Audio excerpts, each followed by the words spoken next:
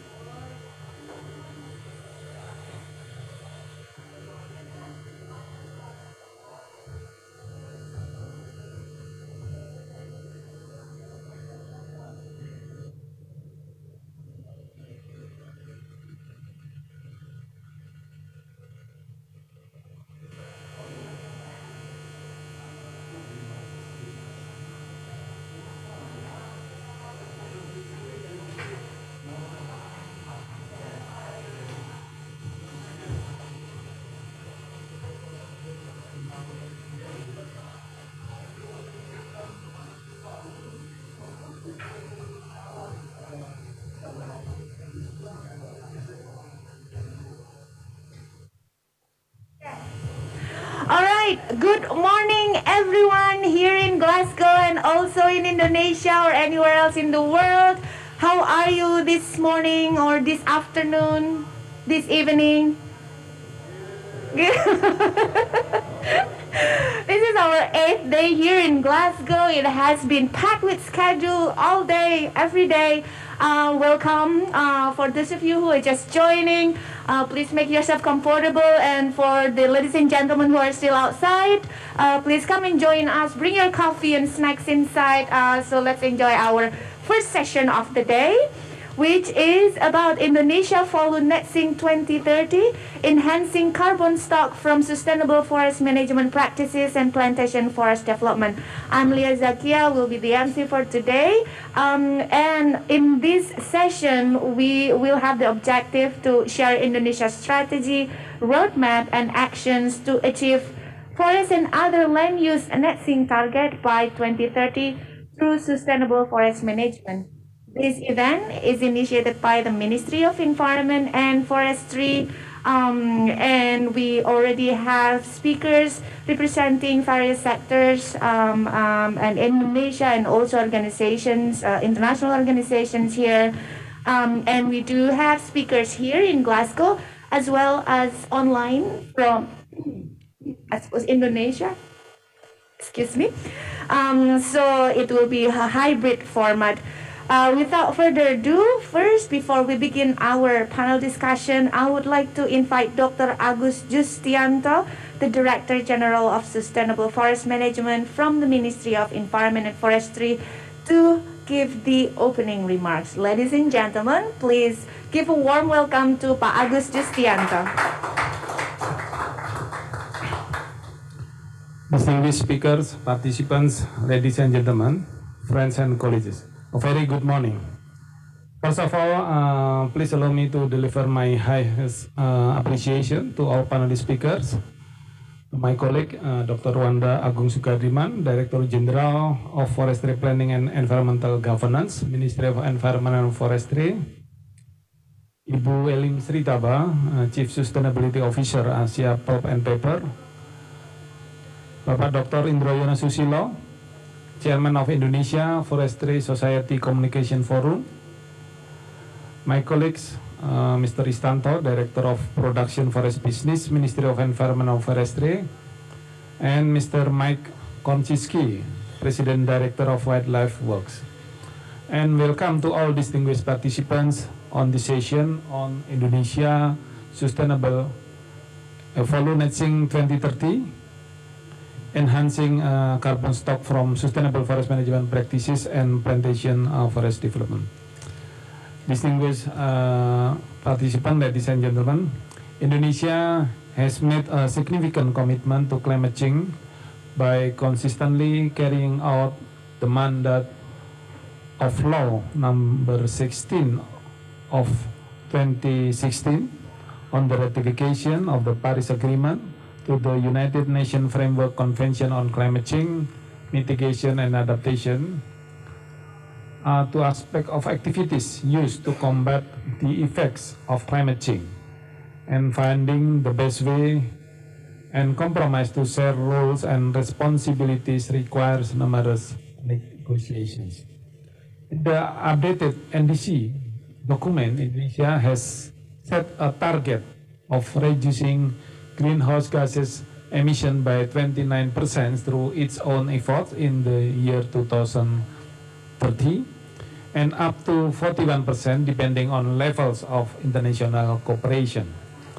The commitment is expressed in the updated NDC document as well as long-term strategies for low carbon and climate resilience 2050 or LTS LCCR 2050.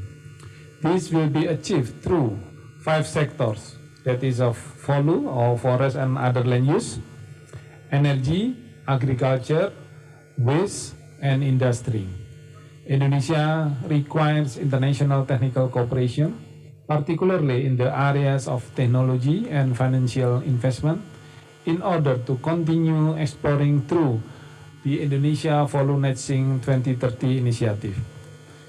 In the LTS LCCR vision, Indonesia expresses its commitment to achieving ambitious target through the Indonesia Value Netting 2030 initiative and attempts to promote renewable energy for energy decarbonization transition, as well as targets in 3 other sectors, namely agriculture, waste, and industry.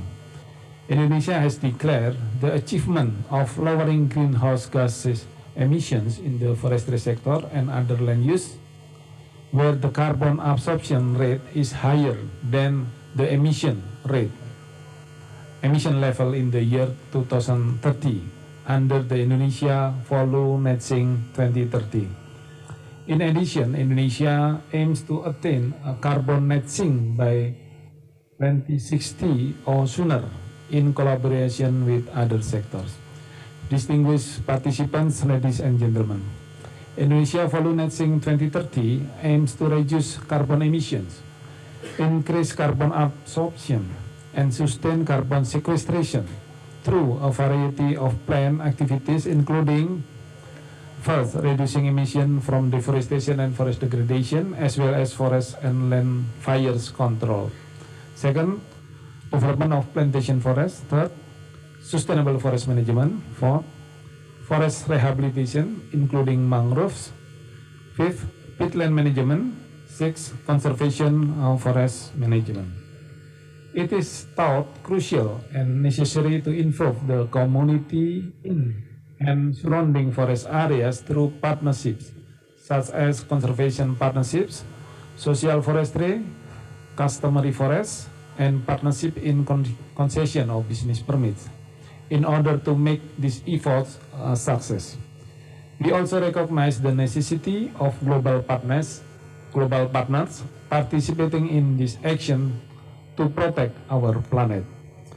Those are some thoughts that we can use as material for discussion.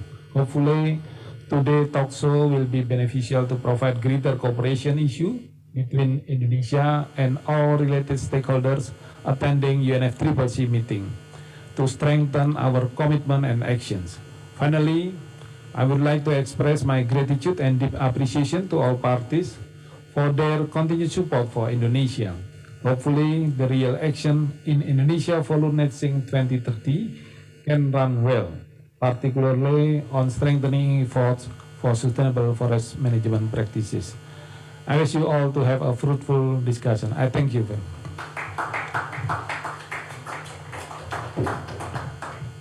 Thank you, Pa Agus Jacianto, the Director General of Sustainable Forest Management from the Ministry of Environment and Forestry.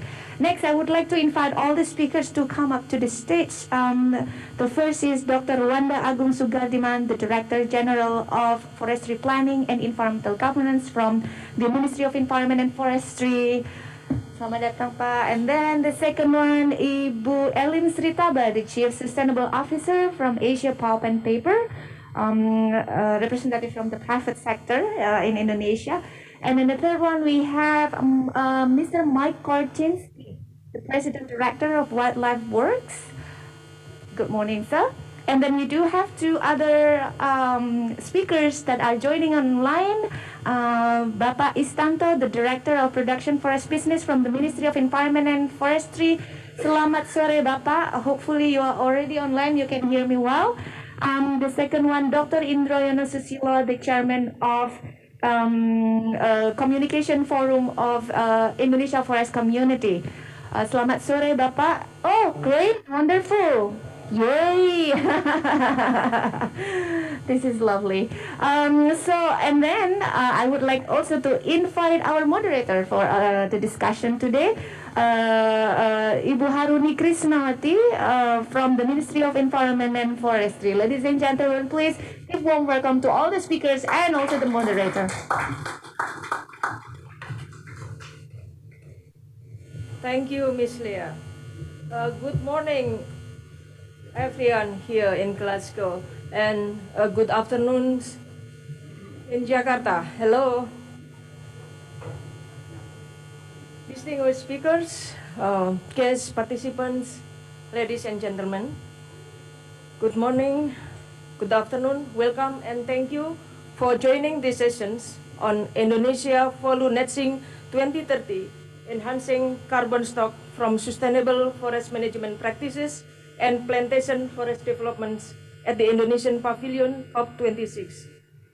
This is the first session of today, 10 November 2021. This session is hosted by the Directorate General of Sustainable Forest Management, the Ministry of Environment and Forestry, Republic of Indonesia, in cooperation with the MFE 4, Multi-Stakeholder Forestry Program 4, and Asia Pulp and Paper. I am Haruni Krishnawati, the Principal Researcher with the Ministry of Environment and Forestry, will be chairing this session. Distinguished speakers and participants, the objective of this session is to share the Indonesian strategy, roadmap, and actions to achieve value netting target by 2030 through sustainable forest management practices and plantation forest development. Joining us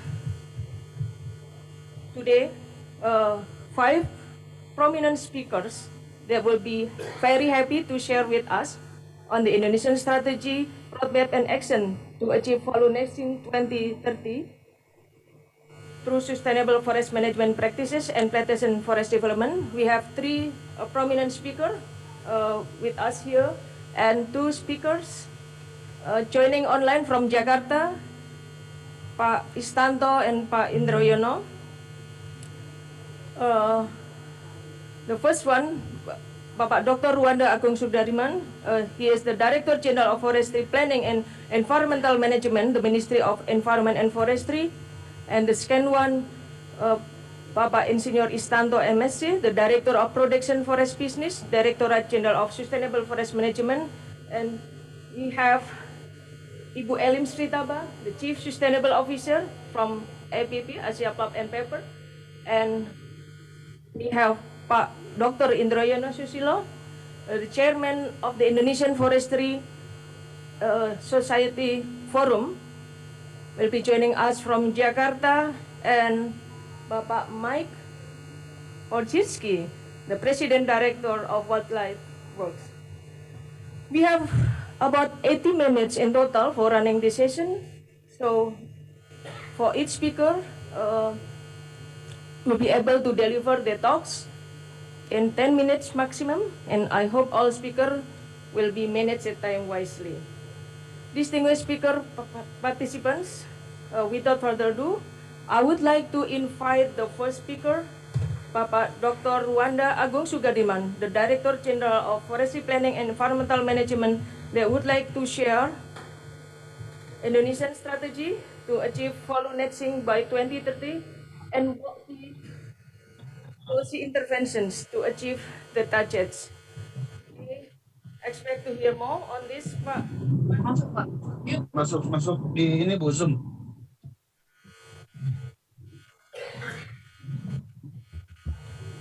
Di Palu Bu. Thank you, Professor Haruni. Good morning, everybody here in Glasgow. Good afternoon and good evening in Indonesia. This is my pleasure to be here to present and share the information, inform you about Indonesia strategy and pathways to achieve target follow netting 2030.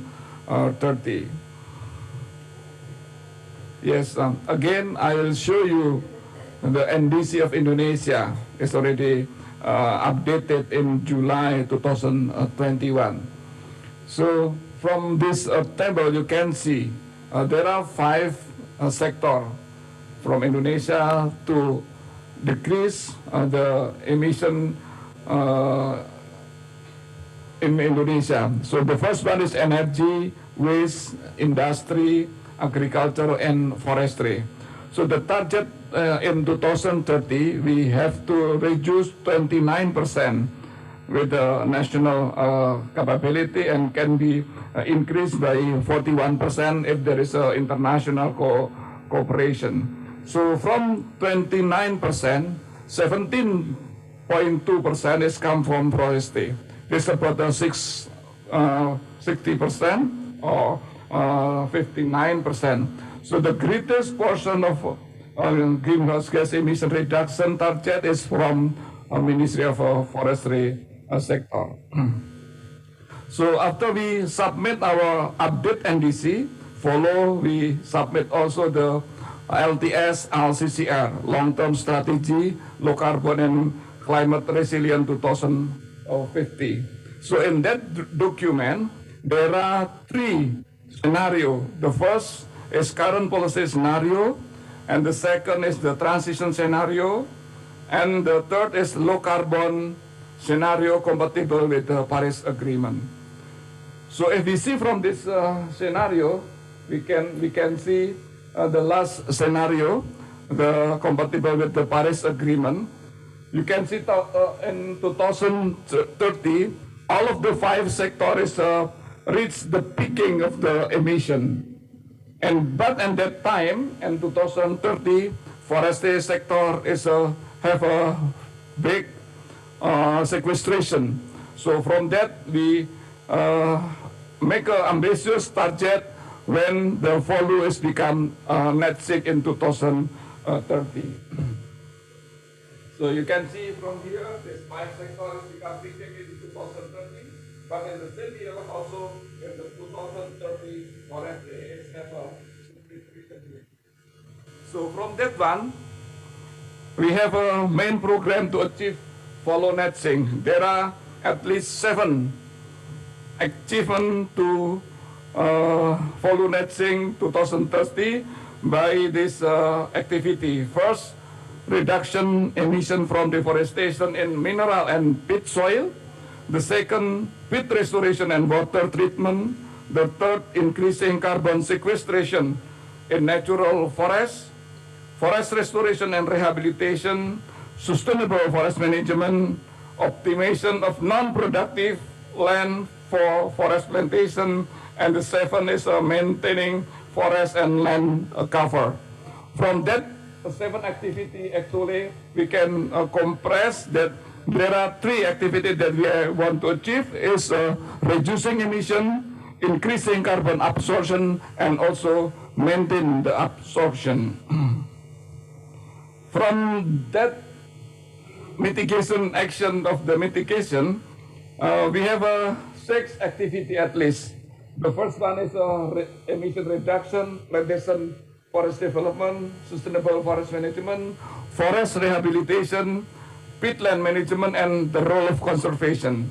So for discussion this morning, we can see only for this one, forest plantation development and sustainable forest management, how we can achieve the follow Net Sink 2030 with this two activity. So we can make a detailed discussion on this morning session. Ladies and gentlemen, Bapak Ibu sekalian, we have sustainable forest management practices and plantation forest reconfiguration. Previously, we have a paradigm that we have to make equal economic, social, and environment.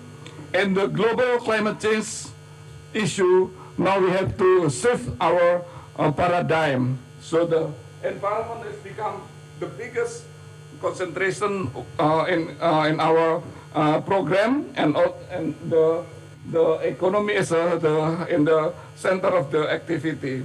So from that one, the environment is the foundation of the socio-economic life.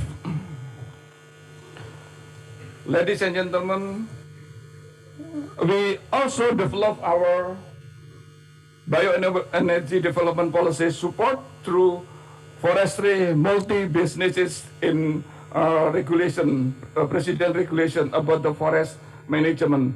There are at least 4 chapters describing about the multi-businesses. You can see from this presentation, all of this regulation, we can make a possibility to invite the multi-business in the forestry sector, so they can use their license to make some activity in that area, so that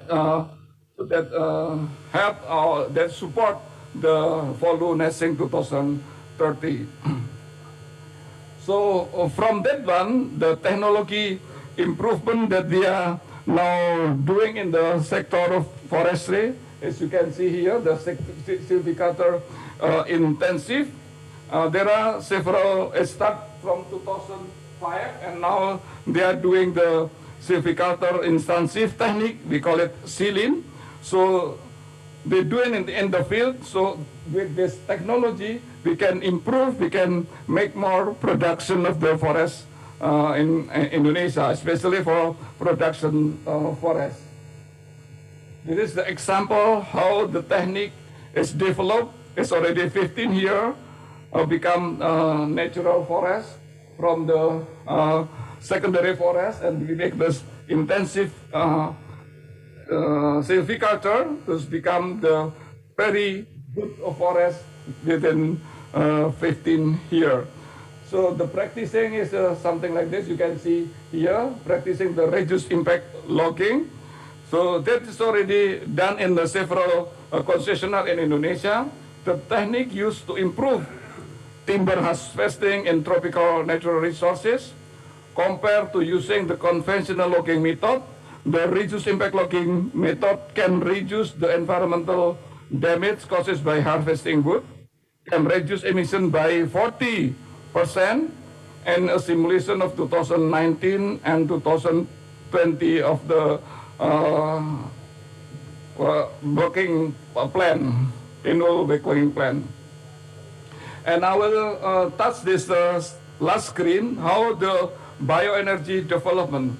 So Indonesia, we have 11 million hectares of industrial forest plantation, and also we have 18.7 million hectares of natural forest. So from that one, we expect that this area from the production forest can support the operational planning of the Indonesia Follow Net Sink 2030 by plantation forest development, sustainable forest management, and forest rehabilitation. From that activity, the integrated resources concept, renewable energy, forest product, food, etc., for resilient adaptation, multi-silviculture technology, integrated plantation, partnership management, and multi-layer canopy can be introduced to that area, so we can achieve this cycle of biomass energy. That's all what I want to share today. Thank you very much. I back to Professor Haruni. Thank you, Haruni. Thank you, Pak Ruanda, for your insightful presentation for us. And you have highlighted giving us the overview of Indonesian strategy to achieve follow netting by 2030, and also the key policy intervention to achieve the target, and the role of production forest management and timber plantations, and of course their contribution to achieve the targets. Distinguished speakers, ladies and gentlemen, next we would like to invite the second speaker, which will be going to Jakarta, Bapak Istanto, the Director of Production Forest Business, the Directorate General of Sustainable Forest Management, who joining us online from Jakarta. Selamat sore, good afternoon, Pak Istanto. We would like to hear more from you regarding the follow netting. What will be the key step to ensure production forests contribute to the achievement of follow netting 2030 targets, and how multiple business approach will be related with the target achievement?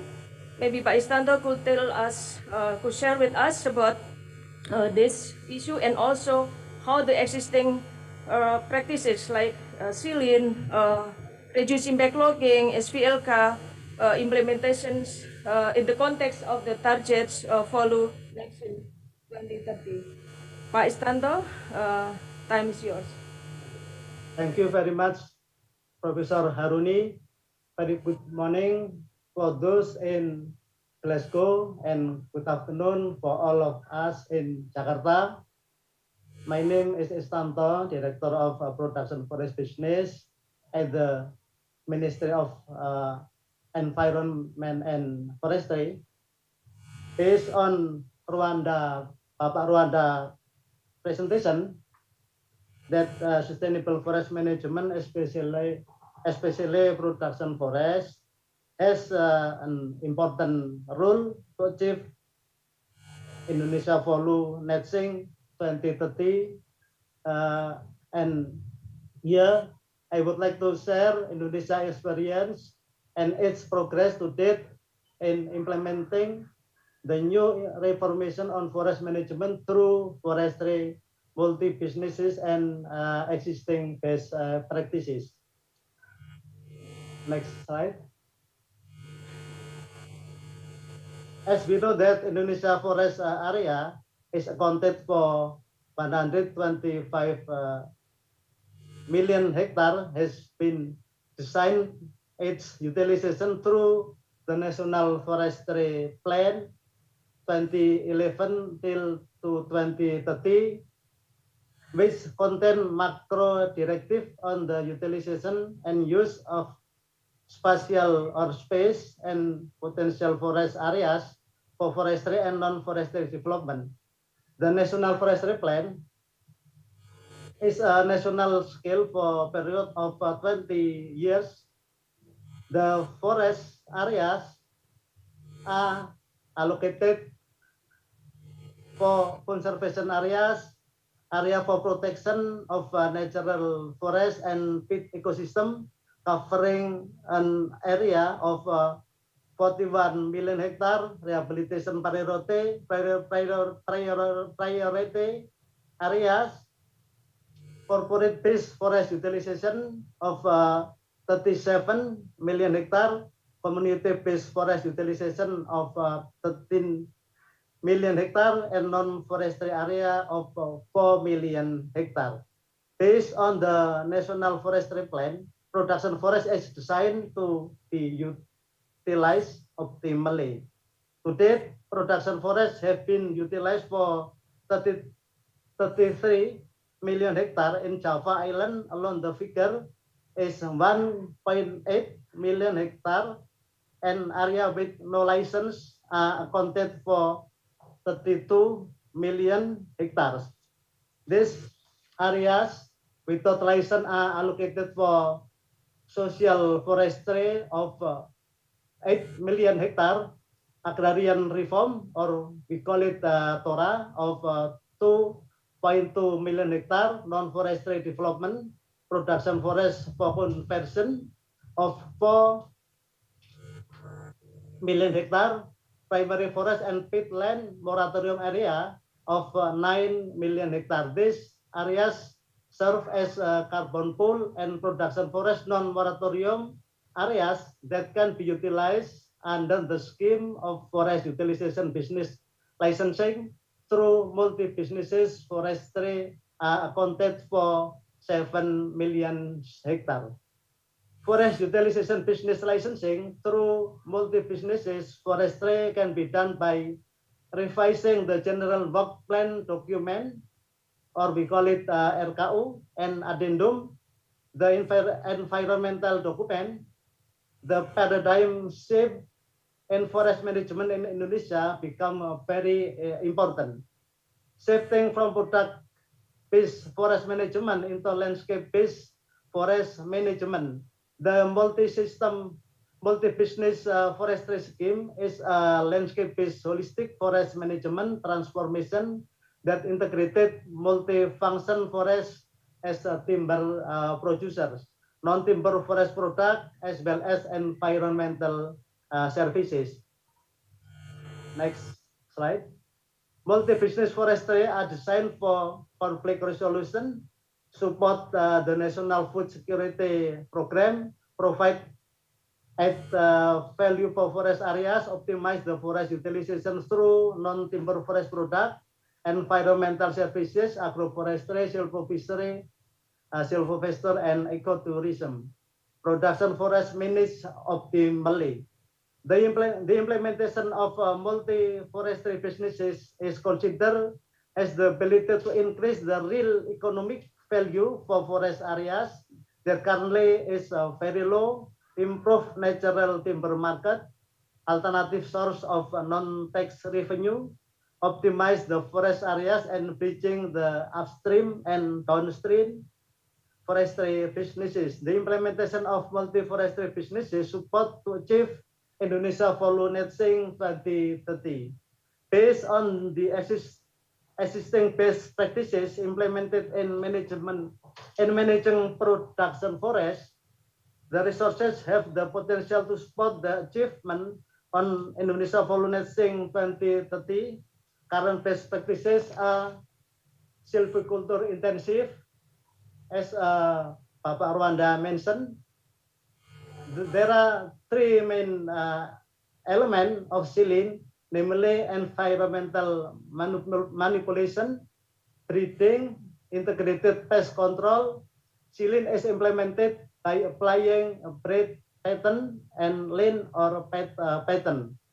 Silene is one of the sustainable forest management tool that contribute to increase production forest cover, decrease carbon emission, increase job opportunity, increase forestry investment, increase timber export, increase the usage of log by the domestic timber industry, increase log production, and improve non-tax revenue. Up to now, silene has been implemented by 80 unit management with the total planted areas about 152,000 hectares.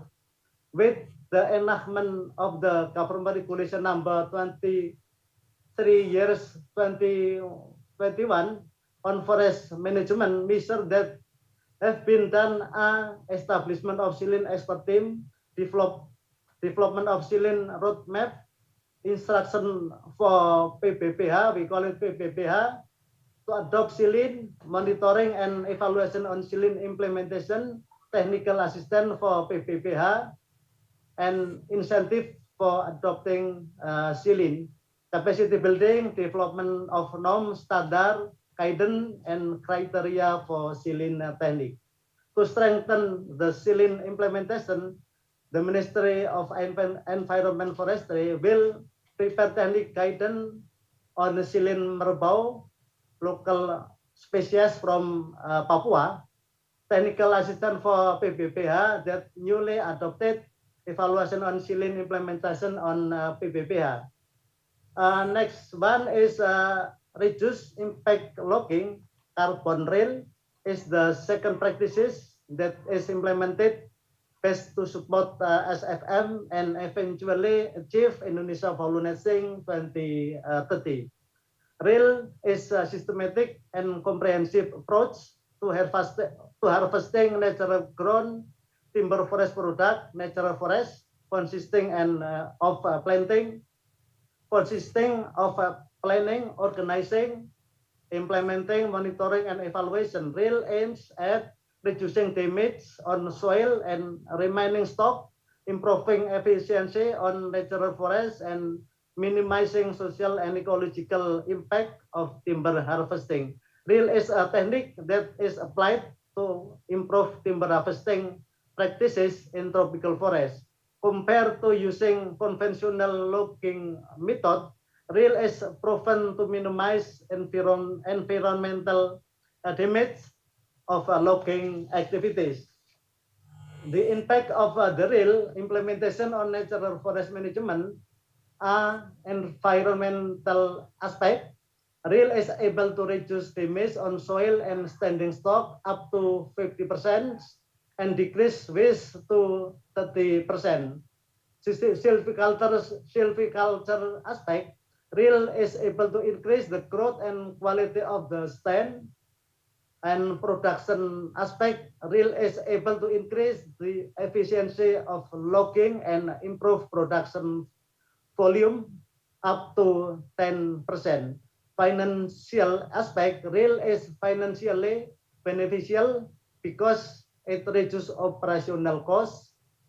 The impact of CO2 emission and carbon storage, be able to decrease CO2 emission and maintain carbon stock, be able to increase the rate of CO2 absorption and storage of forest carbon. To date, there 26 unit management have implemented RIL-C.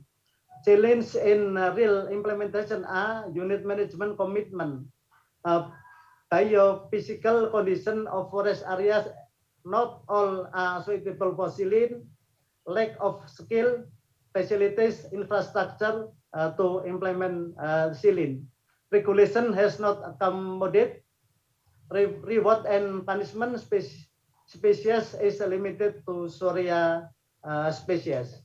Based on the aforementioned information, sustainable forest management in Indonesia with the implementation of the multi-businesses, forestry and existing best practices are promising to support Indonesia to achieve Indonesia Volunteering 2030. Once the document of the operational plan on Indonesia Volunteering 2030 is formalized, it will provide more clear direction on how to ensure production forests contribute to Indonesia Volunteering 2030. Thank you very much for my presentation. I think it's finished. That's all. Thank you, Pak Istanto, for delivering your talks on how production forests could contribute to the achievement of the voluntary target by 2030 through multiple business approach and also implementation of existing best practices such as intensive silviculture, reducing backlogging, and also the Indonesia Timber Legality Assurance System in the context of the achievement of the target. Ladies and gentlemen, next, I would like to invite the third speakers that will be joining us here today, Ibu Elim Sritaba, the Chief Sustainable Officer from APP, that will represent from private sector.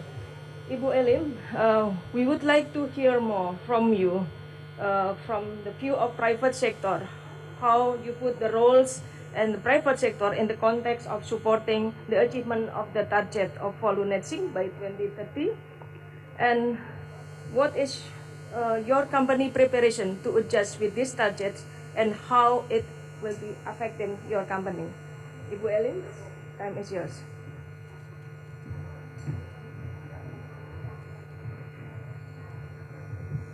Thank you, Bu Haruni. Good morning, ladies and gentlemen, and good afternoon at Glasgow, and good afternoon for our speakers and ladies and gentlemen in Jakarta.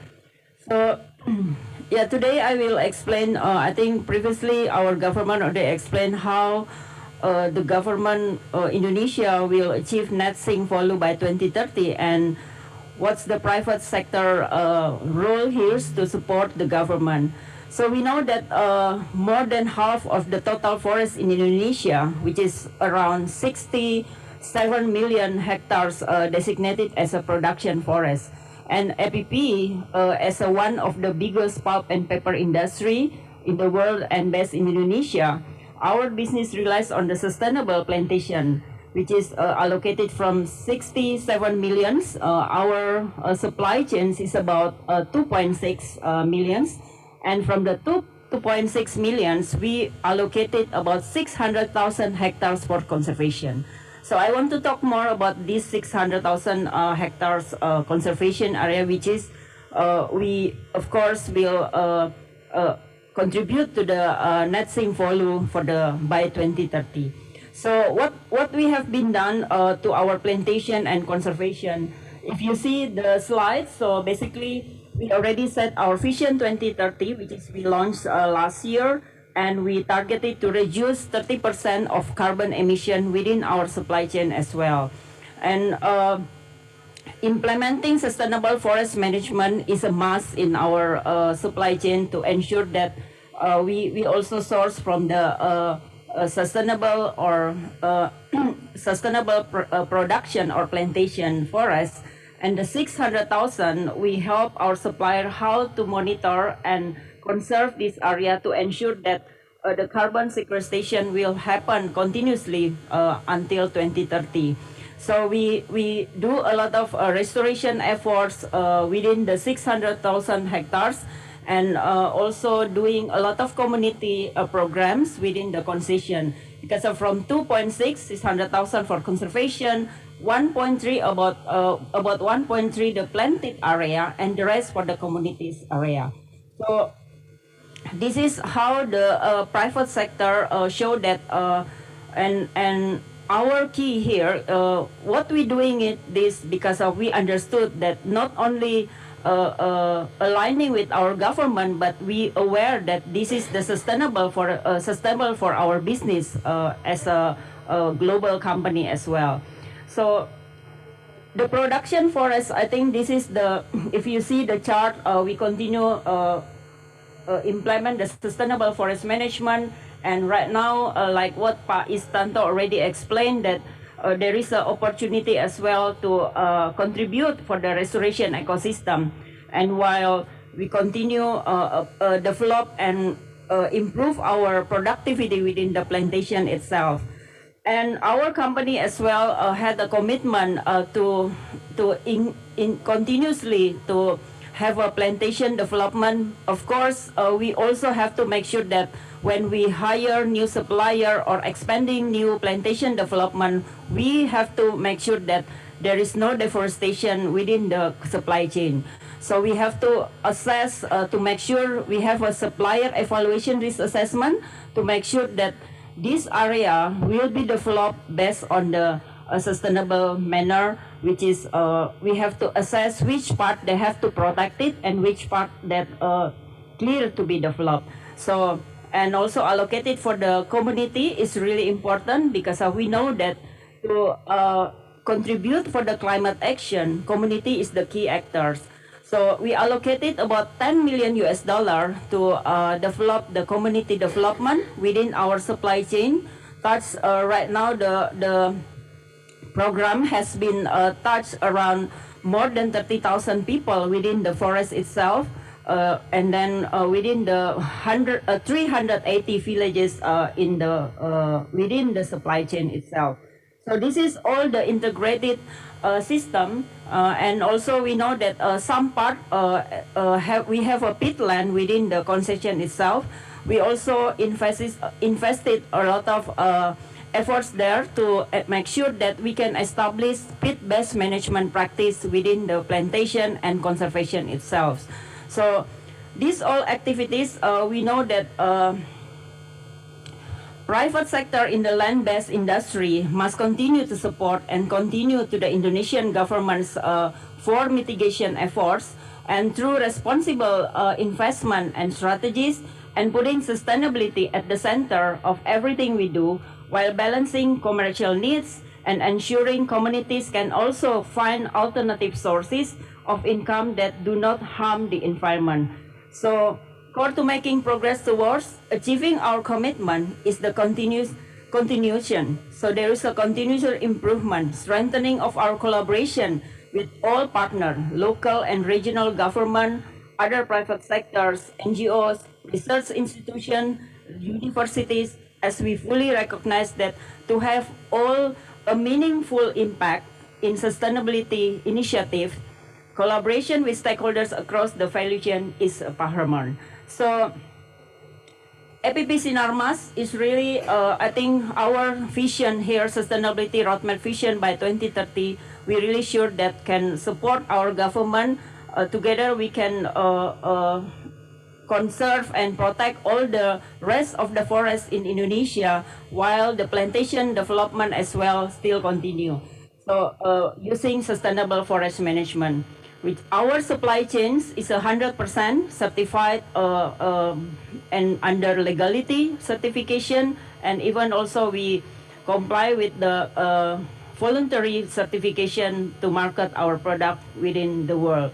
So with vast majority, I think our company continue have a commitment to support all the achievement. It's the achievement of the government for the low emission development goals and emission reduction targets. This is talking about the forest, and we know that to achieve the low carbon reduction within the supply chains, we also find a lot of way within our operation to achieve the effectiveness of energy intensity and water intensity within the production itself. So I think the inclusion of the local community is essential, like I said. So this is including enabling and providing more access for local communities to utilize the area, and community welfare and community engagement.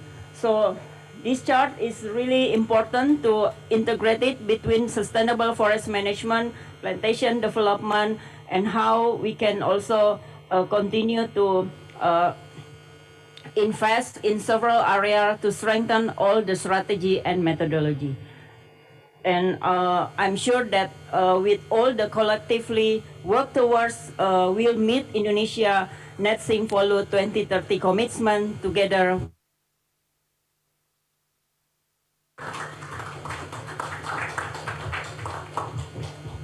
Thank you, Ibu Elim, for sharing with us on your company commitment and contribution to achieve the target of follow net sink by 2030.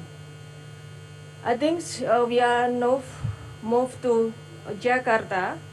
We have Bapak Indroyono Susilo, the chairman of Indonesia Forestry Society Forum. Bapak Indroyono. Bapak Indroyono. Yes, can you hear me? Yes, thank you. Bapak Indroyono, we would like to hear more from you as the chairman of the Indonesia Forestry Society Forum. How you perceive the significant changing in forestry business with inclusion of multiple business approach? How it will change the landscape and ecosystem in forestry business? And also, in the view of private sector, the concession holders, the industry can contribute to the follow net sink target by 2030. Are they ready, and how it up to it? Bapak Indroyono, time is yours. Thank you, Dr. Haruni. Good morning, Glasgow. Good afternoon, Jakarta. Indeed, an honor for me to be able to talk again in front of this webinar. Let me share with you, I'm also the APHI chairman and also chairman of FKMPI. So the forest industry is from upstream into downstream. Allow me to present to you the future of forestry, multi-based carbon and ecotourism, and also biomass energies. If you follow the progress in Indonesia in the last 1 year, these activities are moving very fast. The law already have a government regulation and ministerial decree to complete the regulation. So we are now moving forward on this. So we from the forest industries from upstream to downstream should be ready. to go into the multi-business activities, because by implementing forestry multi-business, the value of the forest land will be more competitive comparing with the other sectors such as agriculture, estate, and mining. Thus, it will minimize pressure to forest land and to reduce deforestation and also forest degradation. In terms of implementations, multi-business will encourage inclusive collaborative management in social economy, and ecological. It requires the involvement of stakeholders, especially the community in the landscape ecosystem. At the same time, this approach may reduce conflict resolutions in handling social problems in conservation areas. So this is all the combination of the social, ecological, and economic to, to accommodate and to proceed into a multi-business activities. I'd like to share with you that the conservation holders currently manage 30 million hectares of production forest on the 67 million. I think the 30 million is now under the conservation holders. They will play a very important role to reduce emission, to support follow net sink target by 2030 by through, among others, reducing deforestation rate and dry land and pit on dry and pit land. I think the data shown by Dr. Rwanda, I think, has clearly shown that yes, the last 10 years, the drop on the deforestation is really clear and has been recognized worldwide on this. Also, reducing of forest degradation, the accelerate plantation forest establishment. Our current production of the plantation forest is nearly 40 million cubic meter per year. Yes, Dr. Istanto mentioned on sustainable forest management, reduce interlogging, silviculture, and so on. And also, we are doing pit restoration, because by doing pit restoration, we will get the incentive, and we should be able to have a larger carbon storage. In the meantime, also this will preserve and will be able to assist to achieve the net sink volume 2030. Water management should be improved also, especially in the peatland area, and also we should also have to work the conservation and on conservation and biodiversity. Based on our assessment, the association assessment in the conservation areas, after we do some mitigation actions, this conservation area should be able to reduce 124 million tons of carbon in 2030. This is an unfairly wide number, but I think at least we know how big is the range of our capabilities, because it's mentioned by Pak Istanto and also Bapak Rwanda that yes, I think our forestry sector will bring the largest carbon sink in Indonesia. So at least from the conservation activities, hopefully we should be able to reduce 120 million tons of carbon in 2030 in the unverified data. So at the same time now, there is a new presidential decree on carbon pricing.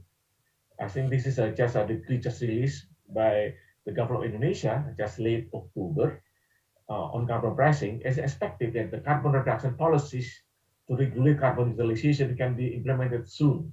So it is a good plus, a good incentive for us when we do activities to set the target of net follow net sink in 2030. It is also expected that carbon reduction tasks can be credited in order to encourage investment for mitigation tasks in concerned areas. You know that in doing climate change activities, among others, climate mitigations, I think the government contribution from the national budget is maybe around maximum 6 to 7%. So the 93% of those should be coming from other budget, from investment, from the private sector. So we look forward that by using this carbon reduction task that can be credited in order we can encourage a larger investment entering into this kind of activities in order to achieve the target of 2030. So we can do some mitigation tasks in the conservation areas.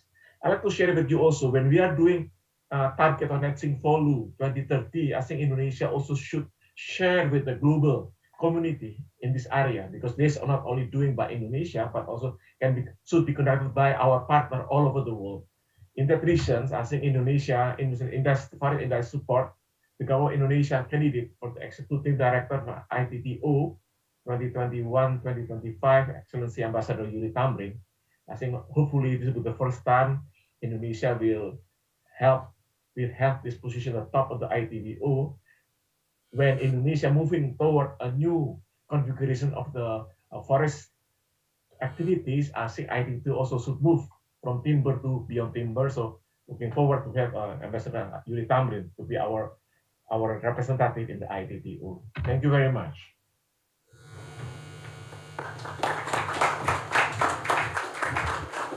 Thank you, Bapak Indroyono, for your talk on the future of forestry multi-business as sustainable forestry investment and also its contribution to achieve the follow net sink by 2030 targets.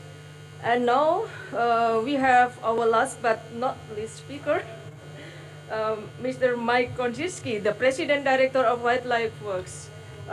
Pak Mike, would you share with us, based on your experience and your organization, of course, how the country like developing countries put their ambition on target as priority, and what is the key elements to end their policy?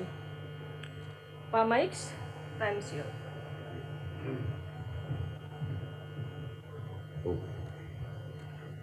Thank you very much, everybody. Good morning, Jakarta, or good evening, Jakarta.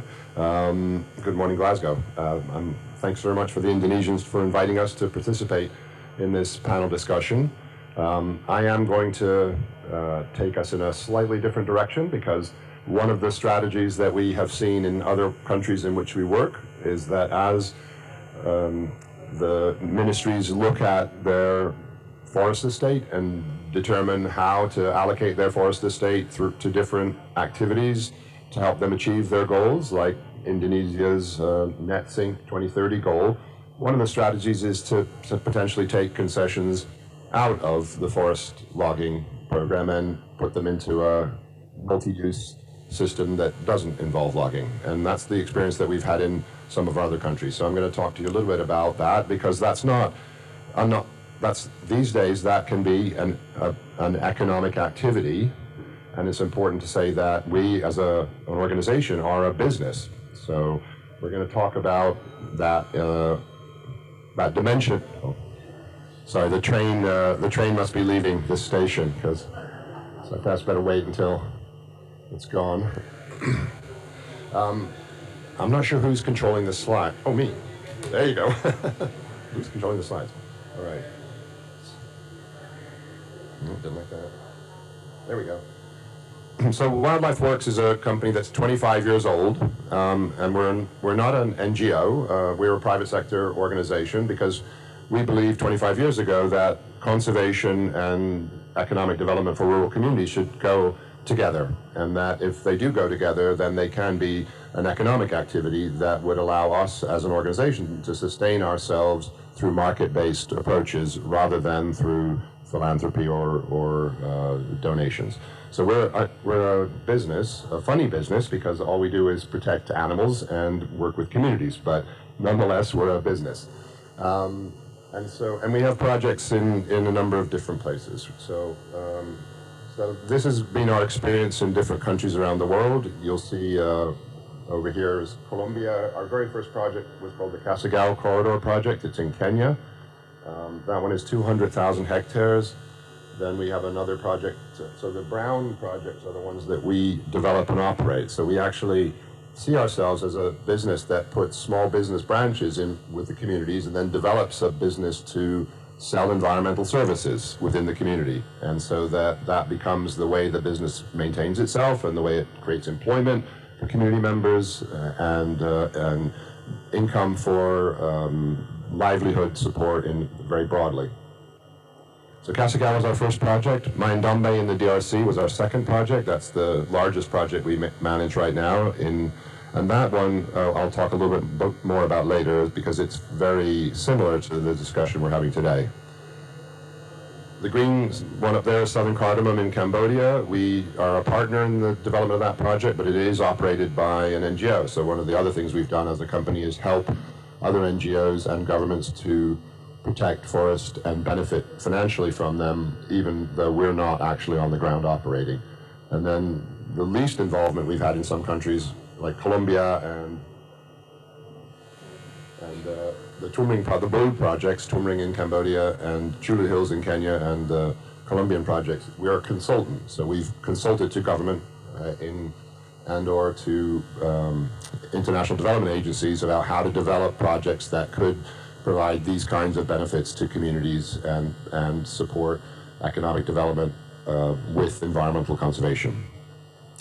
So that's where we've been, and the reason why we're very excited about Indonesia's strategy and other countries and some of the developments that Indonesia is making in law, such as the multi-business purpose option for concessions and the forthcoming carbon pricing regulation, is that it will clarify further the opportunity in Indonesia for the kind of work that we do. So we're quite excited about those developments.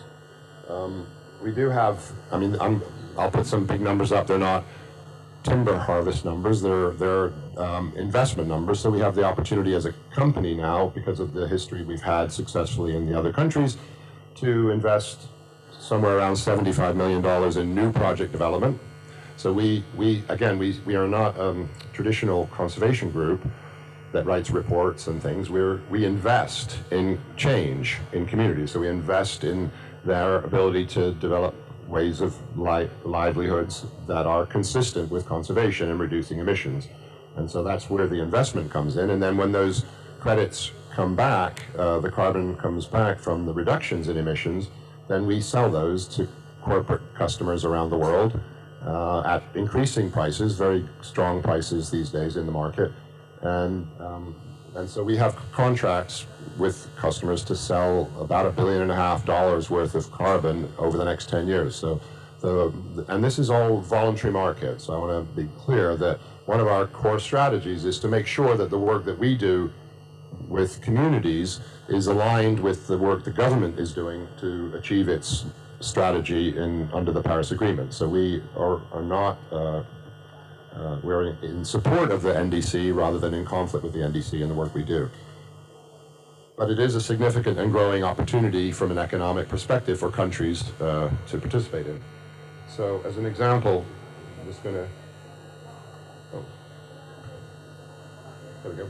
So the Mayandambe in the DRC is an example that I can share. So this was an active forest concession, and then the government was convinced by us to convert it to a conservation concession. And so that was 10 years ago now, almost more than 10 years ago. So for the last 10 years, the area, which is 250,000 hectares of tropical, very moist tropical forest, so very high carbon stock forests, was put into a conservation model. There are about 180,000 people that live around the concession, and some in the concession, probably 50,000 that live inside the concession itself, and then another 130,000 that live in the vicinity of the concession. So this is the first time the government had done this in the DRC, was to take a concession and put it into a conservation model. And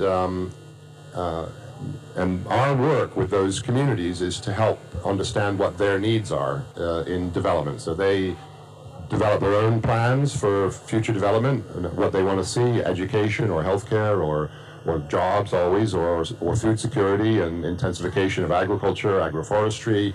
Those are all the kinds of things, non-timber forest products. Those are all the variety of activities that we conduct with the community in order to improve their livelihoods in the absence of jobs in the timber harvest industry.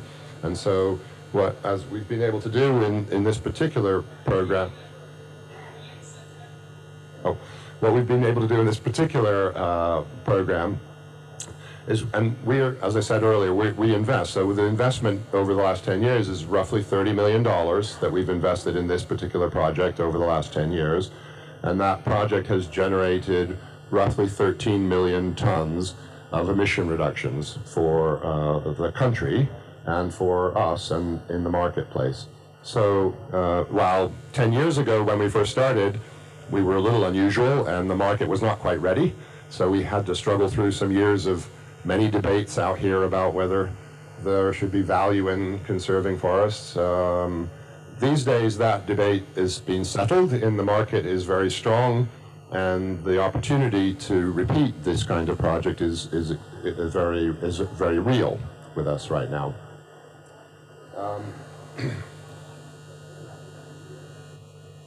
The other project I'm going to briefly mention is in the southern cardamom.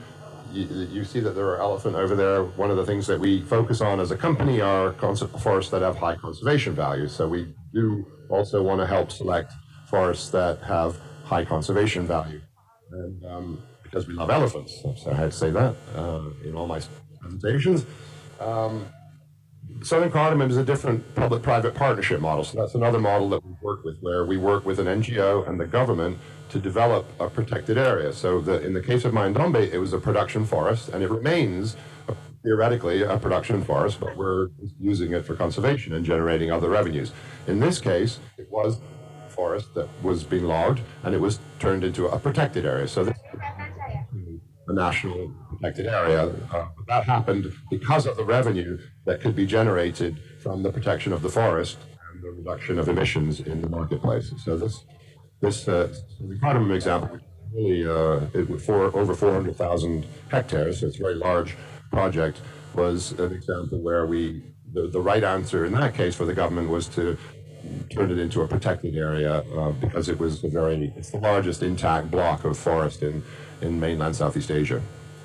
So those are two examples of projects that we've operated in the past. And I think that in summarizing, I think that we are a business. So we're a private sector organization that is interested in developing our business operations alongside communities, and in some cases in partnership with existing businesses in countries such as Indonesia. In order to show them there's an opportunity to generate significant revenues from forest. And so that's what Wildlife Works is here to talk about. Thank you, Indonesia. Again, congratulations on your net 30, your net sink target for 2030. And I'll stop there. Thank you.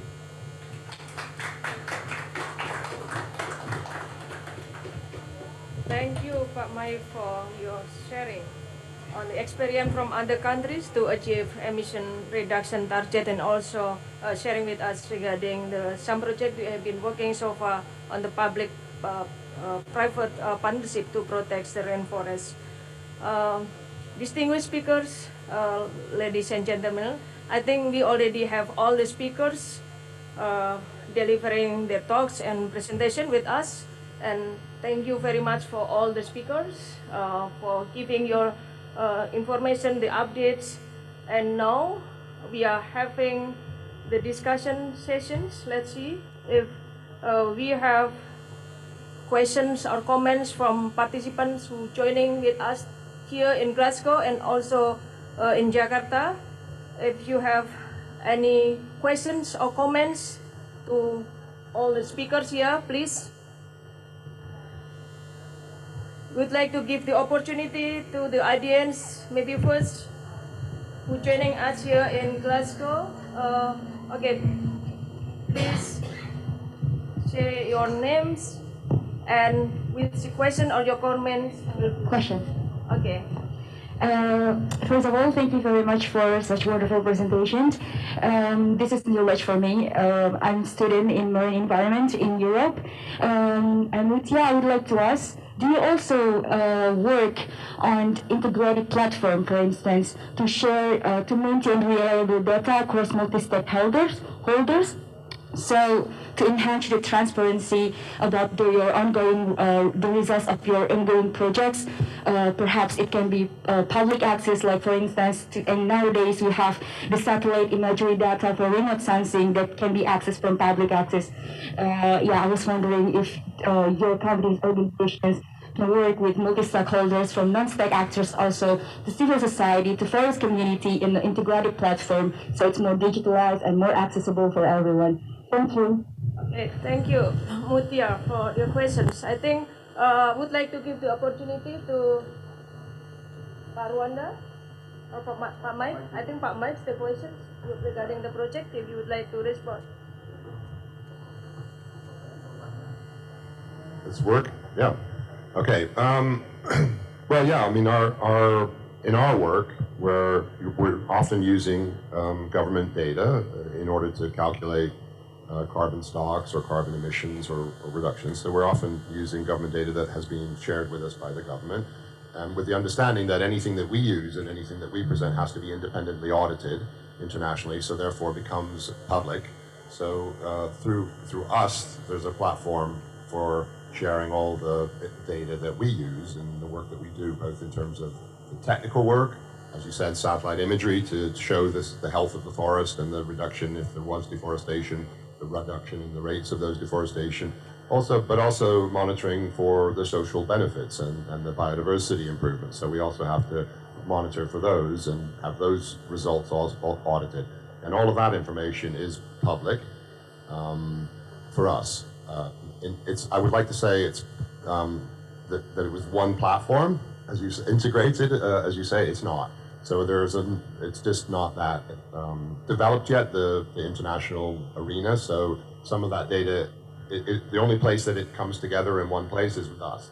It's all publicly available in different places, but there's not a universal platform where it's easy to find all that data. Okay.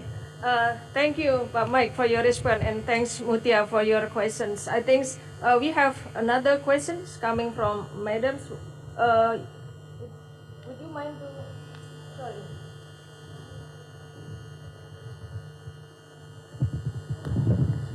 Yes, good morning, everyone. I'm Rosa Combo from Kenya. Mike, happy to see you. It's a long time, but I'm also happy that we are scaling up this particular initiative to the rest of the world. And so I'm humbled to be here. Sorry, I came late.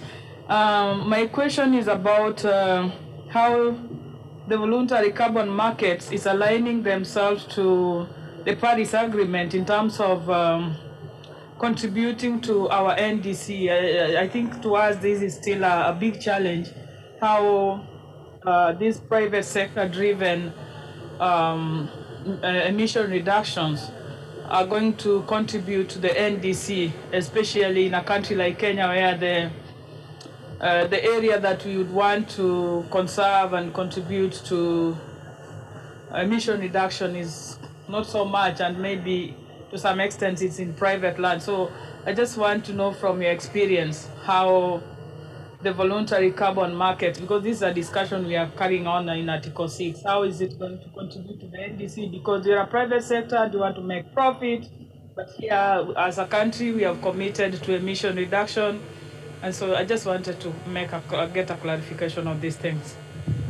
Thank you. That's a good question. I think I would like to give the opportunity to Pak Mike to respond the questions, and maybe later on if Ibu Elim would like to share the experience from private or company, how they would like to contribute to the achievement of the NDC. Pak Mike? Hi, Rose. It's nice to see you. It's been a long time, thanks to the pandemic. I haven't been to Kenya. I think it's very, so from our perspective, the solution is very straightforward. So from our perspective, the solution is that the work that we do with communities and in private lands or even in government lands, the work that we do in the voluntary market stays in the voluntary market. It's not, these are, what we're generating are not pre-compliance or compliance credits that would be traded outside of Kenya for compliance obligations outside of Kenya. So we believe that the only thing that needs to happen at this COP to facilitate this enormous growth potential in the voluntary market in a way that continues to contribute to your national performance is to not have corresponding adjustments for voluntary market activity. It's a nonsense in our opinion, because we believe that voluntary market activity is a way that your country can attract private investment into the sector of conservation of forests that supports your achievement of the NDC. So that performance would be measured by the national government. It would not be taken out, no matter who pays, whether they're international or they're domestic. The results stay in the country. So we're adamant about making sure that when we work with a country, the results that we create in the country, performance results, stay in the country. Now, of course, we've we've sold some performance in the voluntary market, so the question has to arise about whether or not whether that could be sold again by the national government. So in general, but that's a complicated question because it depends whether it's the same emission reduction or not. And oftentimes it's not, and therefore there's still a potential for the government to sell performance. So, but I think the simple answer here in this environment is that we believe voluntary market action should not require corresponding adjustments. And as long as that's the case, everything I do is going to contribute to your performance of your NDC. Okay, thanks, Pak Mike. I hope he can answer your questions, and would like to give the opportunity to Ibu Elim. So maybe you can share with us your experience from the company or private sector. Yeah, thank you. Yeah. So I think sharing about the voluntary market and how also we are want to contribute to the NDC, like what Mike explained. So our strategy, and maybe I can share our expectation because of last week, right? Our president decree related to the carbon just signed, and as a private sector, our strategy, like I said, our conservation right now we calculate also how we can how much CO2 that sequestered within the conservation and contributed to the NDC. And the other, we have some environmental services license as well, which is we are thinking how we can also use as a voluntary market to invite our, especially our customer, right, to contribute as well to invest within this voluntary market. And also, of course, as a private sector, we have to support the government NDC target, which is like Mike said, that while also we invite investor as a voluntary market, but we also have to make sure that certain or threshold, there is a threshold for the government how much carbon that we have to stay as to contribute to the NDC.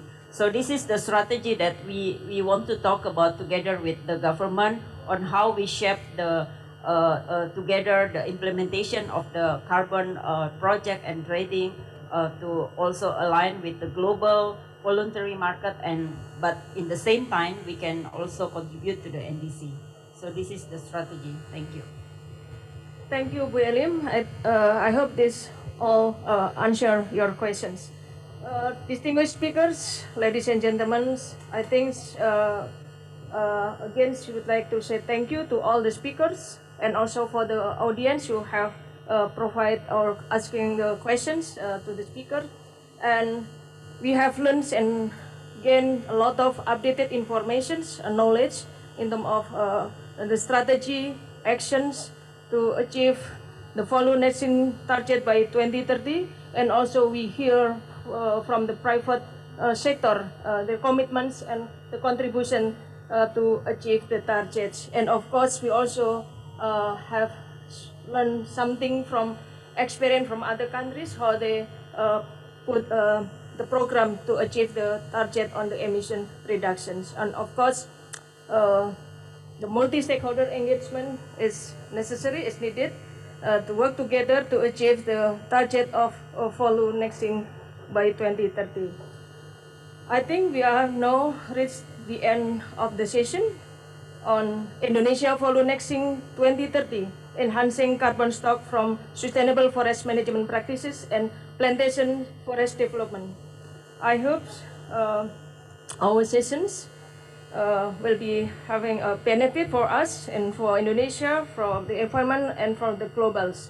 And I would like to thanks again for all the speakers here in Glasgow and of course in Jakarta, and for our amazing participants here in Glasgow and Jakarta, and of course the audience who are staying outside for keeping stay until the end of the session today, the first session in Indonesian pavilions.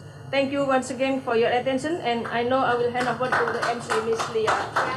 Thank you very much, Ibu Harumi, Professor Harumi Krishnawati, and then I would like to invite all the speakers to stand up on the stage to take a picture. We already have our online speakers joining us as well, so if you could make room for them, that would be great. All right. Ibu Haruni too.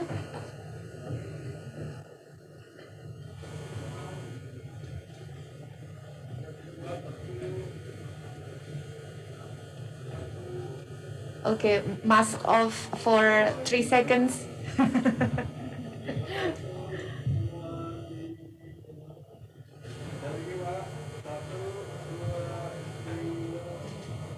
Okay, wonderful. Thank you very much, ladies and gentlemen. That was our first session in Indonesia Pavilion, COP26, and we are going to have a break for 20 minutes.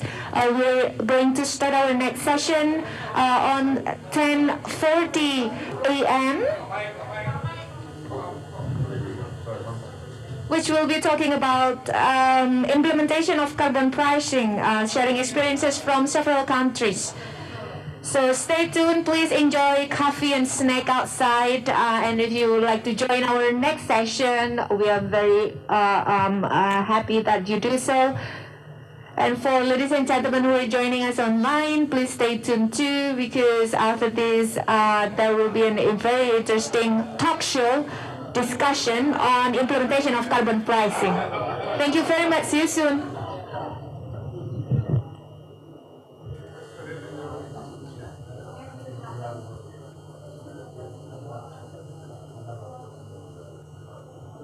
Laut Maluku, tanah subur di tengah laut seram. Inilah pulau dengan kekayaan hasil hutan yang melimpah. Inilah pulau dengan masyarakat yang menanti untuk bisa memetik hasilnya. Inilah Pulau Manole.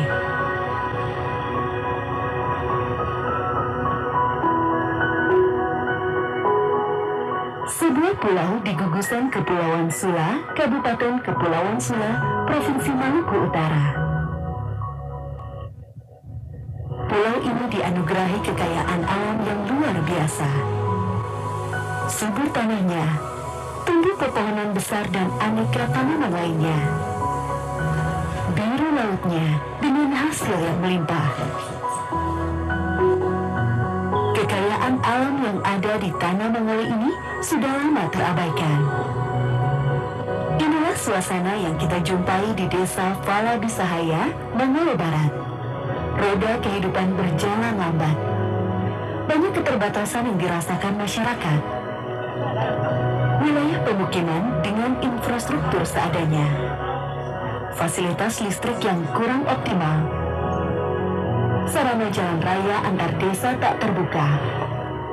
Transportasi sebatas perahu dan roda dua membuat pembangunan seolah tak mencapainya. Kondisi kehidupan masyarakat di Manole seperti anomali.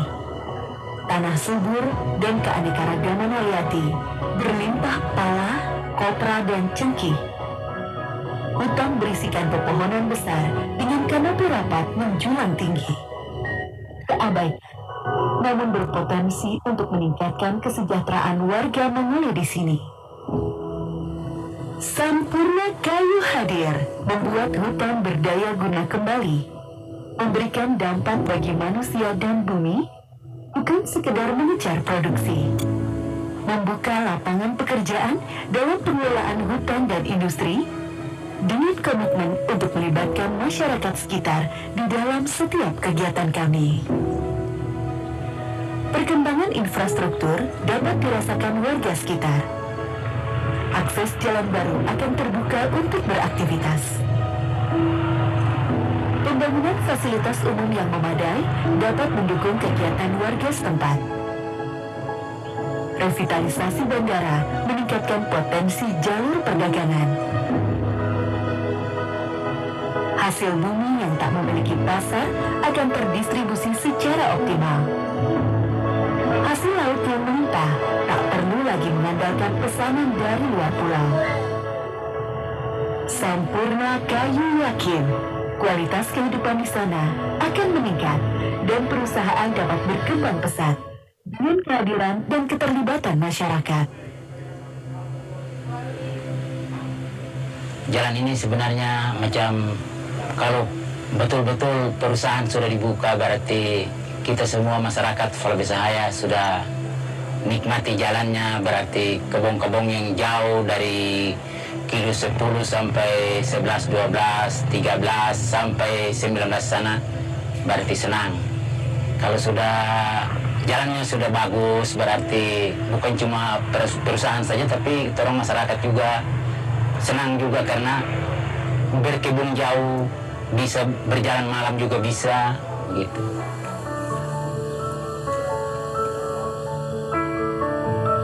Sampurna Kayu berkomitmen terhadap hutan yang sehat, mengelola hutan secara lestari dan berkelanjutan, mempertahankan regenerasi hutan tak hanya memberi kebaikan untuk lingkungan, juga sebagai upaya menyelamatkan bumi dan manusia, membimbing masyarakat untuk menerapkan sistem pengelolaan hutan secara lestari yang diakui dunia, membuat hutan kembali sesuai dengan fungsinya, memaknai manfaat hutan yang multifungsi terhadap kehidupan dengan hasil panen lestari dan berkualitas dari wilayah sekitar. Sampurna Kayu berkomitmen terhadap pemeliharaan hutan yang berkesinambungan, memelihara kawasan bernilai konservasi tinggi, menjaga sumber air dan habitat yang terancam punah untuk kestabilan rantai kehidupan,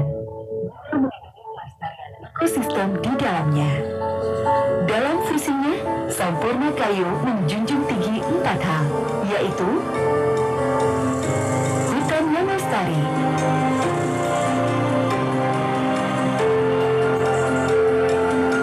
kesejahteraan manusia, produksi yang ramah lingkungan,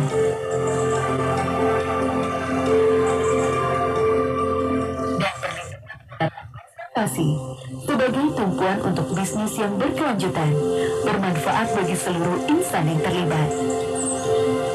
Sampurna Kayu menunjukkan langkah konkret untuk menyelamatkan bumi, berotasi untuk diwariskan dari generasi ke generasi. Sampurna Kayu, Unlimited Possibilities.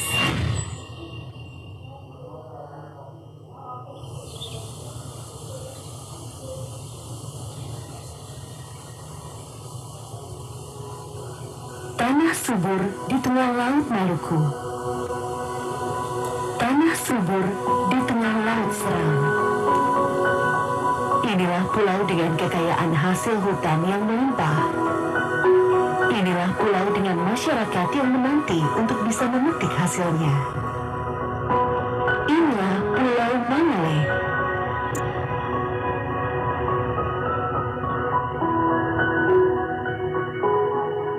Sebuah pulau di gugusan Kepulauan Sula, Kabupaten Kepulauan Sula, Provinsi Maluku Utara. Pulau itu dianugerahi kekayaan alam yang luar biasa. Subur tanahnya, tumbuh pepohonan besar dan aneka tanaman lainnya. Biru lautnya dengan hasil yang melimpah. Kekayaan alam yang ada di tanah Manole ini sudah lama terabaikan. Inilah suasana yang kita jumpai di desa Pala Bisahaya, Manole Barat. Roda kehidupan berjalan lambat. Banyak keterbatasan yang dirasakan masyarakat. Wilayah pemukiman dengan infrastruktur seadanya. Fasilitas listrik yang kurang optimal. Sarana jalan raya antar desa tak terbuka. Transportasi sebatas perahu dan roda 2 membuat pembangunan seolah tak mencapainya. Kondisi kehidupan masyarakat di Manole seperti anomali. Tanah subur dan keanekaragaman hayati berlimpah pala, kopra, dan cengkih. Hutan berisikan pepohonan besar dengan kanopi rapat menjulang tinggi. Terabaikan, namun berpotensi untuk meningkatkan kesejahteraan warga Manole di sini. Sampurna Kayu hadir membuat hutan berdaya guna kembali, memberikan dampak bagi manusia dan bumi, bukan sekedar mengejar produksi. Membuka lapangan pekerjaan dalam pengelolaan hutan dan industri, dengan komitmen untuk melibatkan masyarakat sekitar di dalam setiap kegiatan kami. Perkembangan infrastruktur dapat dirasakan warga sekitar. Akses jalan baru akan terbuka untuk beraktivitas. Pembangunan fasilitas umum yang memadai dapat mendukung kegiatan warga setempat. Revitalisasi bandara meningkatkan potensi jalur perdagangan. Hasil bumi yang tak memiliki pasar akan terdistribusi secara optimal. Hasil laut yang melimpah tak perlu lagi mengandalkan pesanan dari luar pulau. Sampurna Kayu yakin kualitas kehidupan di sana akan meningkat dan perusahaan dapat berkembang pesat dengan kehadiran dan keterlibatan masyarakat. Jalan ini sebenarnya macam kalau betul-betul perusahaan sudah dibuka, berarti kita semua masyarakat Falabesahaya sudah nikmati jalannya, berarti kebun-kebun yang jauh dari kilo 10 sampai 11, 12, 13 sampai 19 sana, berarti senang. Kalau sudah jalannya sudah bagus, berarti bukan cuma perusahaan saja, tapi orang masyarakat juga senang juga karena berkebun jauh, bisa berjalan malam juga bisa, begitu.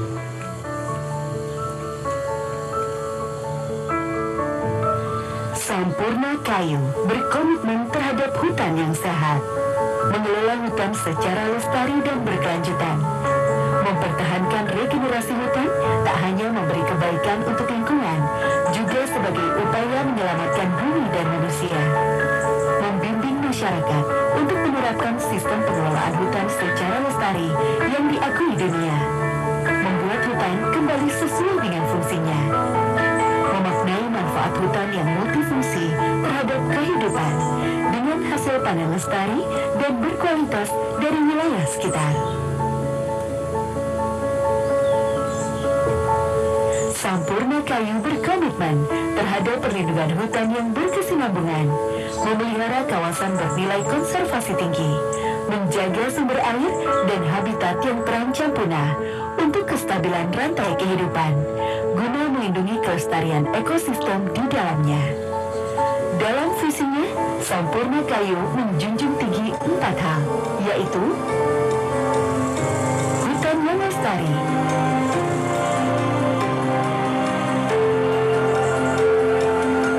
kesejahteraan manusia, produksi yang ramah lingkungan,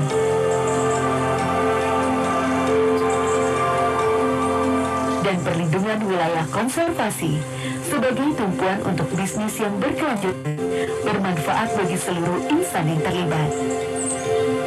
Sampurna Kayu menunjukkan langkah konkret untuk menyelamatkan bumi, berotasi untuk diwariskan dari generasi ke generasi. Sampurna Kayu, Unlimited Possibilities.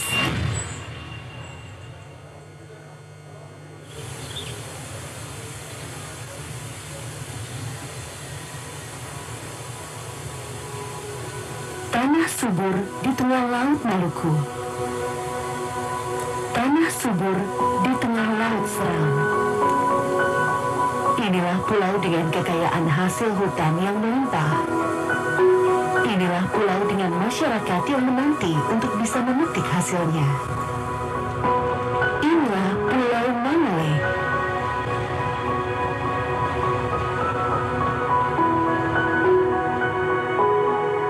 Sebuah pulau di gugusan Kepulauan Sula, Kabupaten Kepulauan Sula, Provinsi Maluku Utara. Pulau ini dianugerahi kekayaan alam yang luar biasa. Subur tanahnya, tumbuh pepohonan besar dan aneka tanaman lainnya. Biru lautnya dengan hasil yang melimpah. Kekayaan alam yang ada di tanah Mangole ini sudah lama terabaikan. Inilah suasana yang kita jumpai di desa Falabesahaya, Mangole Barat. Roda kehidupan berjalan lambat. Banyak keterbatasan yang dirasakan masyarakat. Wilayah pemukiman dengan infrastruktur seadanya, fasilitas listrik yang kurang optimal, sarana jalan raya antar desa tak terbuka, transportasi sebatas perahu dan roda dua, membuat pembangunan seolah tak mencapainya. Kondisi kehidupan masyarakat di Mangole seperti anomali. Tanah subur dan keanekaragaman hayati berlimpah pala, kopra, dan cengkih. Hutan berisikan pepohonan besar dengan kanopi rapat menjulang tinggi.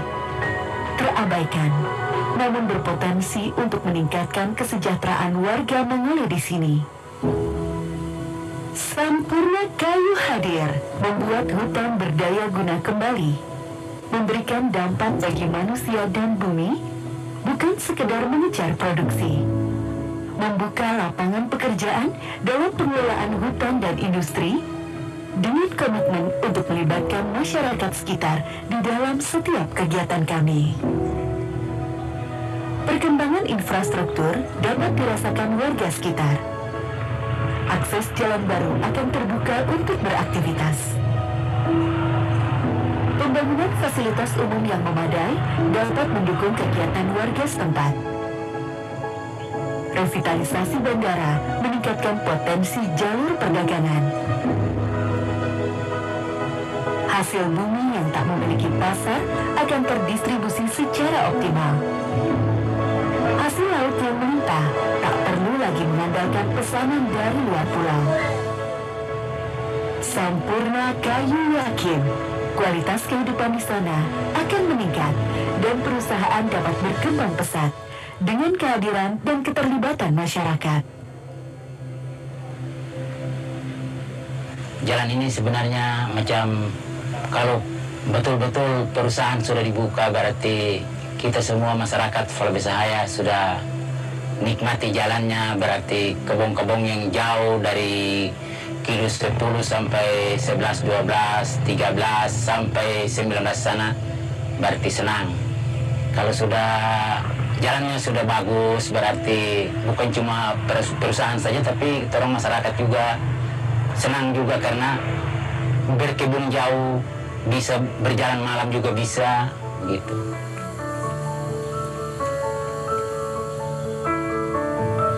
Sampurna Kayu berkomitmen terhadap hutan yang sehat, mengelola hutan secara lestari dan berkelanjutan, mempertahankan regenerasi hutan tak hanya memberi kebaikan untuk lingkungan, juga sebagai upaya menyelamatkan bumi dan manusia, membimbing masyarakat untuk menerapkan sistem pengelolaan hutan secara lestari yang diakui dunia, membuat hutan kembali sesuai dengan fungsinya, memaknai manfaat hutan yang multifungsi terhadap kehidupan dengan hasil panen lestari dan berkualitas dari wilayah sekitar. Sampurna Kayu berkomitmen terhadap perlindungan hutan yang berkesinambungan, memelihara kawasan bernilai konservasi tinggi, menjaga sumber air dan habitat yang terancam punah untuk kestabilan rantai kehidupan, guna melindungi kelestarian ekosistem di dalamnya. Dalam visinya, Sampurna Kayu menjunjung tinggi 4 hal, yaitu hutan yang lestari,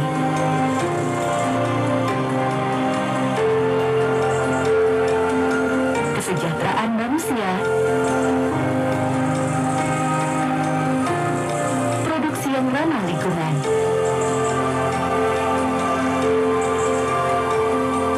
dan perlindungan wilayah konservasi sebagai tumpuan untuk bisnis yang berkelanjutan, bermanfaat bagi seluruh insan yang terlibat. Sampurna Kayu menunjukkan langkah konkret untuk menyelamatkan bumi, berotasi untuk diwariskan dari generasi ke generasi. Sampurna Kayu, Unlimited Possibilities.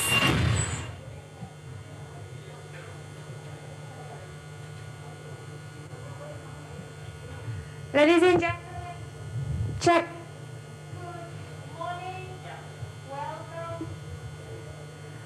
Welcome welcome to the Indonesia Pavilion COP26 2021. This is our second session of the day. We'll be talking about implementation of carbon pricing, and then it will be about the sharing experiences from several countries, so this will be interesting. We are still waiting for a few speakers to arrive, so please be patient, make yourself comfortable. We have coffee and snacks outside. You can bring it inside too to enjoy with you. So I'll see you again shortly.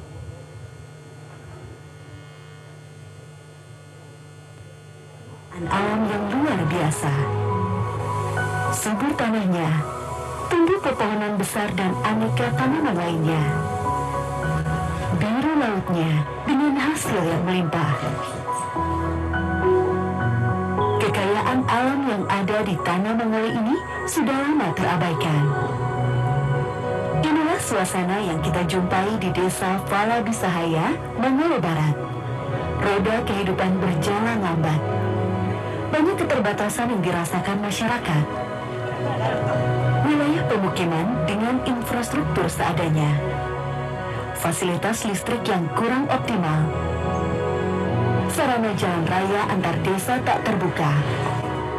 Transportasi sebatas perahu dan roda dua membuat pembangunan seolah tak mencapainya. Kondisi kehidupan masyarakat di Mongole seperti anomali. Tanah subur dan keanekaragaman hayati berlimpah pala, kopra dan cengkih. Hutan berisikan pepohonan besar dengan kanopi rapat menjulang tinggi. Terabaikan, namun berpotensi untuk meningkatkan kesejahteraan warga Mongole di sini.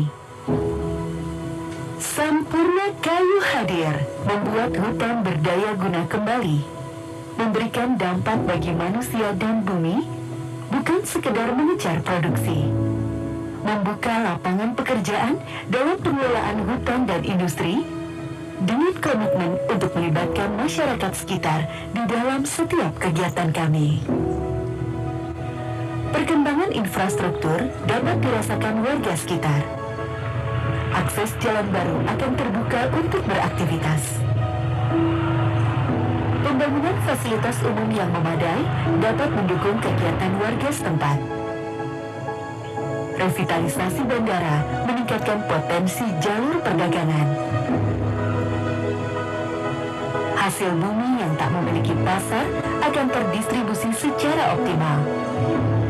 Hasil laut yang melimpah tak perlu lagi mengandalkan pesanan dari luar pulau. Sampurna kayu yakin kualitas kehidupan di sana akan meningkat dan perusahaan dapat berkembang pesat dengan kehadiran dan keterlibatan masyarakat. Jalan ini sebenarnya macam kalau betul-betul perusahaan sudah dibuka, berarti kita semua masyarakat Fala Bisahaya sudah nikmati jalannya, berarti kebun-kebun yang jauh dari kilo 10 sampai 11, 12, 13 sampai 19 sana, berarti senang. Kalau sudah jalannya sudah bagus, berarti bukan cuma perusahaan saja, tapi orang masyarakat juga senang juga karena berkebun jauh, bisa berjalan malam juga bisa, gitu.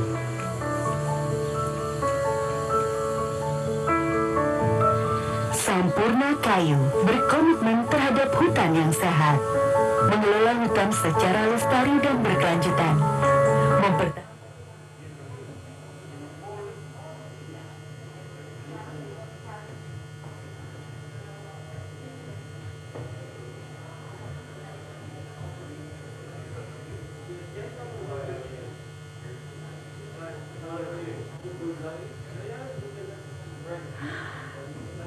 All right. Good morning, ladies and gentlemen. Welcome to the Indonesia Pavilion COP26 2021. This is our 8th day here and our second session of the day. This session will be discussing about sharing experience on implementation on carbon pricing. And this event is initiated by the Ministry of Environment and Forestry. We have participants from all over the world and then also online too. Hello, selamat sore, Bapak Ibu. Good afternoon for those of you joining online.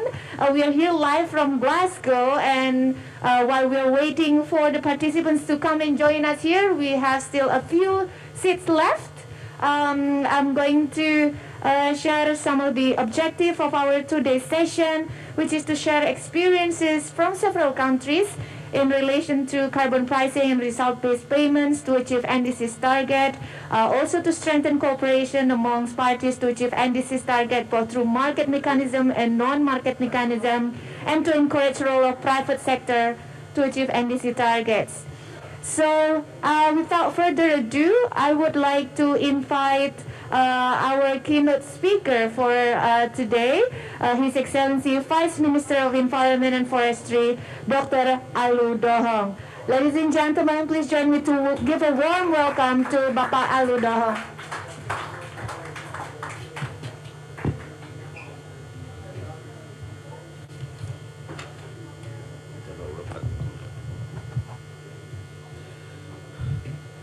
Good morning, everyone. Both here in this pavilions, Indonesian pavilion, and also both in Jakarta. I think good afternoon in Jakarta. Distinguished speaker, participant, and friends, colleagues, ladies and gentlemen. First of all, allow me to welcome and to thank all speakers. From Australia, can you raise your hand? Oh, thank you, Mike. Good day, Mike. Brazil? Oh, thank you. Democratic Republic of Congo? Anyone from, oh, you. Thank you. And Germany is here? No. And all Indonesia for sharing their experiences, views, and thought on the implementation of carbon pricing in their respective countries. I would like to appreciate the organizer to make this session possible and happened. Ladies and gentlemen, Article 6 of the Paris Agreement is one of crucial elements that we are expected to be concluded in this COP26 UNFCCC in Glasgow. If we are able to conclude Paris rule books and other crucial elements of the Paris Agreement, we may be confident to achieve the target of our NDC, and this is in 2030. I mean, all countries, and this is particularly for developing countries, NDC.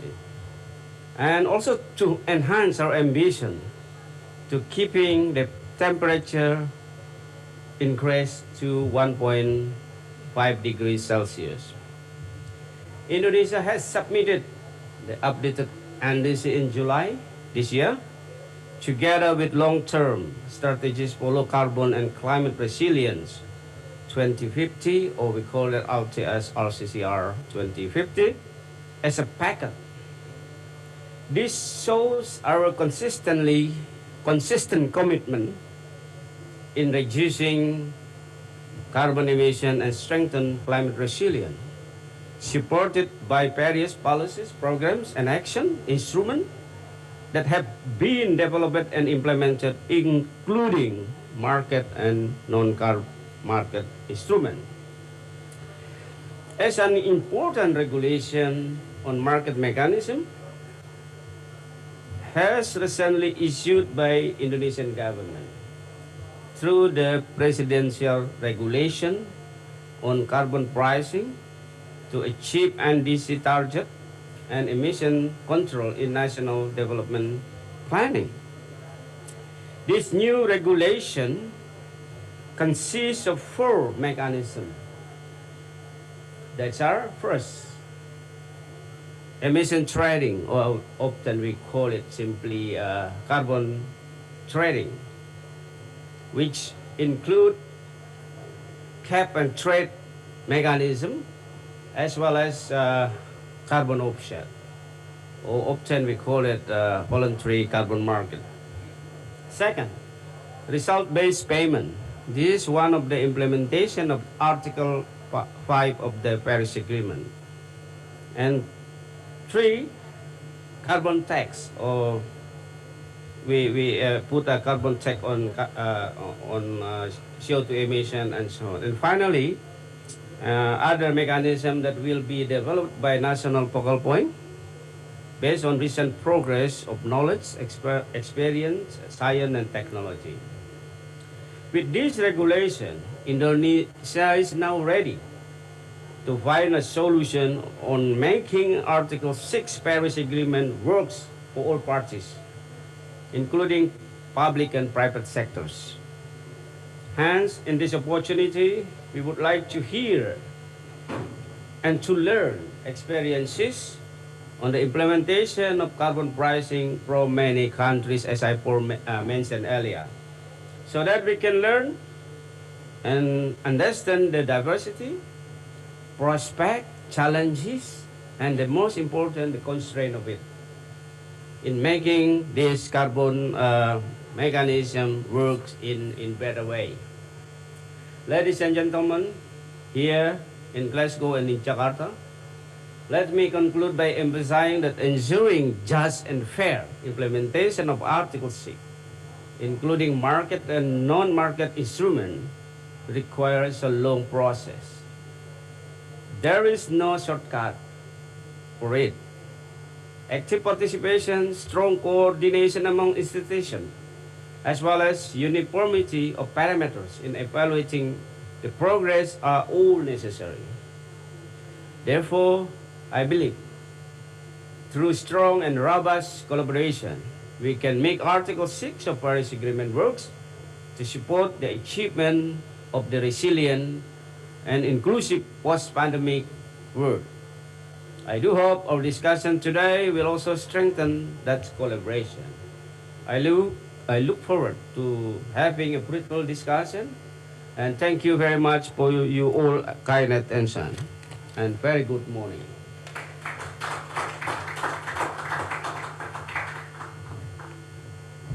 Thank you very much, Bapak Alu Dohong, the Vice Minister of Environment and Forestry.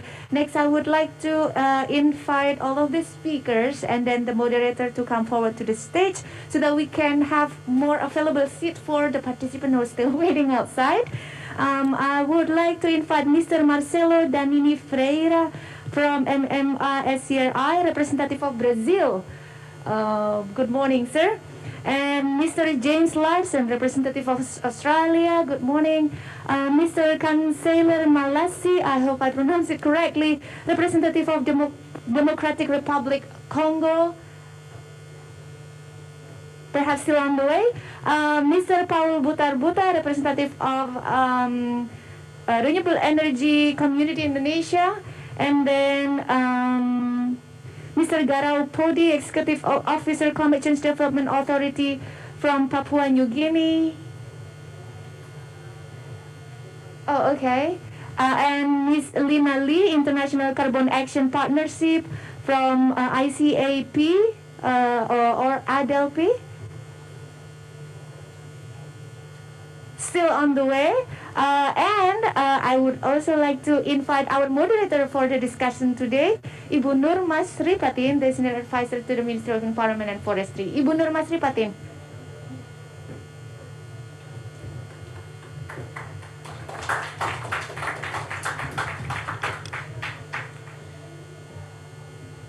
Thank you.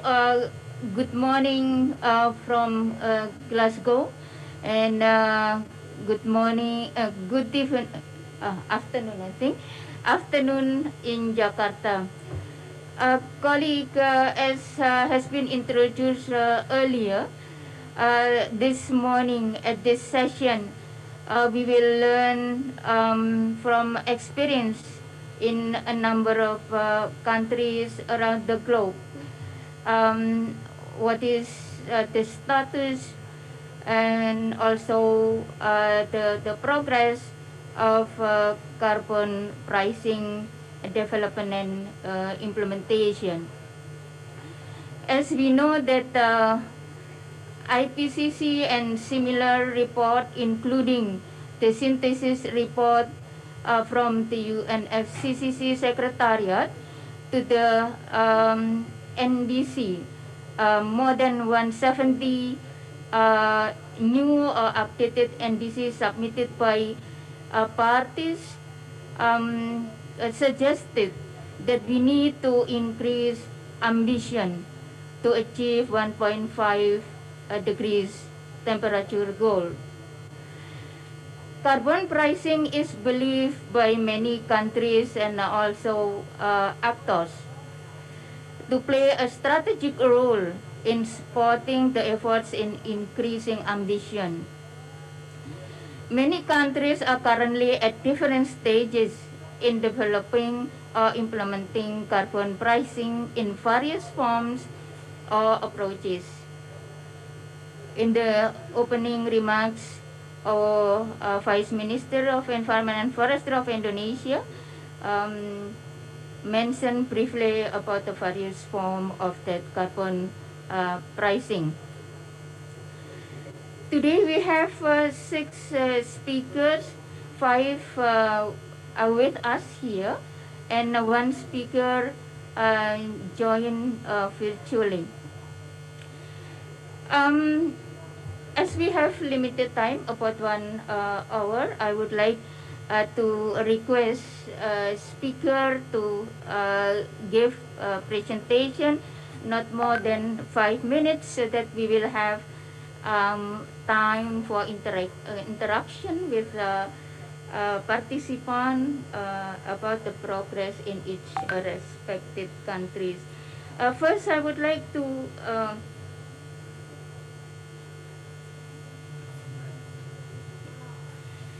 first I would like to invite Mr. James Larson, the climate coordinator from Australia, to give the presentation.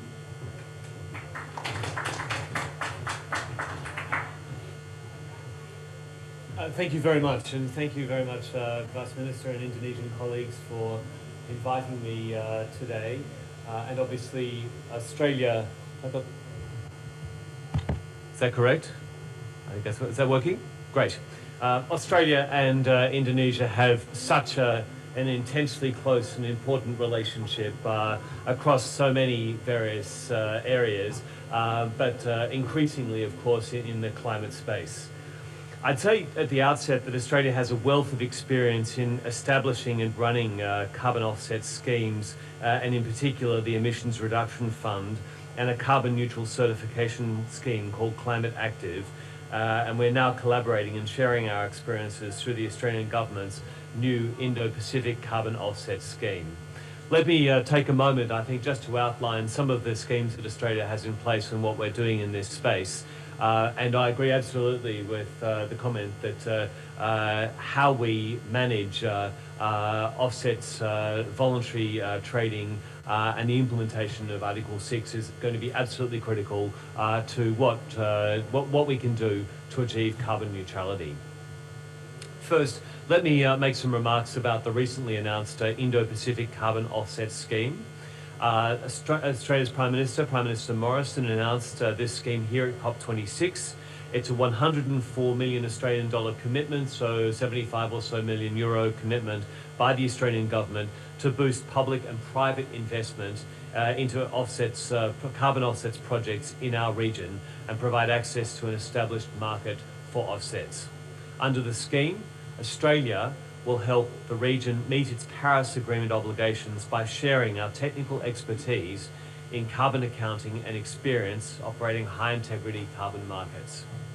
The scheme will ensure important environmental adaptation and livelihoods benefits are delivered in countries across our region, and the scheme will help give the region a stronger voice in global standard setting through collaboration on integrity and inventory systems. To successfully participate in the fast-growing voluntary carbon offsets market, Indo-Pacific countries will need to have robust inventory systems and transparency frameworks to ensure the best outcomes from carbon offset projects provide market assurance and integrity. Through the Indo-Pacific Carbon Offset Scheme, Australia will work with partner countries to help them participate in global carbon markets in a way that is compatible with sustainable development goals and nationally determined contributions under the Paris Agreement. We have designed a set of core principles to ensure that the scheme will establish emissions reduction projects that create high integrity offsets with robust and transparent governance arrangements that align with Article 6 of the Paris Agreement, including the application of robust accounting to ensure the avoidance of double accounting. Recognize the importance of environmental integrity, social and environmental safeguards, and participatory and equitable community benefit sharing arrangements for the successful implementation of emissions reductions projects in the region. Finally, a key objective of the scheme is to unlock further private sector investment into projects in the region. Let me now say a few words about our existing emissions reduction fund. The Australian Emissions Reduction Fund is a voluntary scheme that aims to provide incentives for a range of organisations and individuals to adopt new practices and technologies to reduce their emissions. Under the scheme, participants are credited one Australian carbon credit unit, or called ACCUs, for each tonne of abatement that is sequestered or avoided. Methods set out eligible activities and rules for participation and crediting. Australia has an independent body, the Clean Energy Regulator, which administers schemes legislated by the government for measuring, managing and reducing or offsetting Australia's carbon emissions. The regulator has a number of responsibilities, including for Australia's National Greenhouse and Energy Reporting Scheme. This is the national framework for reporting company information about greenhouse emissions and energy production and consumption. This information informs policy and program development nationally and reporting internationally. The Clean Energy Regulator also develops emissions reduction methods in collaboration with industry, potential end users, scientists and technical experts, and the Emissions Reduction Assurance Committee. This independent committee assesses new abatement methods and verification occurring at the project level to ensure emissions reductions are genuine and additional. This high integrity of abatement has been key to the success of the ERF. The ERF reached some significant milestones this year, 2021, with some 1,000 registered projects and the issue of the 100 millionth ACCU in September. And a record 17 million ACCUs are expected to be issued over the course of this year. The Australian government is continuing to grow the ERF with additional funding of some $40 million to accelerate new ERF method developments, to broaden eligible activities and to make participation easier. Let me now make a couple of remarks on the Climate Active program. The program is a unique partnership between the Australian government and Australian businesses to encourage voluntary climate action. Climate Active certifies businesses that have credibly reached a state of carbon neutrality by measuring, reducing and offsetting their carbon emissions. Climate Active has helped Australian businesses offset more than 27 million tonnes of carbon emissions and has more than 397 carbon neutral certifications. A business is certified after achieving the requirements of the best practice Climate Action Carbon Neutral Standard.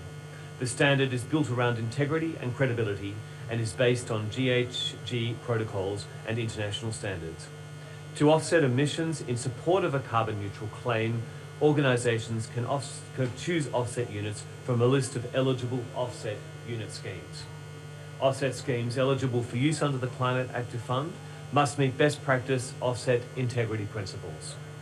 These principles require that offset units are additional, in other words, unlikely to occur in the ordinary course of events, permanent, measurable, transparent, address leakage, therefore account for material increases elsewhere that nullify the offset claimed, independently audited and registered.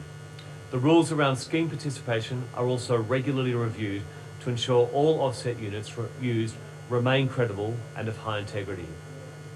The Australian government is absolutely committed to ensuring that voluntary carbon credits remain a key part of how we are all going to achieve carbon neutrality.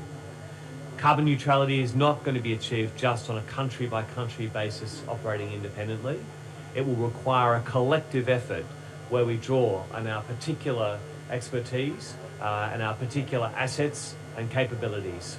And Australia looks forward to working with our region and in particular Indonesia in this space. Thank you so much.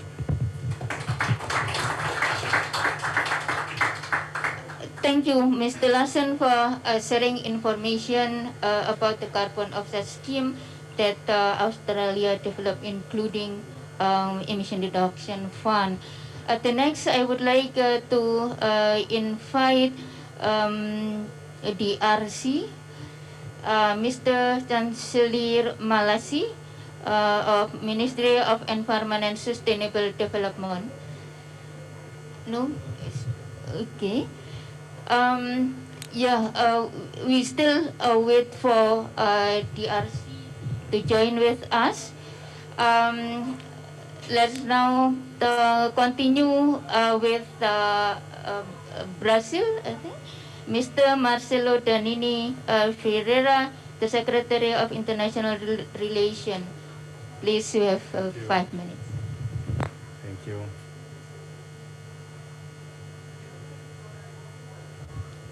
Hello, good morning. Thanks for the opportunity to be here today. I'm really glad to get to meet the friends from Indonesia again. Brazil and Indonesia has a lot of things to share, a lot of things to cooperate, mostly related to our tropical forests. So I think this is an issue that put both countries together. We had the opportunity to have a great meeting yesterday, so it's a pleasure to be here today. I just had the idea to come today and share with you guys what are the challenges that we are facing relating to establish regulated carbon market and the carbon pricing in Brazil. We are, at this moment, as we speak here, our Congress, it's almost getting to vote to establish a law in Brazil. So it's like in the final phases. We are expecting this to happen maybe in the next days or maybe today. We're just expecting the Congress to move on. So we're gonna have more legal structure for a regulated carbon market. But as we are here all together discussing Article 6, we are not standing, waiting for things to happen. We've been developing in the last years a really strong framework for police and legal framework so the voluntary market can move on and really get a bigger scale. And it has been happen. So we established an environmental payment program in Brazil called the Floresta Mais, which started with a pilot program with a GCF fund from $100 million just to be allocated in the Amazon region, so we can test this pilot to make money comes directly from international funds to people on the ground. What I think everybody that had the opportunity to work with programs like that understand how difficult it is to make money get to the ground directly to people that is really working to preserve forests. And I'm going to speak a lot of forest here today because for us it's a really precious issue and is an issue where we are reallocating our efforts. So the program that we developed related to payment for environmental service, it has a, how can I say, a spin-off that it's called Forest Plus Carbon. So we brought a whole framework for the forest carbon market in Brazil to happen with a more comfortable, more guarantee, more transparency. So the government say, okay, for us it works like that. You have to fulfill all these conditions, so everybody can be more comfortable doing this and trading this. And at the other side, when we are talking about carbon pricing as a regulated market, besides the Article 6, that I think we are all here together working really hard, and Brazil is working really hard to build the bridge so we can get there. and we are really optimistic that we need to move on. We need to move on, okay? But we are really having a challenge in Brazil specifically, and it's something that we are really putting effort and attention on it. There is to bring to our internal context the common but differentiated responsibilities, because we are like a continent. We are like a big country with really different realities. So one region is really different from another, and we have really different stages from development. So we are really trying to get to a carbon price scheme or carbon price structure where you bring justice to everybody, because it's not fair as it's not fair for the parties as different countries. It's not fair inside Brazil as our states as different parties, that like the poorest ones and the ones that there are a lot less development. And normally where you have forest standing is where is the less developed regions. So it's not fair that we just are really careful about this to bring like a real justice and a real environmental justice to everyone is involved. So at this point, what we have in Brazil is Congress discussing a law. We had a huge study conducted by our teams with the World Bank, and the study got to a conclusion that we need to build stronger monitoring, report, and verification infrastructure in Brazil, so we can have like a strong carbon pricing market and an offset market going on, and we are working on that. But probably we're gonna get a law before it comes, and we're just gonna have to build the plane as it is flying, okay? And we are all working really hard. I think if we go out from this COP with a definition, a strong position, and we all together can get to an agreement, it will really happen things I think for everybody. But in our case in Brazil, it will really help us to move really faster. So that's it that I had to share with you. Thank you very much.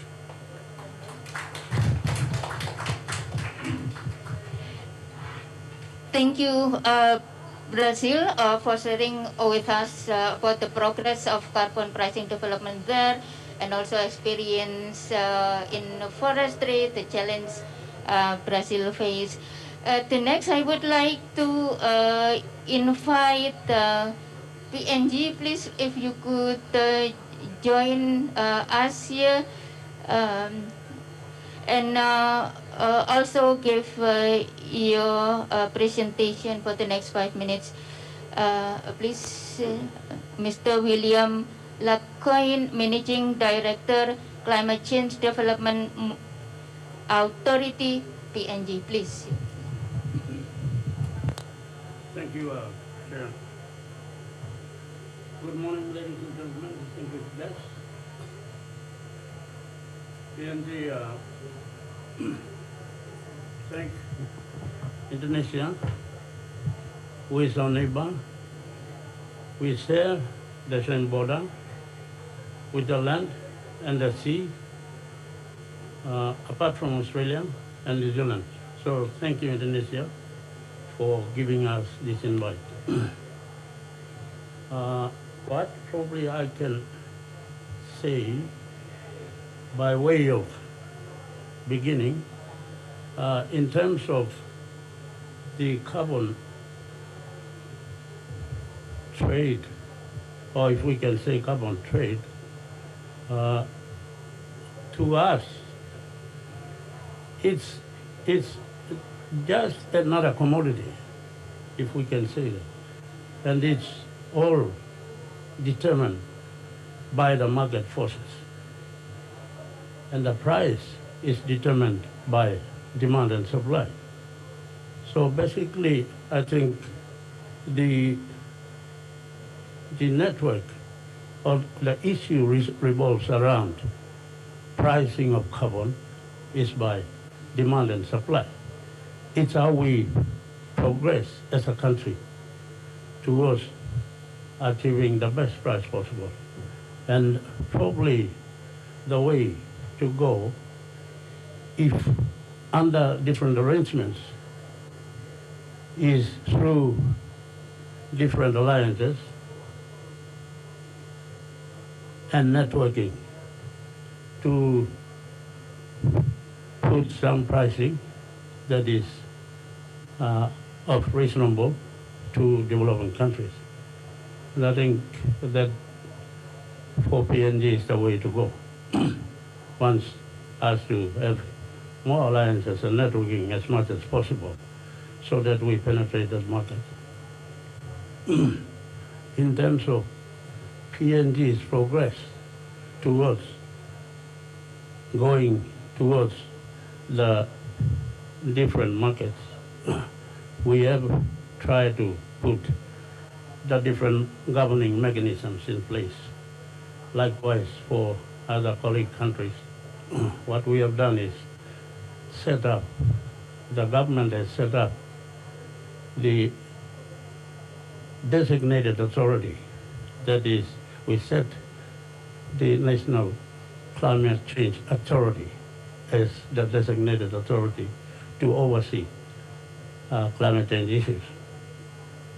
Having that, then we have to set up the governance, other governing measures. We have, by 2015, the government has a dedicated Climate Change Management Act. That was some 6 years ago. After we have progressed through the last 6 years, we need to change that Management Act to fit present situations and hopefully into the future. So what we have done is we've made an amendment to that act before we came to this COP to reflect the outcomes, the hopeful outcomes of COP26 and hopefully into the future.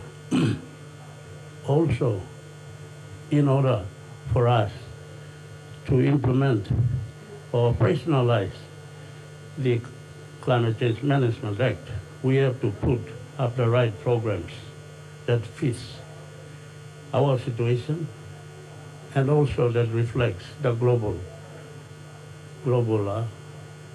outlook. So we have done those. We've set appropriate programs for adaptation and mitigation. We are yet to do a number of things that we are not able to do.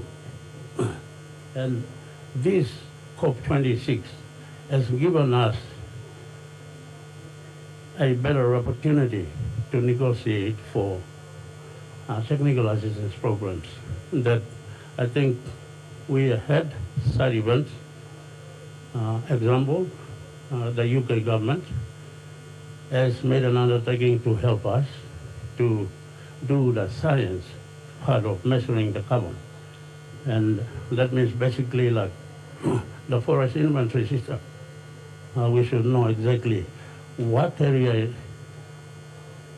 of forest cover we have, and then zoom it down to the various categories of forest with the kind of carbon we have, and then the quality we have. And that's the kind of assistance we have. Also, we have signed an MOU, thank you to Australian government. We have signed an MOU just last week in the same part. And I think our colleague from Australia has mentioned that, and we are happy to be part of that arrangement. That's the kind of, basically, the kind of systems that we are setting up. I hope this week's, which is the last week for Article 6, and I'm sure all our country leaders are in that meeting now, and hope a good outcome will come from that one, so that we go home with a clear picture of what we intend to do. Otherwise, if nothing good come out of that Article 6, we may be down to square one, and hopefully, I don't know, we might go back to the way of doing business as usual. our business is running. Thank you very much.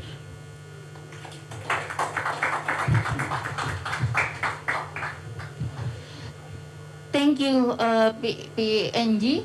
It's interesting to hear how PNG feels about the carbon as just another type of commodity, and that price will determined by supply and demand, and also the progress in institutional setting and the system.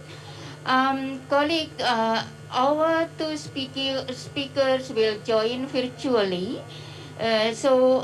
First, I would like to invite Pak Paul Putar-Putar from Indonesia, who will share with us about the role of carbon pricing, especially in the energy sector. Yeah, Pak Paul. Thank you, Bu Nur, for this time, and also good morning, everybody. Good morning, Pak Wamen and colleague from Australia, Brazil, and PNG. And also good afternoon from colleague participants from Indonesia that also joined these sessions. So I'm Paul Putar-Putar. I'm the Executive Director of Indonesia Renewable Energy Society. Happy to be here today following these sessions. I have been let's say, following the discussion or the development of regulation, policy development in Indonesia when it comes to carbon pricing. And we are very happy and also congratulate a government, especially the Ministry of Environment and Forestry, that finally the presidential regulation on the implementation of carbon pricing is signed. Also good to know that finally also Parliament and President has already agree on the law on the harmonization on the carbon tax regulations, where the carbon tax is included in that law. For us, with my positions in the renewable energy sector, for us it is actually a good sign that government would like to move forward with this energy transitions. So as we know, I think everybody of us know that one of the problem in the energy transition is if you price the energy, especially fossil, is too low, that there will be no possibility to renewable energy to compete with the fossil.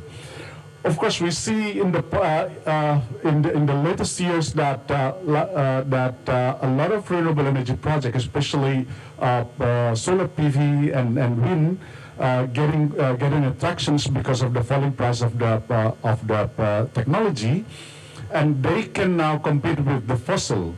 But in our context in Indonesia, that's not the case yet. That's why having this carbon pricing regulation, let's say, signed by government, it is good for us because we expect that with the signing of the regulation, then we will see a different pricing mechanism later on. We expect, for example, that the externality cost of the coal power plant in particular and other fossil-based energy could be priced differently. We expect that this cost will be internalized, so that we expect that the price of electricity, for example, that generated by coal power plant will be increased, so that that will be the chance for renewable energy to compete with them. Of course, there are still big challenges for Indonesia. Establishing regulation is one side of the coin, but actually the devil is in the detail. I know how it works let's say in the carbon market, in the carbon pricing. I have been involved in carbon market, for example, since early 2004. Working with, let's say, two big carbon companies, and I have been involved in the let's say, carbon pricing policy and discussions. And I understand how difficult it is to set up carbon pricing, just like the UETS and so on. That's why important for government actually really how to design the carbon pricing well so that it can benefit the renewable energy and also so that we can really meet our NDC targets. And for that, for example, when it comes to pricing, we need to see how we can set up the cap. If the cap in the cap and trade system, if the cap is too let's say not strict enough, then we will see that we'll have a lot of permits that will be there issued by the government, but at the end the pricing will be low. It will not help in let's say in the energy transition. It will not help in moving with let's say in scaling up renewable energy. Then in this time, actually, I would really like to urge government to really design the carbon pricing regulation carefully, and you should involve a lot of people that have expertise in that. We have learned, for example, the lesson from other countries, from Europe and Korea and Singapore that has set up, for example, carbon tax that can give us a kind of inputs how to set up this carbon pricing in Indonesia. So we have a big hope that if government really put the carbon pricing regulation in detail in properly, then we will be able to move the energy transition quicker in Indonesia, so that the expectation of meeting net zero emission of Indonesia by 2060 and or earlier could be met. And that's my big hope from this carbon pricing regulation that has been set up by government. Thank you very much. Thank you, Pak Paul from private sector community. How Pak Paul views about the newly regulation, basically putting economic value on carbon in order to support our effort under NDC target. The next, I would like to invite the two speakers, hopefully already joined virtually. My colleague, if you could check whether they are ready. Yeah. Okay. We have Ms. Nina Lee from ISEC, with is now ready to give her presentation.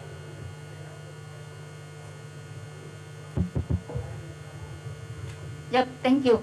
Yeah, Ibu Lina, Ms. Lina Lee from International Carbon Action Partnership, who will share with us about ETS in China.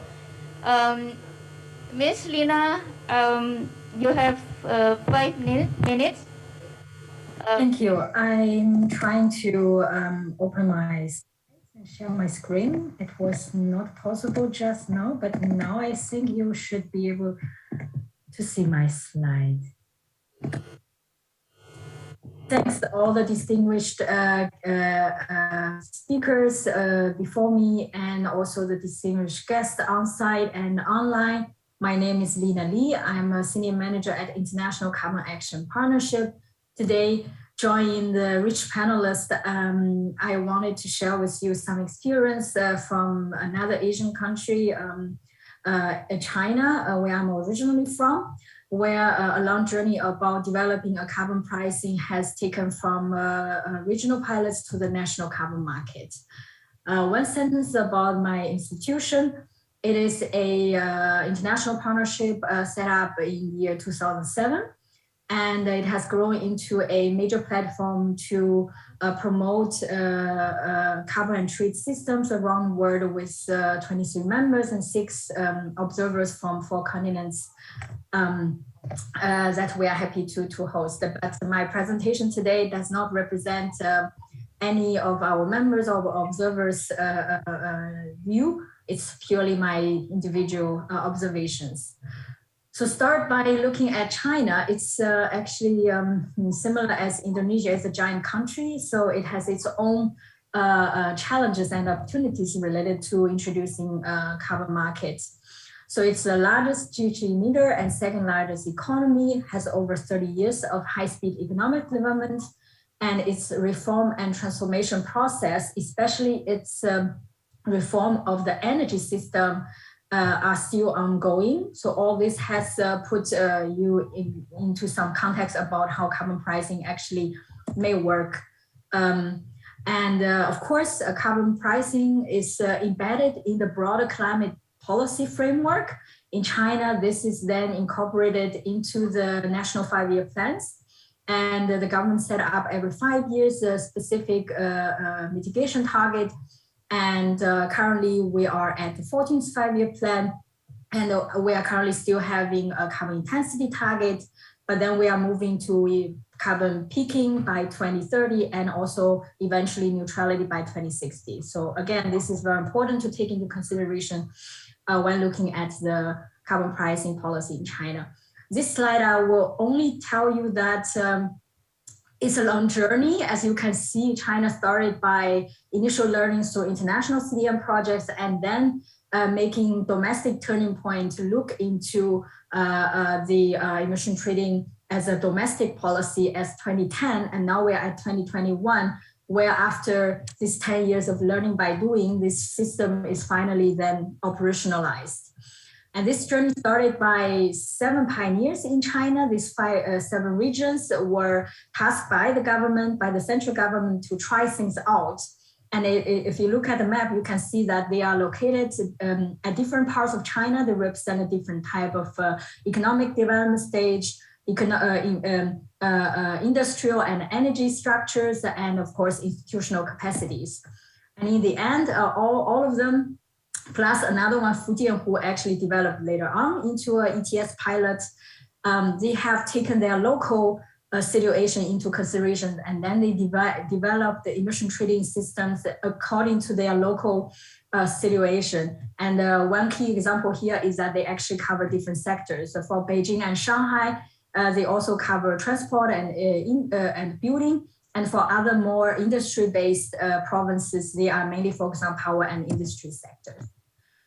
So all this has built up confidence for the national government. And as you have seen, they also tested the different design of carbon pricing. As previous speakers have mentioned to you, that carbon pricing, especially emission trading, is a very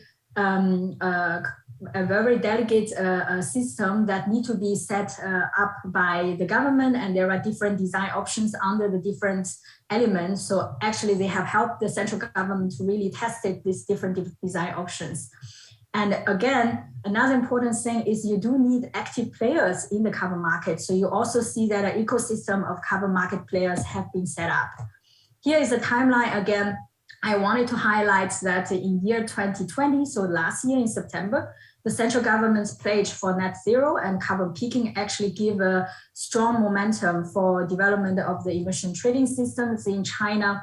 And if you look at the chart here, it's currently then the largest system around the world regarding the size of the emissions covered. So this shows you again how challenging this is. And here is a map about all the regulations from the top-down level to the technical level to the supporting system. So it's actually a quite comprehensive work that the government has managed to deliver. And these slides, I also wouldn't go into details. I only wanted to echo the previous speaker saying that the government is actually in the position to design the system that should deliver its mission, so should meet your policy target. So at the moment, the Chinese ETS design is rather soft because for the companies, it was important to take a softer start. And the idea is then to tighten the design over the time. But at the same time, I think China has taken a long journey. The first compliance period covers 2020 and 21. emissions for all the power sector participants. And all the MRV rules are in place. The trading platform registry has been developed and the trading has been commenced in July. The current price is around 50 yuan, which is around 7 euro. There are still further detailed rules on trading and so on to be finalized and further released.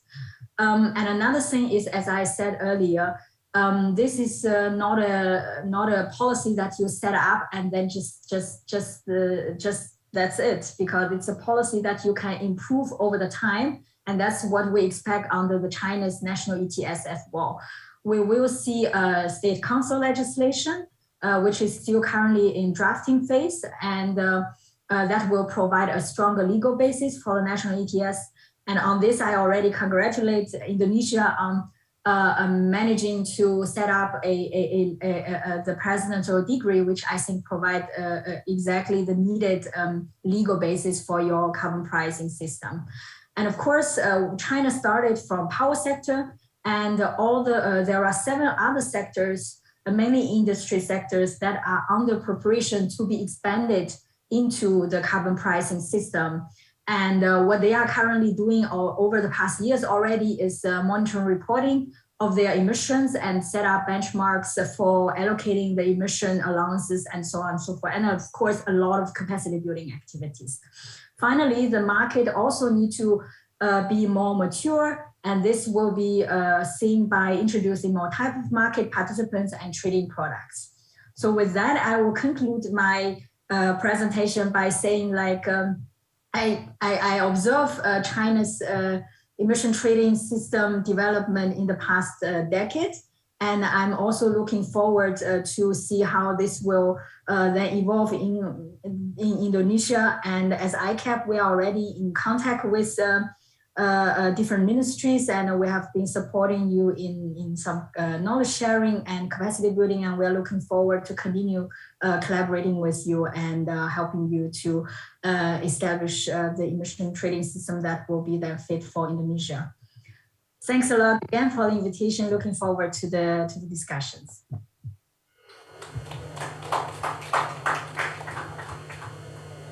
Thank you, Ms. Lee, for sharing with us the long journey of ETS development process till it's ready for operationalization. I would like now to invite the last speaker who also joined virtually.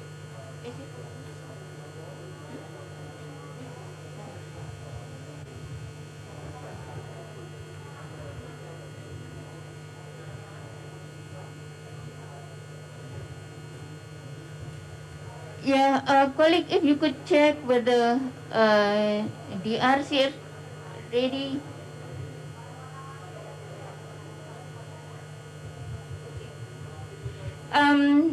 Yeah, we are just informed that DRC cannot join with us here, so we come to the next step. This question and answer.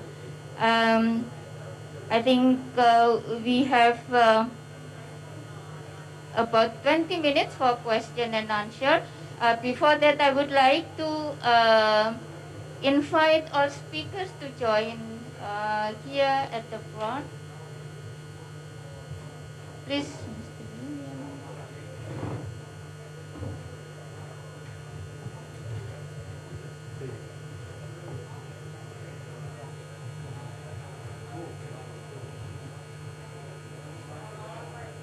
Yeah.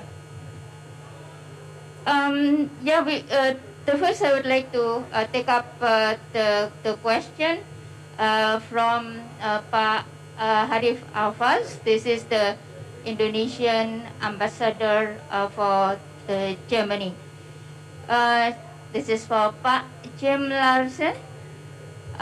With voluntary system, how can you link your NDC and carbon market? Please, Mr. Larsen. Well, thank you for the question. That's a good question. I think, sorry?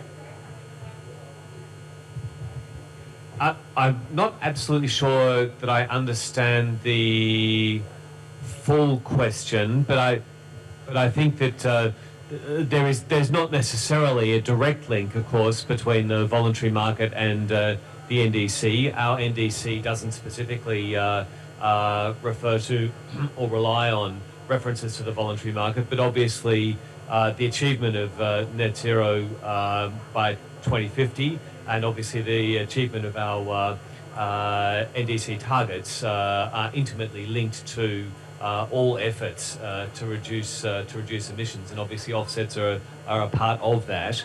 I think if you look at the work that Australia has done to support our long-term emissions reduction strategy over the course of this year, it is very clear that we can go a very extensive way by domestic policies and processes, but we absolutely see that achieving net zero will involve offsets to some extent, and as I've said in my remarks today, we absolutely support voluntary carbon markets in that regard.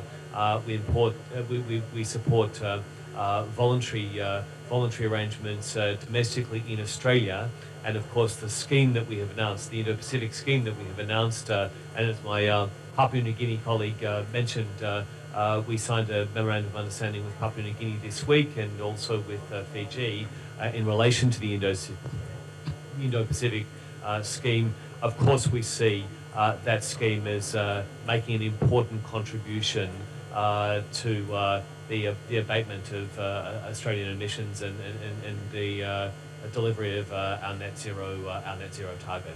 Thank you. Thank you, Mr. Larsen. Now I would like to invite the question from the floor.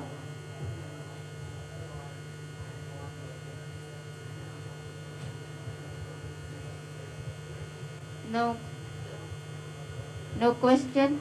Okay, while waiting for a question from there, please.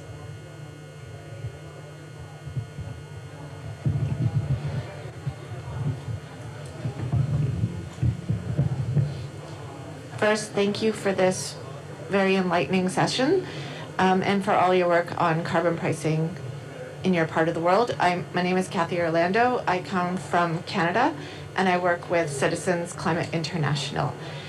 We're in a climate emergency and we need to cut emissions and really trigger the development of renewable energies. And to do that, we need a predictable rising price on carbon pollution so that will spur the market. But at the same time, we have to protect the poor and middle class from the challenges that will bring to them, because that will increase their energy prices. And in Canada, our government gives the money back to us from our escalating carbon price, regardless of income, regardless of our carbon footprint, which is helpful in building the political will for a price on carbon pollution. So I would just be interested to hear various speakers from around the world what they think about giving the revenue generated from carbon pricing back to the people. Thank you. Thank you. I think this is relevant to all speakers. Who would like to start to respond?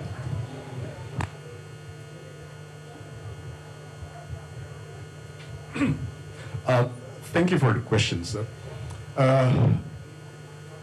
That is actually the thing that let's say that this type of question that has been let's say used by several people of not promoting carbon pricing in the past. So I say that because the people say putting the price on carbon will increase the price of energy. But the fact now actually, as I mentioned previously during my speech, that even renewable energy can already reduce the energy cost. It happens already. And what we have seen, for example, in another country that has implemented carbon pricing, they put carbon tax, for example. that some of the revenue will be put back to the community. So that's our expectation. That the thing that I have mentioned in my speech, that the regulations has to be properly prepared. That's including that. So from the, let's say, revenue from carbon tax or revenue, government revenue from conducting the auctions, the permits auctions, allowance auctions, is expected actually to be used to give back to the people. So including for, let's say, subsidizing the development of renewable energy in case the price is still not, let's say, not compete with the fossil.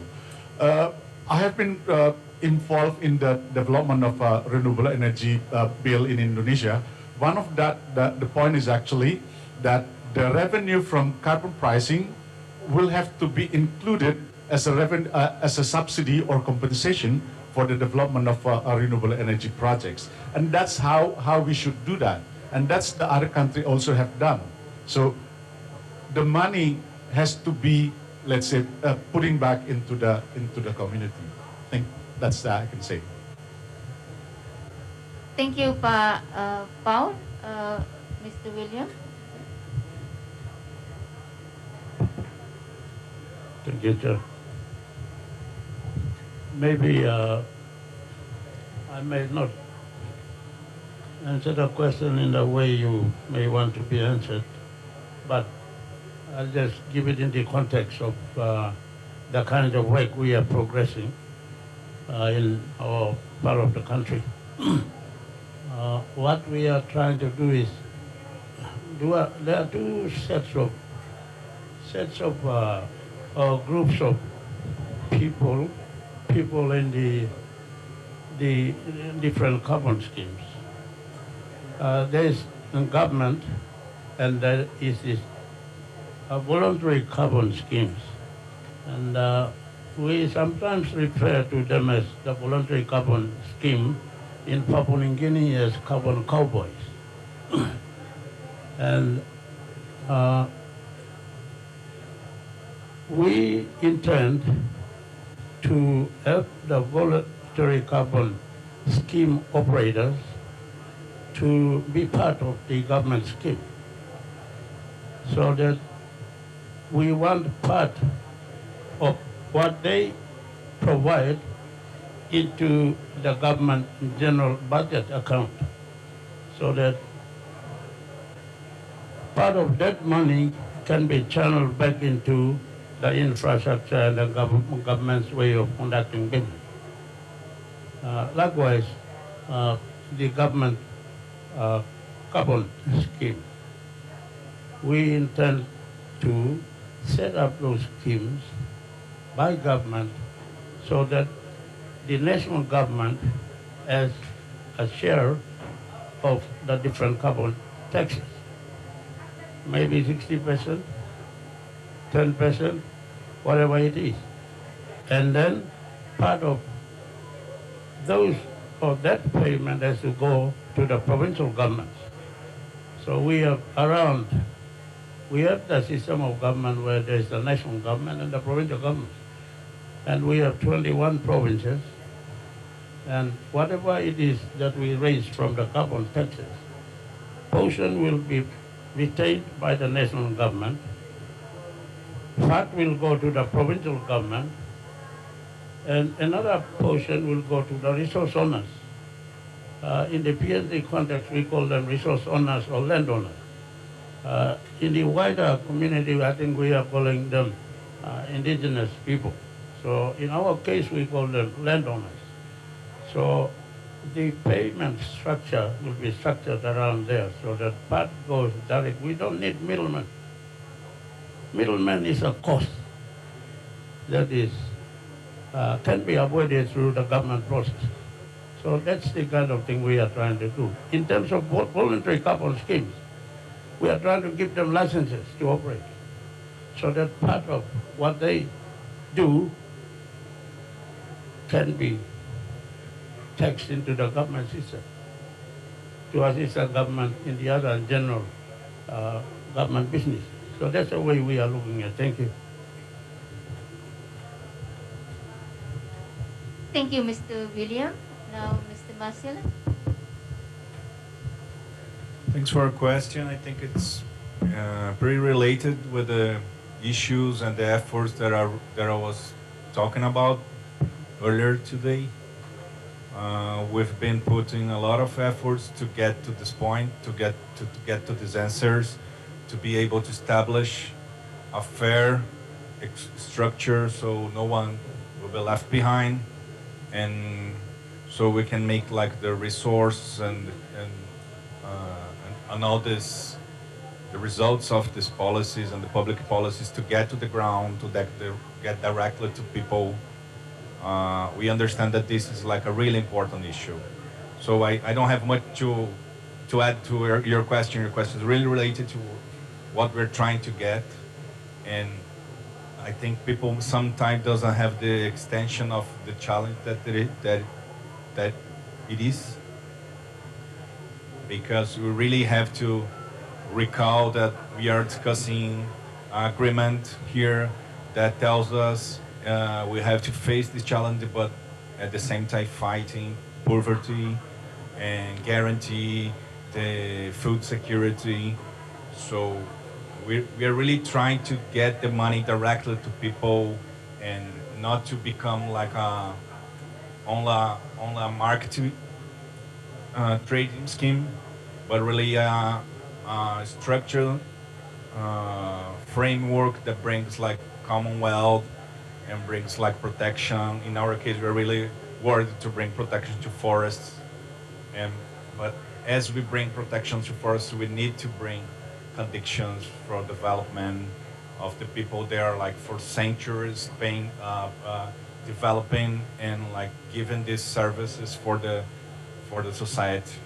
And it's more than time that we understand that this is an important service that have been conducted really in a nice way for people, and we have to bring conditions to them.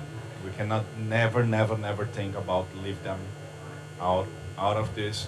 Is the total opposite. We have to bring them like a central key piece of this. Thank you. Thank you, Mr. Marcel. Mr. Larsen, please. Look, I think it's a really interesting question, and it's particularly interesting in the Australian context. So we, of course, have a voluntary carbon market, and as I discussed, we are keen to ensure that that voluntary carbon market has a regional application as well as just a domestic application.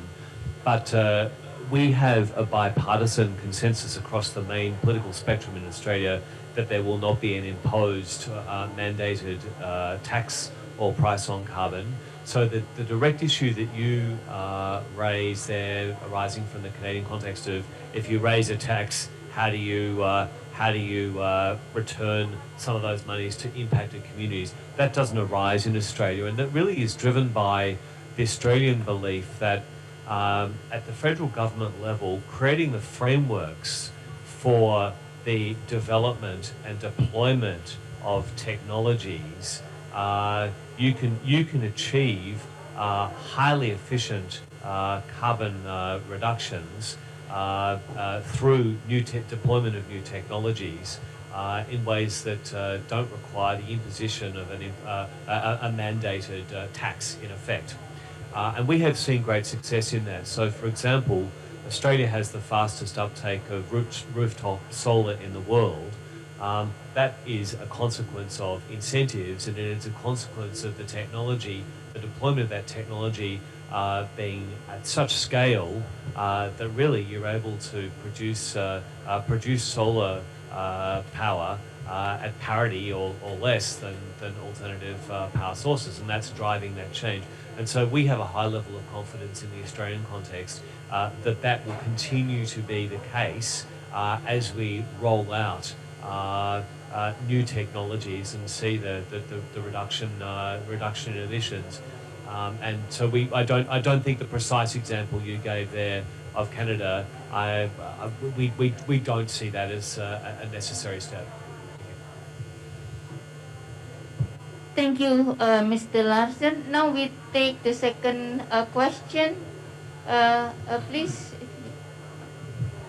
a question? No? Okay. Is there other question from the floor? Yeah.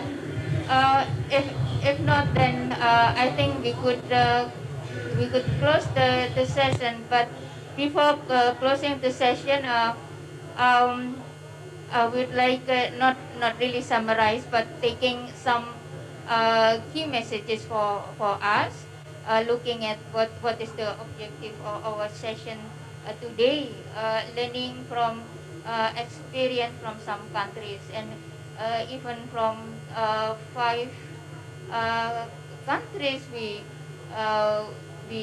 see the diversity of the design, because we have to design based on our own country needs, and also different stages, whether in the process of development or in the implementation.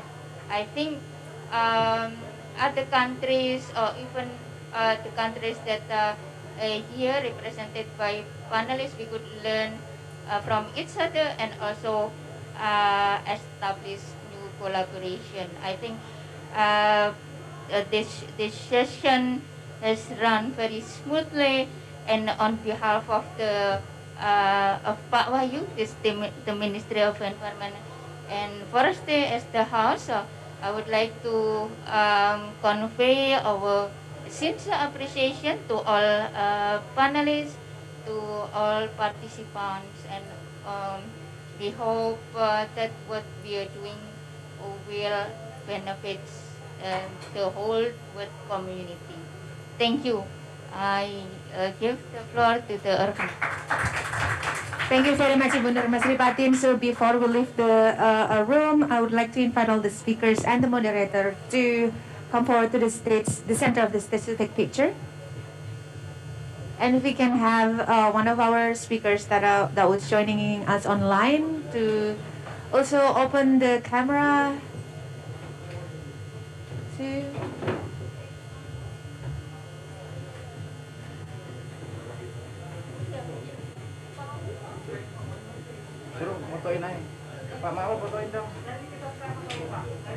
Yeah, so maybe if we can make room a little bit for the screen, Ibu.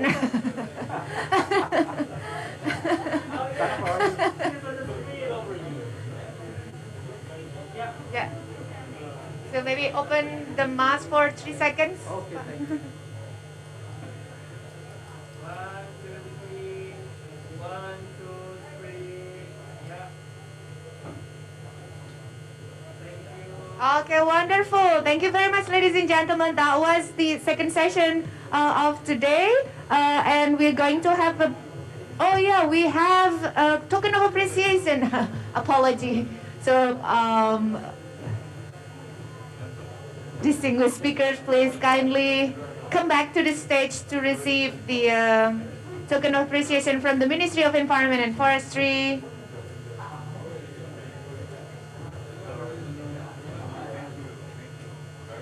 And we can have another picture. Perhaps one more time.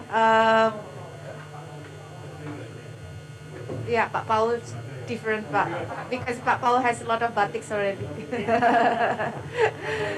All right, thank you so much. Yeah, next we're going to have a break for 10 minutes. The next session will start at 12:10. Which will be discussing about women of faith in climate action. So see you very soon.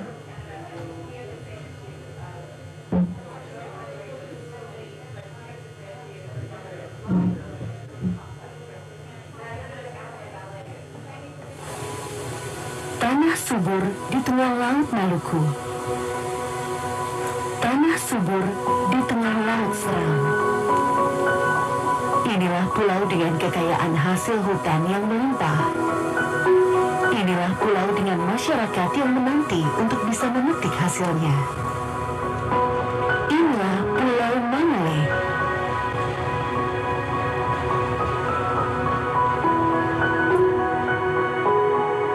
Sebuah pulau di gugusan Kepulauan Sula, Kabupaten Kepulauan Sula, Provinsi Maluku Utara.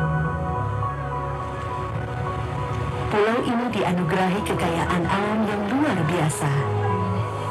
Subur tanahnya, tumbuh pepohonan besar dan aneka tanaman lainnya. Biru lautnya dengan hasil yang melimpah. Kekayaan alam yang ada di Tanah Mangole ini sudah lama terabaikan. Inilah suasana yang kita jumpai di desa Fala Bisahaya, Mangole Barat. Roda kehidupan berjalan lambat. Banyak keterbatasan yang dirasakan masyarakat. Wilayah pemukiman dengan infrastruktur seadanya. Fasilitas listrik yang kurang optimal. Sarana jalan raya antar desa tak terbuka. Transportasi sebatas perahu dan roda dua membuat pembangunan seolah tak mencapainya. Kondisi kehidupan masyarakat di Mangole seperti anomali. Tanah subur dan keanekaragaman hayati berlimpah pala, kopra, dan cengkih. Hutan berisikan pepohonan besar dengan kanopi rapat menjulang tinggi. Terabaikan, namun berpotensi untuk meningkatkan kesejahteraan warga Mangole di sini. Sampurna kayu hadir membuat hutan berdaya guna kembali, memberikan dampak bagi manusia dan bumi, bukan sekedar mengejar produksi. Membuka lapangan pekerjaan dalam pengelolaan hutan dan industri, dengan komitmen untuk melibatkan masyarakat sekitar di dalam setiap kegiatan kami. Perkembangan infrastruktur dapat dirasakan warga sekitar. Akses jalan baru akan terbuka untuk beraktivitas.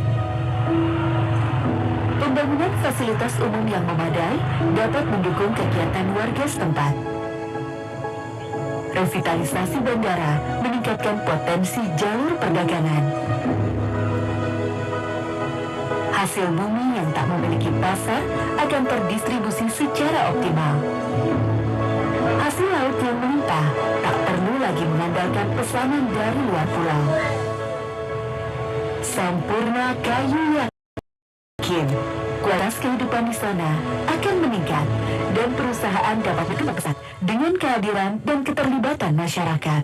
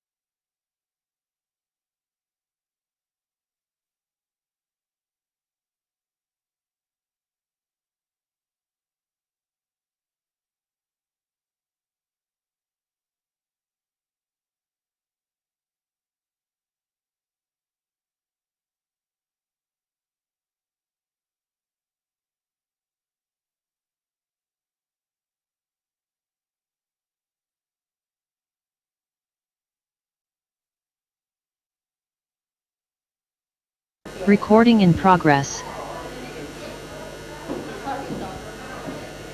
All right.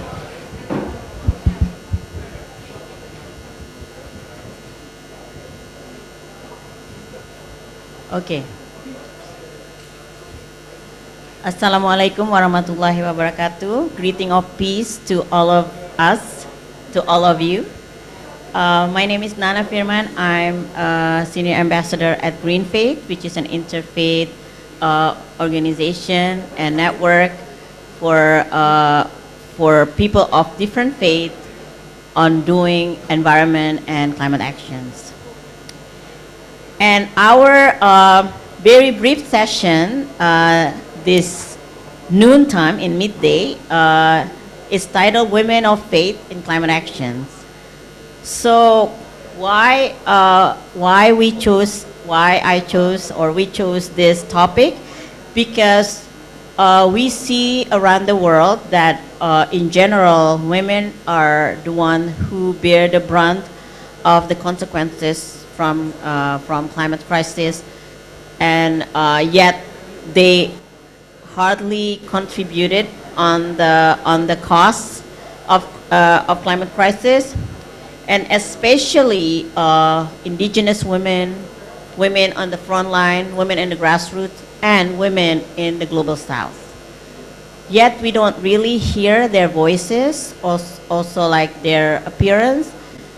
In this COP, we hear a few here and there, but in general, when we talk about climate crisis, we hardly hear from the women perspective and also from the women experience. And with that, since I'm working with the faith communities, faith leaders, we also hardly hear women faith leaders on being uplift, taking the leadership on this action. But they are there, and then women of faith in the grassroots have done a lot as well, because in many, especially traditional communities, women are the key to change the society, and also especially after a disaster that we experience due to climate crisis, women are the one who's taking the response of any disasters that has happened on the ground. So with that, I'm actually invited for speakers for this session, but unfortunately one has to moderate the session at the same time in the Pakistan pavilion. Shaheen Ashraf from the Islamic Relief Worldwide, and then Merin Wara from Green Faith, who is organizing in Africa. She's from Kenya, and unfortunately she has to go to take the PCR test today, and she's also with the Green Faith International Network. But we have these two lovely ladies next to me. First, on my far left, Reverend Dr. Nady Astudio from Green Faith. She's a pastor, a Presbyterian pastor, and she's organizing the Latinos, the Latin communities, the Latinx communities, as well as the communities in Latin America. And then next to my left is Ms. Nuhat Awad from Greenpeace MENA, which is Middle East and North Africa. She's the project campaigner for Ummah for Earth, which is a campaign to give awareness to the Muslim communities, and also to invite and to engage the Muslim community on this, taking action on this climate crisis. So with that, I'm going to ask Nuhat first. So, Nuhat, recently I was contacted by a journalist from BBC who is interested in featuring youth who are taking climate action and concerned about this climate crisis, but inspired by their faith tradition from faith teaching. So I was really surprised because as we've seen like Greta Thunberg and all her groups, we've seen a lot of like youth being involved in the climate actions. But this journalist is specifically interested in youth that is inspired by their faith tradition. So this is a new thing that we probably we haven't even talked a lot about youth, like the youth in faith who are inspired to do climate action. So Nuhat, like on your experience, like especially like you working on this Ummah for Earth, how is your experience so far with engaging the Muslim youth in the MENA region and the Muslim communities like in this climate crisis? Okay, first of all, I would like to thank Greenface and the Indonesian Pavilion for this opportunity to be speaking here. I'm Nuhat Awadda as Nana Firm and the campaigner for Ummah for Earth project, and this project is an alliance-led project, which till now we are 9 organizations and raising from Greenpeace MENA, Global One, IFEC Co-Islam, Islamic Relief Worldwide. We have a Green Generation Foundation in Jordan, Atlas for Development in Morocco, Khadra in Egypt, our colleagues in Greenpeace Indonesia also. And we have individual allies as Nana Furman and Tariq Al-Alami from Bahrain and Dr. Aoud Al-Jayousi from Jordan. And it's an open platform, so like also we are still looking for coordination and platform. What we did is, in this March, we launched Ummah Stories platform. So we have our website, Ummah for Earth, and where people share their vulnerable stories, how like they are facing floods in Morocco and how this affected their life, and others sharing stories of action, which is how they are doing real action on the ground. So we have a story from Egypt, how she stopped using single-use plastic on an individual level. We tried at that time, and now I'm going to share more stories. We tried at that time by working on an individual level. Then we had in Ramadan a game, Truth or Dare platform, where there were 4 key influencers from different parts of this world, and youth used to take teams which help them build eco habits that can remain with them after Ramadan. So working on this individual level, we then had launched a green Hajj guide in English in July 19, and we launched it in October 20 in the Arabic form. And this was more work on community level and more work on how do people work together to influence government and how they can work on their pilgrims and their faith traditions to be green. We are here at COP. Tomorrow we're gonna launch a solarizing mosques report, and like on the 1st of November we were with Islamic Relief Worldwide solarizing the central Glasgow mosque where 180 panels were put there. On Monday we had an event in Blackhall Edinburgh Mosque where we also talked about faith in action. So now let me show you the importance of having a platform for youth, and I'll share few stories. We have a person called Abdul Wahid Shrawi Abdul Wahid, and this guy is from Morocco. He had shared how he used to enjoy his village, and then due to urbanization he lost the place that he grew in, and most importantly, their water resources are now polluted. So we have this story on how did urbanization affected their life from Tangier, from Morocco. Another story from Morocco by a woman called Hind and Amli. And Hind, she's from Tetuan area in Morocco. She said how did she use traditional weaving to change her life and the women life in her village. So like she started weaving 15 years ago, but then she did her research on natural material and how she can weave with respect to the traditions and preserving the environment and how to recycle and abuse things. And she started helping the vulnerable people in her community to use weaving as a livelihood resource. So this was a story of action that we received from Morocco. Another story we received from UK, like here I want to mention that in 1 week we received 63 stories, and in 1 month we received over 100 stories. Until now we have around 164 stories.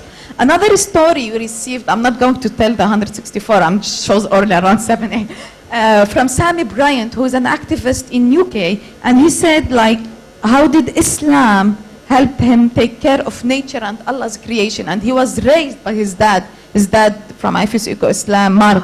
Yeah, he was raised by his dad on being a Muslim environmentalist.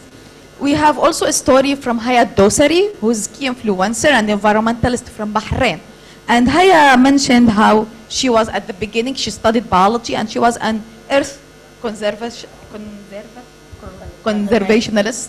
and environmentalist, but then she harnessed the effect of social media and used Instagram to affect others and started doing online trainings and online posts, and you know that new trend of small videos and reels and all of this stuff that really youth enjoy. So she used now social media and internet to spread her thoughts and her love to earth. We have a story from Iraq, from Mafraq Riyadh, and he taught us how they had an abundant land and how he used that land and made water canals in it, and now this land is giving them fruits and it's a source for livelihood for them and his family, and they are now depending on it. So from an arid land to a natural one. I'll end up, no, I'll just, sorry for taking, maybe like, you know, I'm taking Shaheen's spot. I'll mention that also we have a story from Wardiya Malik. She's an Pakistani environmentalist, and she said how she had been part of different environmental activities. I'll close it up with 2 stories from Indonesia we received. So on our platform, and which is really nice, we receive stories in English, Arabic, French, and Bahasa. And you can use it in, you can translate the stories to any language. So we received from Rahma Shofyan 2 stories, one about a zero waste practitioner, and another one about an organization called Solar Generation, where a group of young people wants to learn about renewable energy and realize the energy revolution in Indonesia. Well, thank you, Nuhat. That's a lot of stories from the youth, like in the Muslim world. So that's very encouraging that youth are really like involved on this issue and also wanted to make the change. So I want to hear from Nedi, from Reverend Nedi. So recently, Green Faith has the Faith for Climate Justice Global Action around the world, and we saw like more than 500 actions in 40 plus countries, almost 50 countries. And we've seen like a lot of women taking actions on the photos. However, like up to today, like we hardly hear or like see like women of faith, like specifically women of faith, especially from the global south, leading on climate actions. Like we hardly hear that stories. But then when we had the action, we seen like all the photos. It's like all the women like doing the action. So do you think like as the faith leaders, you're a pastor, do you think like women of faith have a leadership in climate action, and like do they have a key like position, key roles on changing this? Like what's the difference? Because mostly we see like if we're talking about faith communities, like our leaders are mostly males. So like do you think like the women like faith leaders will make a difference? Thank you, Nana, and thank you for everyone who joined us in this conversation today here at the Indonesian Pavilion. Well, obviously, when we talk about these issues, this is a very personal issue because we're talking here as women. And I was reflecting on my own story. Yes, I am a Presbyterian pastor, and I've been involved in environmental issues since I was in my early 20s. That's when I felt, as a person of faith, a call to work for environmental justice. But it's also true when I look at the history that the church at that time was not teaching about the importance of caring for the earth, environmental justice. This was a journey for me to really even finding the support as a woman or as a young woman at the time from the church to do this type of ministry. As a person of faith, I guess I can say God calls us to do this work even before our religious traditions or institutions may even be ready to support us in that journey.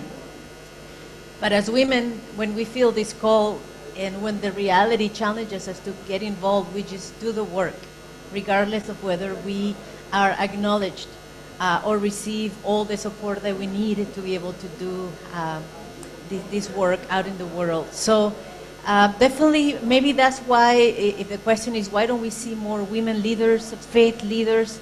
Well, in a way, is you pointed out already, definitely we are, as a Christian, I can also say that my tradition, even though I'm a follower of Jesus Christ, and when we look at Scripture, we see that Jesus gave opportunities to women when no one else at the time was giving them opportunities to be educated, to be part of that movement. Jesus had a sensibility to really allow women to be part of it, including children. It lifted up women's leadership in a way. But then when we look at the history of Christianity, we also realize in the next 2,000 years of the history of Christianity, it have been males who have been the leaders of our tradition. Therefore, it's not surprising that today, well, when we see who are the leaders out there speaking for the church are mostly men. Although that's changing in the last century, and this is not as a way of putting down our brothers, but it's just a realization that we have inherited this history, and this is the moment we're in. When we look at seminaries today, women are students are mostly women. And again, I'm talking about the Christian tradition, which is where I'm from. And so therefore, when we are out in the world doing climate justice work, of course, you normally see mostly men, not so much women. But women are out there. We have been out there doing the work with recognition or without it, because we feel the call. And I guess I would say it is my God, the Creator God, the one that is calling me and is putting me out there to do the work. So I just follow that inspiration. But yes, women need support. The voices of women. And, you know, I appreciate that you as Muslim women, you carry your hijab with you at all places. So the work that you do immediately is related with faith, with spirituality. You're carrying it. You have it with you. That's not as visual for us as Christian women, unless we probably carry the cross, or for me as a pastor, we carry the color, right? But we have that as well. And I think what we see that, yes, in the climate movement, there are many women, but because sometimes our own faith traditions are not up to date in terms of our call for creation care, many of us just join environmental movement that is secular. It's not necessarily faith-based. And that's unfortunate too, because this work is not easy. We need the support of our faith traditions, of our religious leaders. But the women are still out there. Probably just not saying that they are women of faith. Yes, we need to lift up their names. And I was thinking, who did I think about? Of course, the Global South. Yeah, I can think about Jocabet Solano, who was here and who is here as an indigenous woman from Panama, and also as a person of faith doing this work. She also hosted an event at the Indigenous Peoples Pavilion on the wisdom of our grandmothers and lifting up the values that we have learned from our grandmothers that could support us today in figuring out how to be part of the climate justice movement. You know, what are those values that we have inherited from our grandmothers that need to be lifted up today? I can lift up Ruth Perez from Peru, who is also involved in her own faith communities in climate action. Ariane Vanalde in Chile. Sara Luciano, who is also here as a youth leader from Brazil, working with faith communities. So increasingly more and more, and just like as we see here with the presence of New Hub, of course, I guess I'm very happy to see the young women of faith who are now spokespersons for this movement, and that I'm happy to follow their wisdom and their energy, inspiration, and courage. So we are out there, but we're also inherited a history of many hundreds of years of patriarchal culture, where mostly men have been the ones out there being acknowledged and having the opportunities and the advantage to do this work. But we're still here, we're doing what we can, and raising the voices of women and men who are part of this special movement. So, yeah. Thank you, Neri, and thank you, Nuhat. So from my own experience also, I want to share some of wonderful women of faith work in Indonesia. So my dear colleague who is also a Green Faith Fellows, Hening Parlan, my dear sister, she's the coordinator for the environmental movement within the ICEA women in Indonesia. She's done a lot of good work, and also Freely Ronowunu from the Christians. She's also worked with the women in her church, and also Brigitta Isworo, who is also a Green Faith Fellow with the, she's Catholic, and she's also doing this wonderful work with the women in her church. And so we wanted to see like more women are being lifted on this, and I can also call the Khalifa, who's a young woman in Indonesia, who's doing this wonderful work from the Islamic students, Muhammadiyah Islamic Student Association. She's called to do, because I asked her, like, why do you do this climate action? Because she said she is called from her own faith tradition, from the Islamic tradition, that we need to care for the planet, and then also for a better future. That she said, I want to live in a better earth, not like now ruined. So I think like we want to hear like more women, and also like the stories and their experience and their challenges, and also their leadership. Because as Neri mentioned, and also as Nuhat mentioned, there's a lot of young women and also like women faith leaders out there who are doing this wonderful work. However, like as we see, I was stunned by the picture of the first day of COP, where like all the world leaders take pictures, like more than 100 world leaders, but only I think like I can count only 8 women leaders, right? So we don't. I mean, in the world leaders, like we don't even have enough women in that position, and also like that means like in the decision makers, like it's not that many women. So like we want to uplift from the faith tradition and the faith communities, those women who've already done like good work. So like I want to ask also like challenges, like so because we also face this, like when we talk about climate crisis, not just the disaster, but also like what caused the climate crisis. We've heard like the fossil fuels issue, the deforestation issue. So women are the one who actually face the consequences of that. Like for example, women in the indigenous women who live in the forest area, like when the deforestation happens, they're the one who experience the consequences. And also the fossil fuels, be it the oil, the gas, and also the coal, because it's affecting their health issue also on this case, and also the social structures of that. So can you like each of you like just speak briefly on that, because after that I want to open if any of our participants here wants to give any comment or any questions. So just like on that, like like how are women and young women affected because of this, the cost the cost of this climate crisis, from especially deforestation and the fossil fuel industry. Okay, like I'll be very brief in that, and I'll say really women and mostly youth are the most affected in climate change crisis, and they are the most vulnerable But at the same time, we are, as women, as young people, we are energetic and hold a lot of potentials. So this thing we can build on by first helping these women finding solutions and finding local solutions. Second, providing learning and education, capacity building for these women and youth in order to do their work. Third, which is also very important, is helping these women to be part of the policy making process.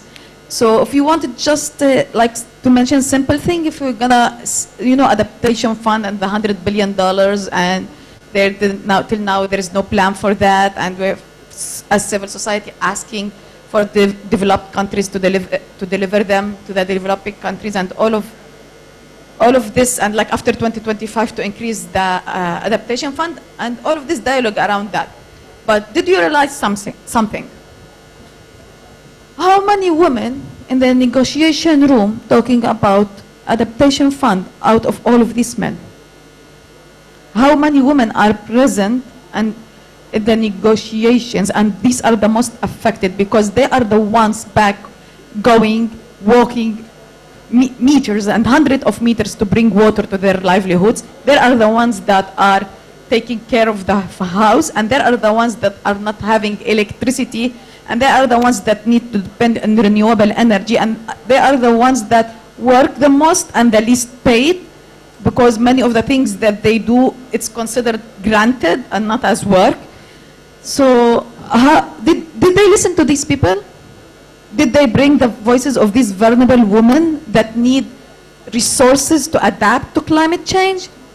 Did they bring any of these indigenous people or vulnerable communities to be present in these negotiations? Not only that, how many out of these delegations are women? But they are discussing on our behalf and on our future also. This is how I ended it. Thank you. Thank you again, Nana. Again, this is a very personal question. So my mind and my heart is all over the place. I have appreciated that here and at the rally, we heard several times people say that climate justice is gender justice. Climate justice is gender justice. I've also been impacted by the fact that here COP26 is happening above the same soil and next to the river that 300 years ago was strengthened, and soil was taken out of it so it could become deep enough for iron ships to move tobacco, sugar, cotton, coming from the New World, and in a way beginning what we call today as a climate crisis. But it was also supported by the process of colonization, a process really where utilize people, bodies, nature in an exploitative way through a patriarchal culture that also put women, bodies aside, marginalizing women as well. So when I think about the reality that climate justice even began or was empowered by a process of broken relationships, our relationship as humanity with the natural world, as relationship as Christians with indigenous peoples, as relationships of men with women, etc. We've been utilizing each other and putting down each other to fuel this culture, dominant culture that today is responsible for climate change. So when I see about what we need to do, and I think about climate justice is gender justice, and I see about how do we give opportunities for women of faith to join and to be part of the climate action movement, and realizing that the women are there, they're doing the work. We may not necessarily all be acknowledged every time, but we should also be acknowledging, like you said, our voices being lifted up, because we have a story, we have an experience that needs to be taken into account when we think about solutions for our climate crisis.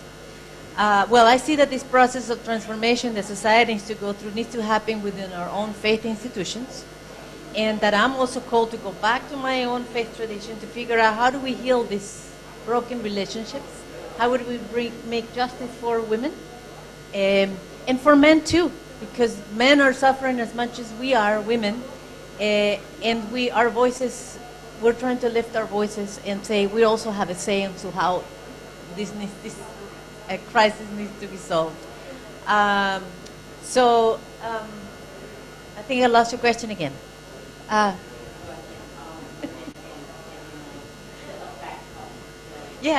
So thank you. So how are women affected and how are we going to solve this? I think from every space that we are part of to try to begin healing those relationships. So we can bring about justice. Climate justice will not happen without gender justice. Climate justice will not happen without immigrant justice. Right? Climate justice will not happen with thinking about future generations' right to also live in a healthy planet.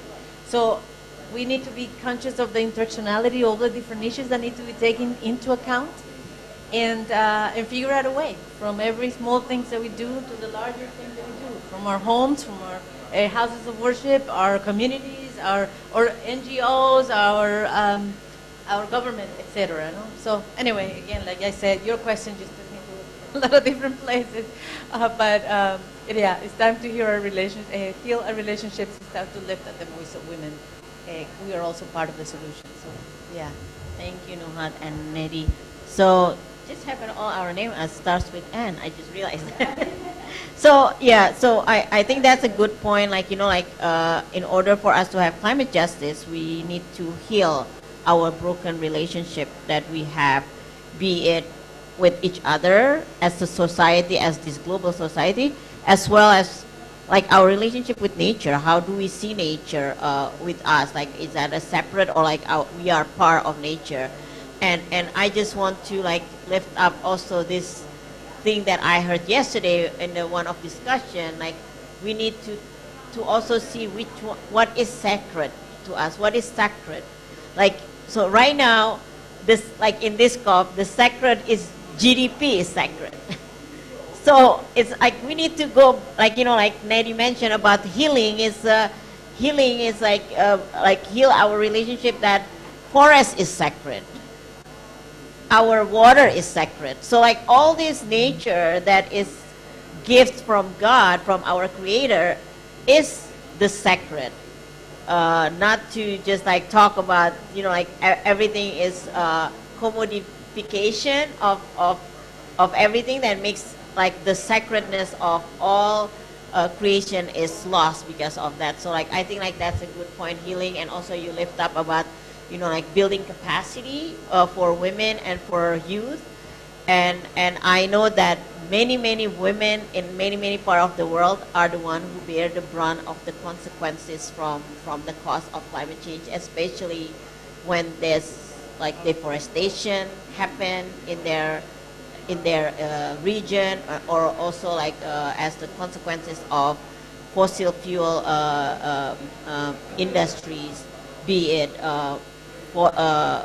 oil, gas, or coal. And I think in Indonesia, coal has already been proven that cause cancer also. And the UNICEF also has a report that where there's a lot of coal mining, usually the women in that area lost their baby, so premature death is happen from women in the area, and also the cost, the cancer rate is increasing.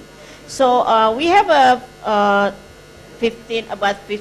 10 more minutes. If we have any, I'm wondering if anyone from our audience have comments or questions. I'm going to open the floor. Yes, Pak.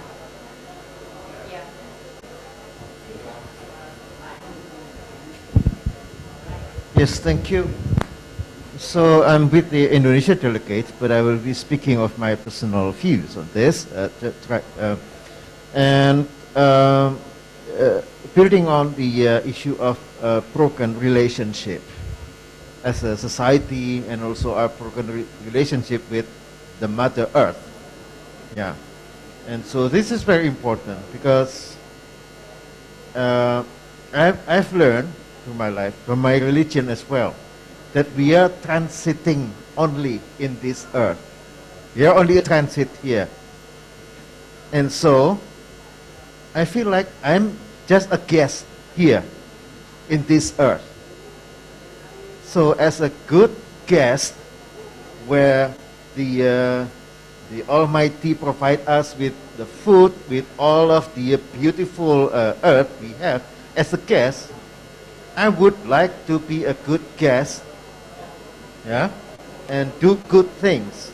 I will not destroy the home.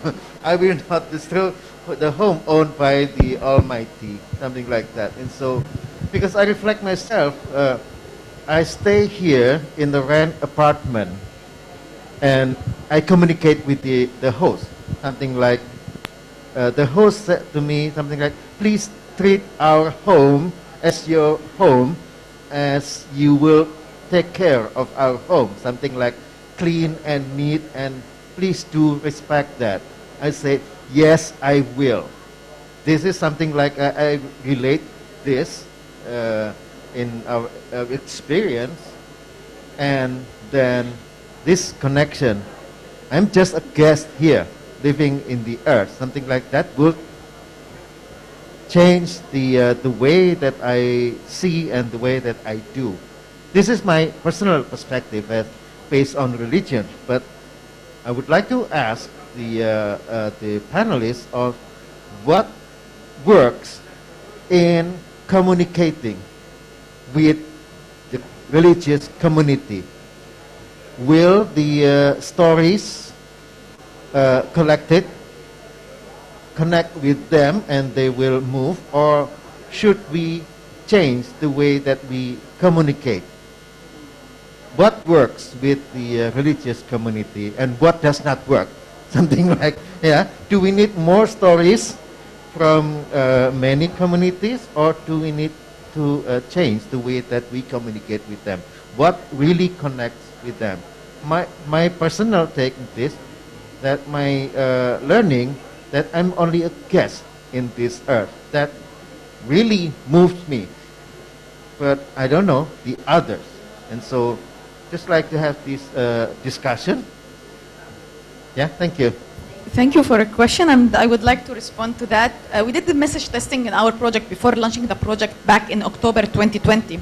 We did message testing. We had 26 ads in Bahasa, Arabic, and English to see how we need to communicate with people.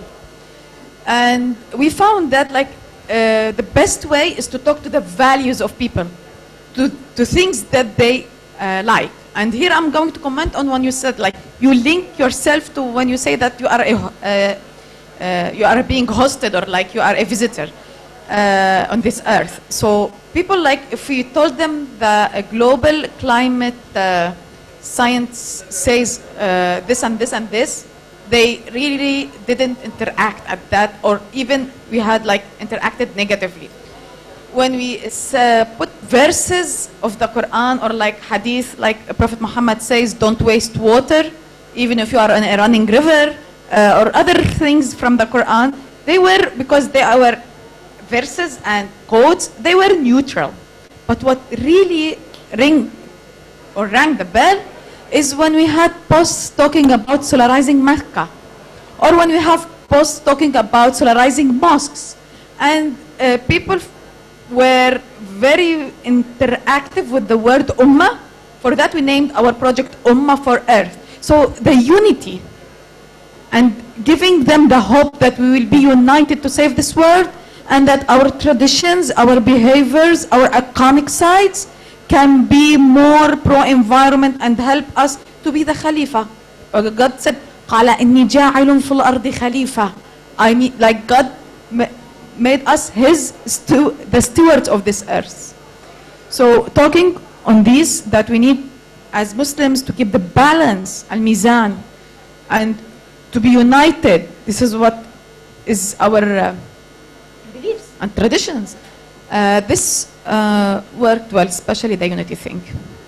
Thank you. To that I say amen. I think Nuhab did a great job in terms of answering that question too. We've also heard that it's through values that people begin to listen and feel like, okay, this is also mine. Avoid data, because data, facts, only those that really know how to read it will really understand them. That doesn't move hearts. But when we go through the values, that's where people begin to listen. So, amen. Yeah, I also think that, like, in my experience, so like, even though I'm the moderator, I want to share, in my experience, like, so I have these 3 H principles. heart, head, and hands. So first, like, because we talk with the faith communities, we talk from the hearts. So the hearts, like Nuhat mentioned, like Nani mentioned, like the values. What is the values? The belief. So that's how we engage with them. That's where they feel the inclination in their heart. And then, like, if we want to share any data or science like report, like something that we can add after, but we need to touch the heart first. But then, like, if we give them like information and those things, it's not going to do anything if we don't hold their hands. So hands is like the action. So it has to be like this. Three things has to work together, like the heart, the head, and the hands. Because if they're not like for example, Nuhan mentioned about solarizing mosques. Like when the mosque that I went in San Diego, California, finally after I talked for 3 years with the support of the imam, finally the board decided to put the solar panels on the mosque. Everybody take the pride of that. So they're very proud that they're actually like doing something in practice also. So it's like the sermon is talking about, caring for the earth, but then they also see, oh, there is an action that we are putting it together. So like something that is like also like tangible that people can see. So like when we communicate, but the heart first, but then also there's action on it. So because if we just like talk but no action, then it's going to be like in Indonesia, it's known as NATO. No action, talk only. So then people that's not going to work. So like the action has to come with that. I see like hands. Oh,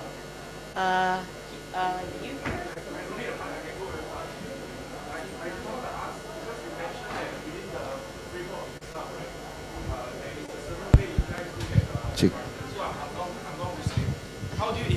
So we are, thank you for your question. So we live in a very Western-dominated world. Like for example, in Indonesia, it was colonized by Netherlands for very long. I'm from Singapore. Singapore was colonized by the UK, but we have a very successful decolonization history.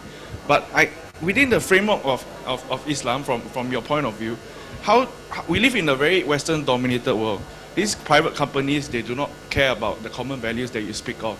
So how do you incentivize this company to jump on the bandwagon?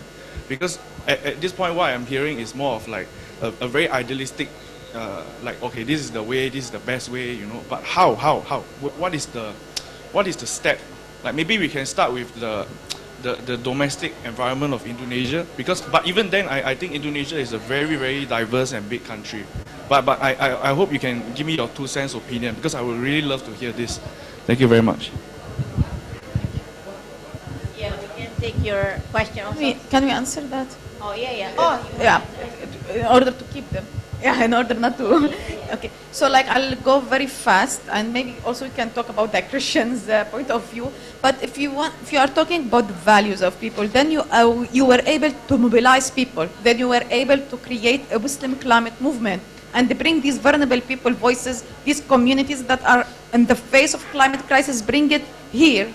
In this international dialogue, or bring it to the policy making. So when these people voices are being heard and these people are mobilized, then you have the power of people that can pressure companies to be friendly environment, and they can boycott them, and they can oblige them to work to be environmentally friendly, like to lower their emissions. But like if you want to talk about businesses, as businesses, really we need concrete, direct laws and policies for lowering emissions, and this should be by governments made.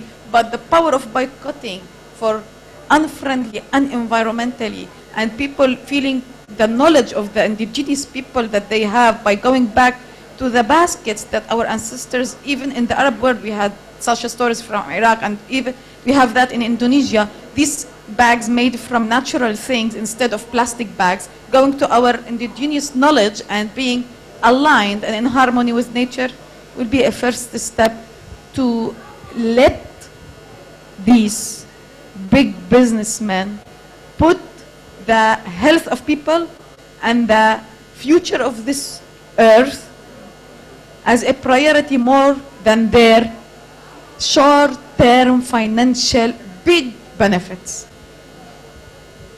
Just to add, most 80% of the world's population consider themselves spiritual or religious. So most of the heads of industries and governments are people of faith too. They consider themselves people of faith. We do our research to figure out who from particular companies or governments, what is their faith, and going back to the values. We try to use that discourse as a way of a saying of calling up their attention as to why they need to do, they need to change the way they're doing things, or why they need to do climate justice, etc. No? So we do, and then we name them by names. No? So we do that research. We name them by names, and we figure out what is their faith tradition and what are the values in their faith traditions that they're ignoring or they need to pay attention to. So that's kind of part of the strategy of our own organizing and the climate environmental movement. Yeah, so if I could add that, so like in the Faith for Climate Justice that we recently had a few 2 weeks before COP, like one of our call is to this big corporation, the fossil fuel industries, those who done related to deforestation. We call upon them on that, specifically what Nady said, that what is their faith tradition, because all these CEOs also people of faith. They just don't mention it. Then we do the research, what is their faith tradition, and then we call upon that values, because we believe that, in Green Faith we have the saying that our faith is stronger than fossil fuel industry, than the coal mining industry, the coal power plant, for those industry that, change the land use. So those, that is the values that we need to bring that to the, have the heart-to-heart conversation with the CEOs of the corporation as well. Assalamu alaikum. Women count for half of the population of this world, and I agree that we have a role to play, especially in a crisis which touches the lives of the entire planet. So as we are having this discussion, like a mix between interfaith dialogue, which is very close to my heart, and women, I am a woman, so I feel deeply concerned in this conversation, and I would love to bring also some elements of answer and not just be in this teacher-student setup. I think it's a huge problem. Nobody has the answer. And us, people of faith, we believe in God, and that there is a higher justice above all the human justice. So how about we look first into the mirror as women? We keep talking about this cleavage or separation between women and men, and 96% of wealth of this world in the hands of men. I'm always questioning myself. Men of this world and women of this world are raised generally by mothers. So a question to ask ourselves, I have no pretension to bring any answer, but just questions, that how do women and mothers raise their gender diversity inside the family? And more women are called to the workplace, but I can speak for Morocco, my country. It's still ingrained even in, I would say, maybe in my brain, I carry it from my ancestors, that the family raising is the matter, is the responsibility of the woman, and bringing bread on the table is the responsibility of the man. So this is the first thing you talked, I liked what you said about mindset and cultures and change. We live in a world that cannot anymore be carried with a patriarchal mindset if we want to solve. So this is one question, and the solution is not in the hands of men. I thank all the men sitting here. We are responsible for our own problems, and we should carry it as mothers and as women. The second point, interfaith. So if we sum up Christianity, Judaism, and Islam, which are the three known monotheist religions we have in common, that we believe in one God, we count for more than 4 billion, more than half of this planet. And Where is the problem, in my humble opinion, is the multitude of organizations and NGOs and initiatives and platforms and coalitions, and everyone is trying to do something, but none of this is coordinated and none of this will have any bigger impact. Thank you, Noha, for sharing stories, and I was proud to hear stories coming from all Arab countries. But so what? I think in order to bring change in a system, you need first to understand how it works. So your question, and thank you, dear colleague from Singapore, it's a very logical, scientific, business-oriented question. How?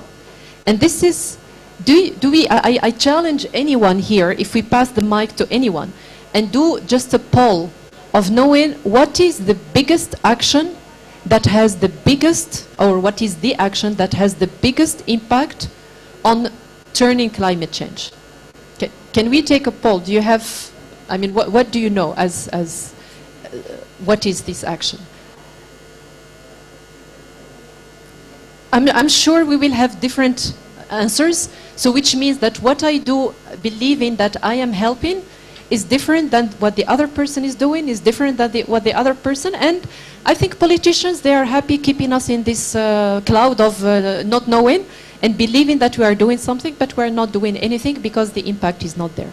So the second question, and I will just stop it here. So one question, what can we do to raise the future generation of girls and boys equal, and to work together instead of working against each other and complement each other? And my second question, in the interfaith specifically, how can we create one common movement or one common idea or one common organization where everybody would identify themselves, not Muslims doing their thing and Arabs doing their things and Indonesians doing their things and Jews closing on themselves and Christians their things. We still talk about separation, and separation will never lead us anywhere. Our prophets, they were able to engage masses. Prophet Muhammad sallallahu alaihi wasallam, he's till today, after 1,400 years, considered the most influential man. If he had social media, he would be maybe the top ranking. So how do we create this kind of power that goes beyond any interest, any money, any ego, any differences? And thank you, and sorry for taking a long time. It's just because I love this topic. Yeah, like it's very powerful and it's very straight to the point. So I'll take one question and I'll leave the second for you, if that's fine. The key in having a new generation is education. So if we have a curriculum and based on climate education, gender justice from school, from the beginning, so this will help us in building a new future.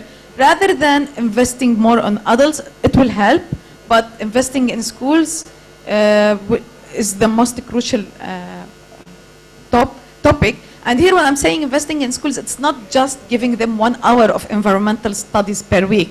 I'm saying even if it's math, we can say 2 CO2 plus 2 CO2 equal 4 CO2, so they are introduced to climate change, or like what are the greenhouse gases.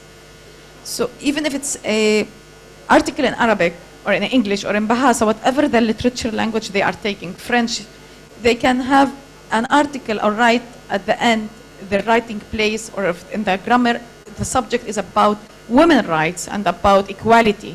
And here, like, we need to work as environmentalists, let's say, on equity and not only equality, because people are suffering, but not all of them know how to stop this suffering or how to adapt, so they don't have the tools. And others have a lot of tools, and this allows us, unfortunately, I'm not here in naming, but if you go on national levels, we have like one-man show. You don't feel that they are ready to cooperate with each other.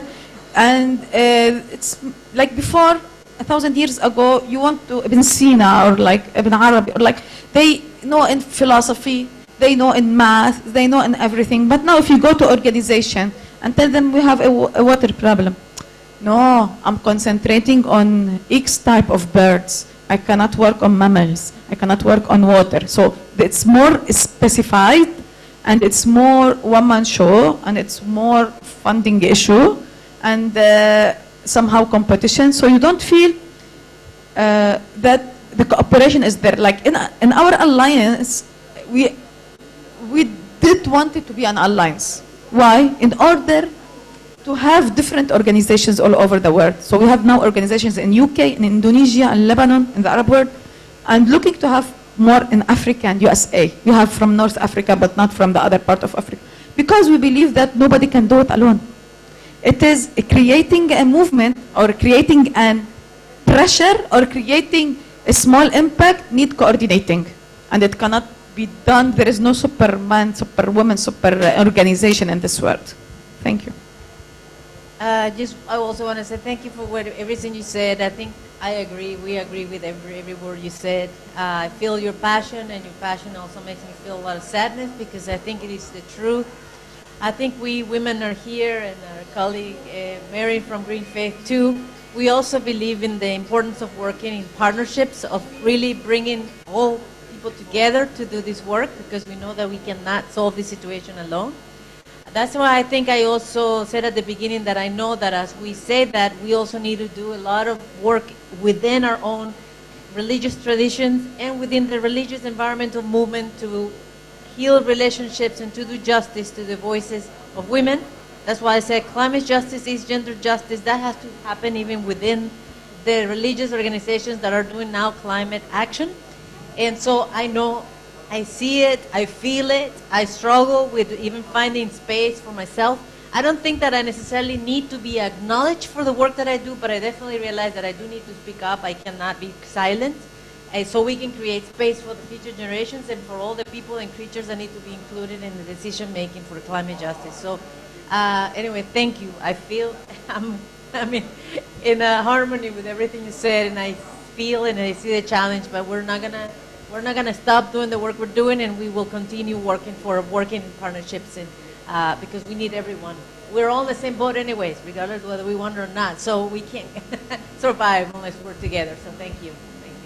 Thank you for the question. And yes, we are actually working on it, and we're hoping the next COP we will have our own faith pavilion where all the faiths can come there, all the people that work from different faith tradition will come, and then we feel there's also there's no coordination, like you said. We need to have this coordination because this is very important, so we know who's doing what rather than in silo.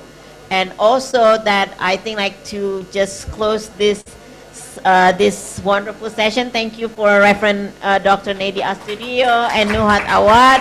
And I want to remind us to, I think this is an Arabic I think proverb, something like that.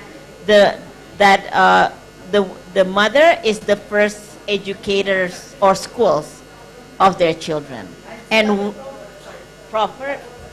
It's like الأم مدرسة إذا أعددتها أعددت شعبا طيب الأعراق, which is like a mother is a school, and if you well prepare it, you're gonna prepare a generation, good generation. Yes. Yes, and we are in desperate need of a future generation that going to be a future leaders who care for this planet and have a harmony with the environment. Thank you. Assalamualaikum warahmatullahi wabarakatuh. Waalaikumsalam warahmatullahi wabarakatuh. Thank you very much, Mbak Nana, and all distinguished speakers. And thank you also for the participants for the questions, the comments, very insightful. And we can say that on behalf of the Indonesia Pavilion, we do provide this space, this safe space for different communities, youth, faith, indigenous communities as well here, to have a platform for them to voice themselves, and then also to create not only individual actions but a larger movement. So thank you very much for sharing your actions, and I would like to invite all the speakers, Mbak Nana and also the other speakers, to come forward to the stage to receive a token of appreciation from the Indonesia Pavilion. Mbak Nana bisa foto dulu? Ya. So maybe we can have a picture first.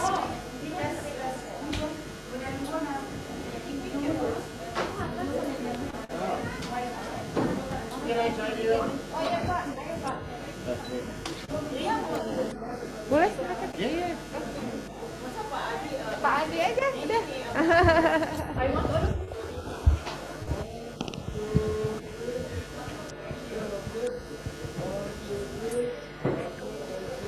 Wonderful. And Pak Adi, on behalf of Indonesia Pavilion, has a token of appreciation.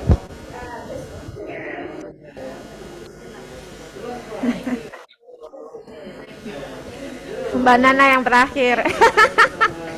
Karena sudah punya banyak. Alright, ladies and gentlemen, please feel free to enjoy our coffee and snacks outside. We will have a break for 7 minutes. Our next session will be about South-South cooperation and lessons learned from Indonesia, corrective actions on its national agenda. So, thank you again. Hopefully to see you soon in 7 minutes.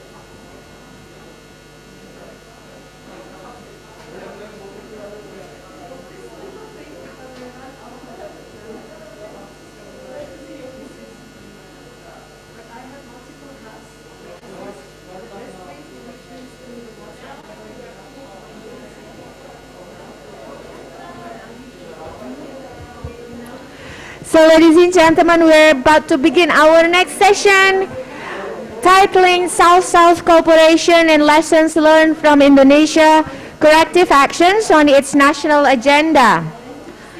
We will have speakers from various organizations joining our discussion, and we will begin in a few minutes, waiting for a few speakers and the participants to come join us here.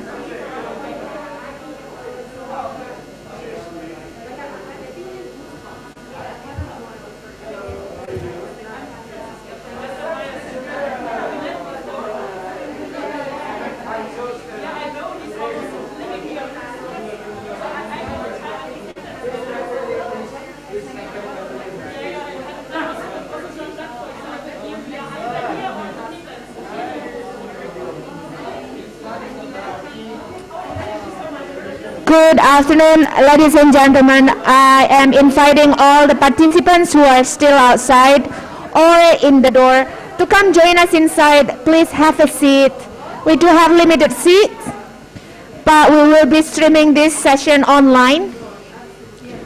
So I would like to invite again all the participants that you are still outside. You can bring your coffee and snacks inside so that we can begin our session very soon.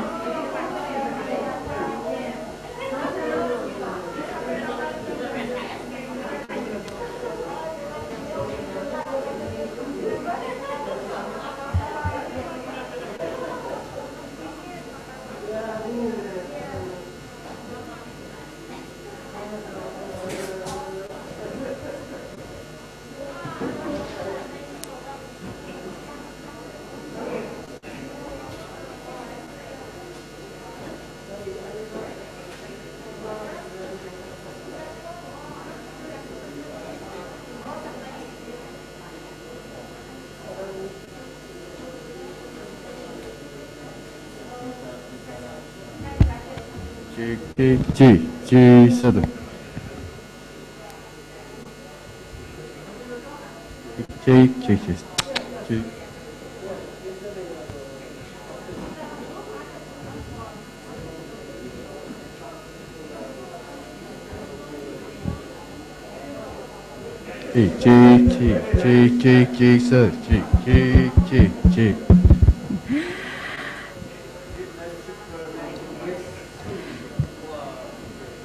All right.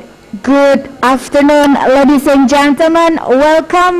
Welcome back to the Indonesia Pavilion COP26 2021. This is our 8th day. And for those of you who are just still joining, we are at the Indonesia Pavilion, and we will be discussing about South-South cooperation and lessons learned from Indonesia, corrective actions on its national agenda. This session is initiated by the Ministry of Environment and Forestry, and then we have several speakers joining us here in Glasgow and also online. One of them is from Peru. So hello, Mr. Jose Alvarez Alonso. I hope you are with us already here.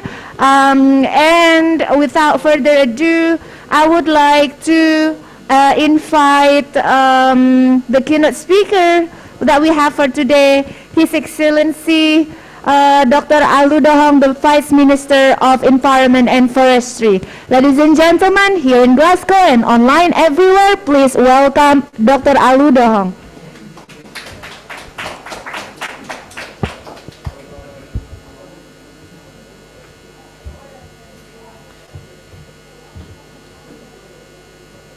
Good morning, especially from participants from other countries, maybe in the morning.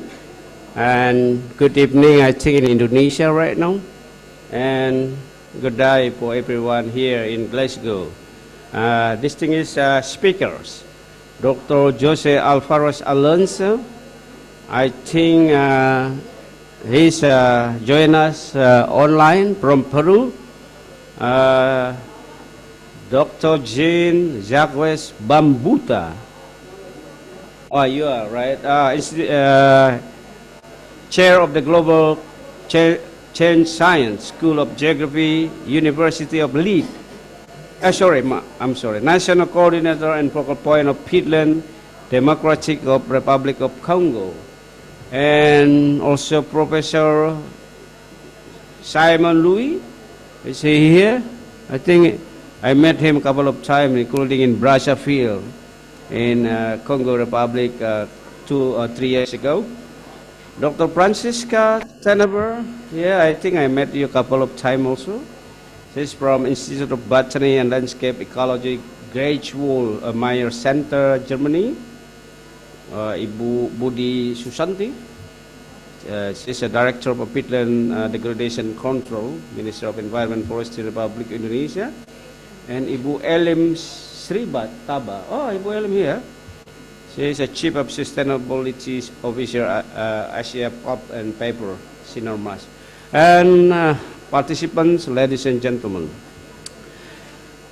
First of all, please allow me to extend my gratitude and appreciation for the hard work and dedication provided by Secretariat of International Tropical Peatland Center, or ITPC, which is hosted by Ministry of Environment and Forestry, Republic of Indonesia, for organizing this session entitled South-South Collaboration and Lesson Learned from Indonesia, Corrective Action on its National Agenda, that we have right now in this pavilions, Indonesian Pavilions COP26 in Glasgow. It is my great honor to have this opportunity to address this session to recall the establishment of International Tropical Peatland Center as an important platform for South-South collaboration, and to reflect our achievement of working together for the past 3 years, and to share Indonesia's experiences and lessons learned in managing tropical peatland to achieve our national development agenda, while also contributing to the international commitment, including raise our climate ambition. Distinguished speakers, participants, if I can recall, in May 2018, global champion for climate change were the scientists, policymakers, practitioners were brought together during Global Peatland Initiative 3rd meeting in Brazzaville, Republic of Congo. I also were there at the time, and at the time, strong South-South exchange commitment by Indonesia and Congolese government were captured in Brazzaville Declaration on Peatland as one of the outcomes. The declaration encourages cooperation between government sector to protect the benefits provided by the tropical peatland. I need to also to say here, actually, my DG Pak Agus Justianto at the time already invited, senior officer from from Congo Republic, yeah, to come to Indonesia to join together, to have a field work together. But unfortunately, this pandemic COVID-19, just came, and we just not cancel it. Actually, I think we just postpone it. We will see the possibility to have it again in the coming future. So bring our colleague from from Republic of Congo, possible also DRC later on, to share, to see what happened on the ground, and we can, build up upon this kind of practices, experiences, in order to also to do something similar in Republic of Congo and DRC, probably also in Peru, because Peru government just joined us, I think, in last 3 months, yeah, to July, yeah, in join ITPC. This thing is participant. As a strong South-South collaboration, the Minister of Environment and Forestry Republic of Indonesia, Ibu Siti Nurbaya, hosted Minister of Congo and government representative from Democratic Republic of Congo for working week and launched the ITPC, International Tropical Peatland Center, in October 2018. I still recall that Minister of Arnett, yeah? Minister of Environment and Sustainable Development from Congo Republic, she was there. And actually this ITPC was built on the principle of true cross collaboration and integration, building a resilient and holistic platform for science, policy, and practice, as well as attracting the best mind working on research and practice in the field. So this platform, ITPC platform, actually we try to build up like a knowledge management, a lesson learned center of excellence for sharing lesson learned practices and many things in terms of managing tropical peatland globally. So this center actually encourages and brings together interdisciplinary scientists, researchers, practitioners, and other stakeholders to work together on tropical peatland research and practices, sharing as a key input for policy. So, distinguished speaker, participant, the establishment of ITPC will be an important platform for Southeast collaboration and advanced implementation of the UNEA resolution on conservation and sustainable management of peatland. I think this resolution was hugely suggested or submitted by Indonesia, and it's been adopted in UNEA resolution. Indonesia, and supported by other member states, of course, relevant stakeholder, has successfully convinced UN Environment Assembly to agree to resolution. And we show Indonesian commitment to collaborate with UN Environment's member state and other stakeholders to provide greater emphasis to the conservation, sustainable management, restoration of peatland worldwide in support of the sustainable practices of peatland management. This could be through capacity building, synergies, and collaborative action in managing tropical peatland ecosystem in wise and sustainable ways, and safeguarding peatland ecosystem services that evolve from the interests of relevant international organizations, member states, and other stakeholders. Ladies and gentlemen, distinguished speakers and participants, since its inception in October 2018, the ITPC has hosted and participated in many international forums in its efforts to promote sustainable management of tropical peatlands. Various knowledge sharing and exchange have also been organized in collaboration with both international and national partners. ITPC is currently building a knowledge platform that can be used as to-go place for information on peatland, connecting knowledge and research to people. So I always mention that research is very important. Research is not doing research just for research, but doing research for implementation on the ground is the most important.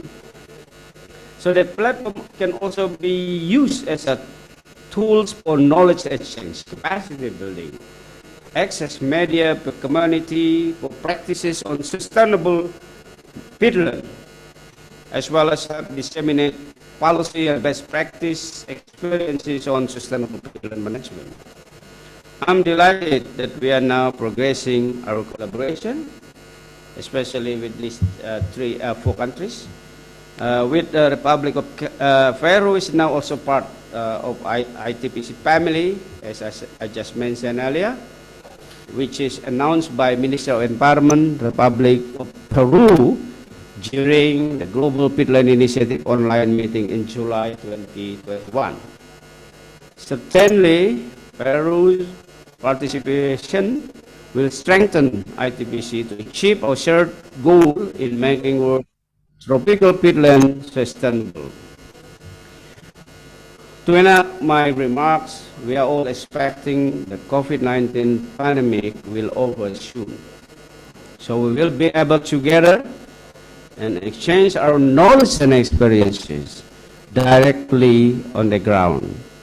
ITPC welcomes the contribution of multi-stakeholders, including universities, research centers, private sectors, to support the South-South collaboration through this ITPC platform. I thank you all for your kind attention, and wish this session will be able to strengthen again our collaboration in order to better manage our tropical peatland in wise and sustainable ways. Thank you very much, and very good afternoon to all of you.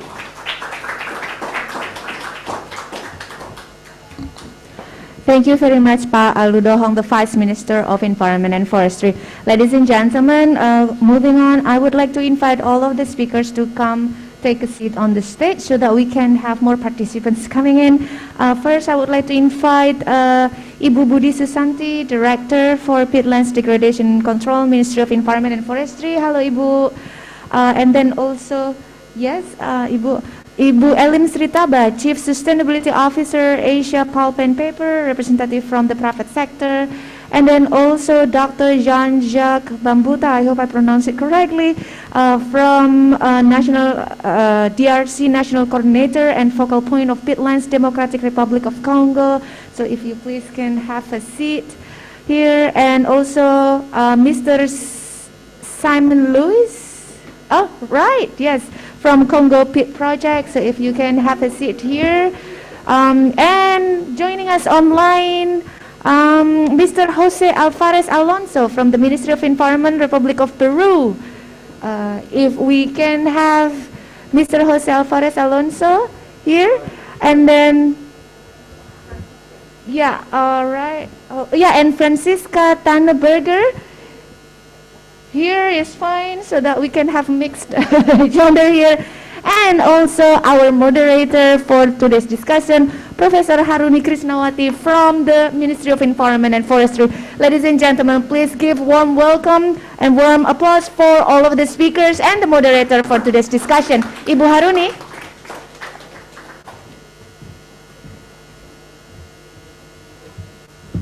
Thank you, Ms. Leah. Good afternoon here in Glasgow, and good morning in Lima, Peru. Dr. Jose, Excellency Vice Minister Environment and Forestry, Republic of Indonesia, Dr. Aludohong, distinguished speakers, participants, ladies and gentlemen, welcome and thank you for joining the session on South-South collaboration and lessons from Indonesia corrective action on its national agenda at the Indonesia Pavilion COP26. I am Haruni Krishnawati, Principal Researcher with the Ministry of Environment and Forestry, Republic of Indonesia, and also Lead Coordinator of ITPC. Excellency, distinguished speakers and participants, this session aims to share the lesson learned from Indonesia and other tropical peatland countries, especially in ITPC countries, on how to govern peatland knowledge to ensure country sustainable ecosystem and human well-being for national and international benefits for peatland. And also, there will be a good opportunity to exchange and discuss the similarity, the difference, and how we can figure out this peatland policy can be adaptable to each country.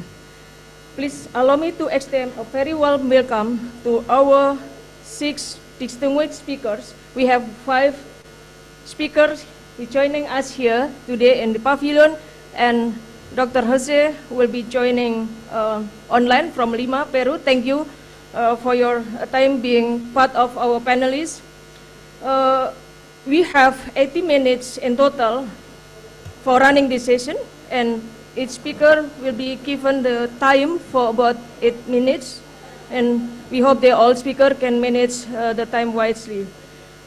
Distinguished speaker participant, without further ado, I would like to invite our first speaker, with joining quite far from here, Dr. Jose Alvarez Alonso, the Director General of Biological Diversity, who is responsible for peatland from the Ministry of Environment, Republic of Peru. Dr. Jose, good morning. He will be delivering his talk, I think in Spanish, but will be interpreting in English. We would like to hear more from you, from your point of view, how to accelerate the actions to tackle climate change through the collaboration between governments, business and civil society, especially in protecting biodiversity and peatlands area. And what is the Peru government strategy for resilient to avoid loss of peatlands area, livelihood and biodiversity? And maybe if you could also share the best synergy, how we may work together for Peru and ITBG member countries, referring to lesson learned that we will listen here in this session. Dr. Jose, time is yours. Thank you very much. Good morning.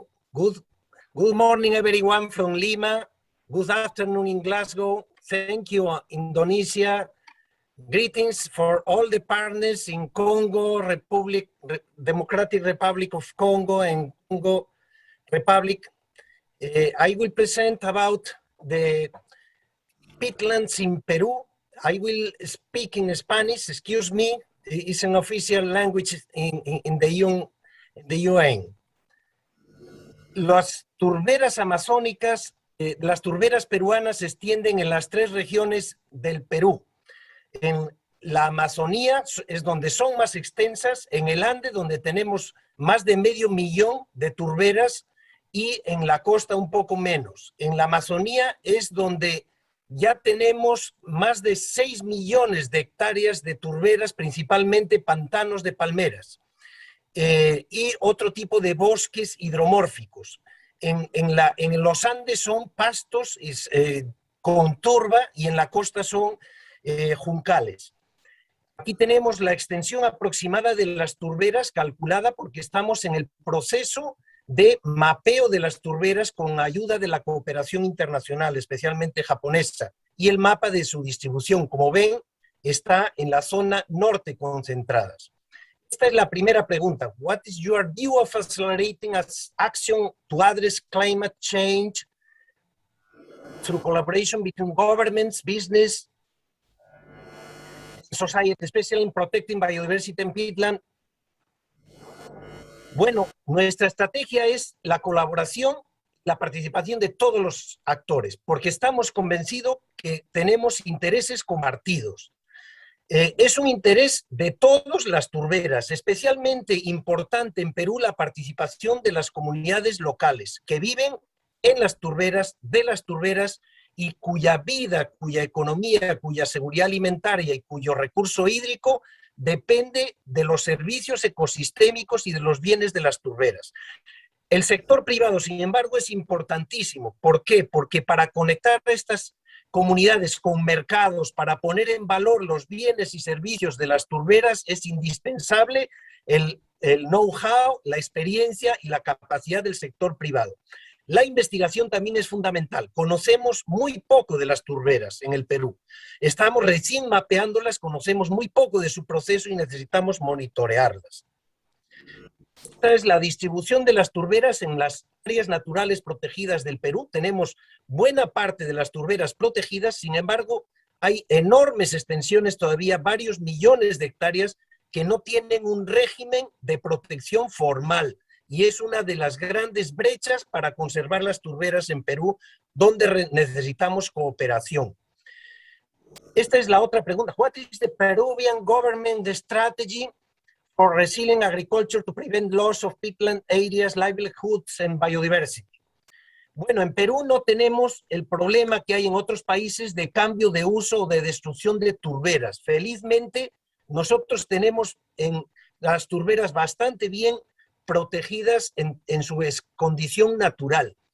Por eso nuestra estrategia es Productive Conservation, conservación productiva. ¿Qué significa esto? Que los actores locales, principalmente las comunidades, conservan pero beneficiándose, generando riqueza de los ecosistemas en su estado natural.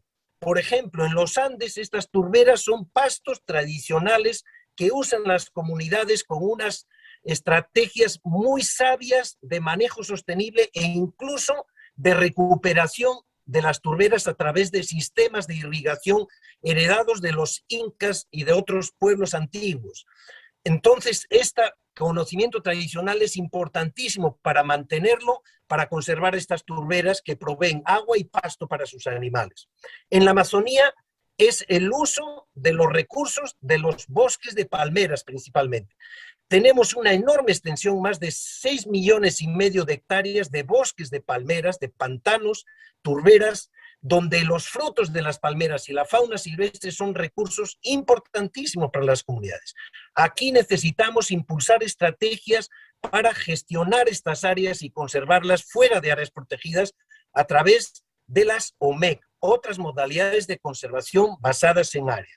Así que aquí necesitamos impulsar muchísimo la inversión pública y privada para poner en valor y para conservar estas turberas con las comunidades locales. Estas turberas amazónicas son muy ricas en palmeras, como decíamos, de ellas depende las comunidades locales para su economía, su subsistencia, sus frutos son muy nutritivos, son apreciados por el mercado y ya hay empresas, justamente en Glasgow, hay algunas de las empresas que están poniendo en el mercado, en alianza con las comunidades, productos de estas palmeras, por ejemplo, bebidas, cosméticos y otros productos que son cosechados de forma sostenible por las comunidades. Un ejemplo es estas bebidas, por ejemplo, que una multinacional peruana que está colocando ya en el mercado internacional, también bebidas de frutos amazónicos cosechados por las propias comunidades. Este es un modelo win-win, donde todos ganan. Gana el planeta porque se conservan ecosistemas ricos en carbono como son las turberas. Gana la biodiversidad porque conserva ecosistemas riquísimos en biodiversidad donde abundan animales como los tapires, las guanganas o los pecaríes, etc. Ganan los consumidores porque consumen un producto altamente saludable, amigable con el ambiente, sumamente nutritivo. Y ganan las comunidades porque encuentran estilos y modos de vida sin cambiar su forma tradicional, sin alterar su entorno y sin alterar sus costumbres, cosechando lo que da la naturaleza. Y aquí tenemos algunas noticias del lanzamiento, por ejemplo, de estos frutos donde han conseguido un certificado de parte de la Reserva Nacional Pacaya Samiria de Amigos por la Conservación. Son frutos que conservan el bosque porque su aprovechamiento crea incentivos para mantener en su estado natural estos ecosistemas tan valiosos. Esta es la última pregunta. What is the strategy, the synergy that can best work for Peru and the IPPC member states with regard to lessons learned from Indonesia experience? Bueno, intercambio de información es valiosísima. Las 4 países miembros de la Iniciativa Global de Turberas, Indonesia, República Democrática del Congo y República del Congo y Perú, tienen enorme capacidad de intercambiar experiencias y de colaborar, de participar con su conocimiento, su investigación para un mejor manejo y conservación de las turberas. También debemos intercambiar conocimientos y experiencia sobre las estrategias de financiamiento, porque se requiere impulsar, inyectar recursos para el manejo de estos ecosistemas tan claves para el planeta. Y necesitamos involucrar a todos los actores, públicos y privados. Es una tarea de todos conservar estos ecosistemas y necesitamos también fortalecer las capacidades técnicas y operativas para un monitoreo de las turberas. Son ecosistemas muy vulnerables donde cualquier mal manejo puede liberar enormes cantidades de carbono a la atmósfera y acelerar el cambio climático. En Perú tenemos más de 3.000 millones de toneladas en solo las turberas amazónicas, lo que podría incrementar el cambio climático si se destruyese. Eso es todo. Thank you very much. Greetings from Peru.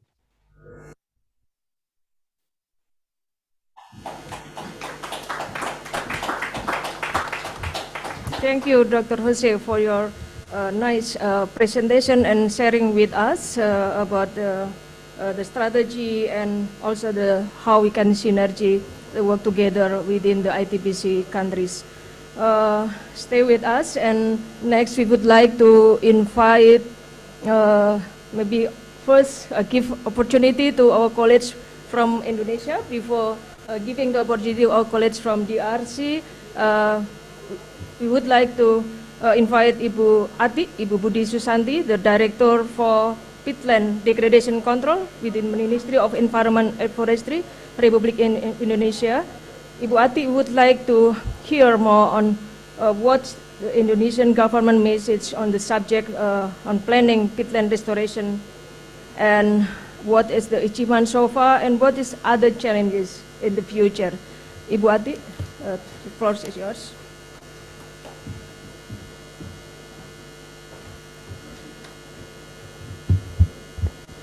Assalamualaikum warahmatullahi wabarakatuh. His Excellency Bapak Alu Dohong, the Vice Ministry of Environment and Forestry, the distinguished speakers all over the world, and also from Peru, and the participants in Glasgow or also over the world, because this session distributed also to the joint meeting, virtual meeting that can be accessed not only in Indonesia but also over the world.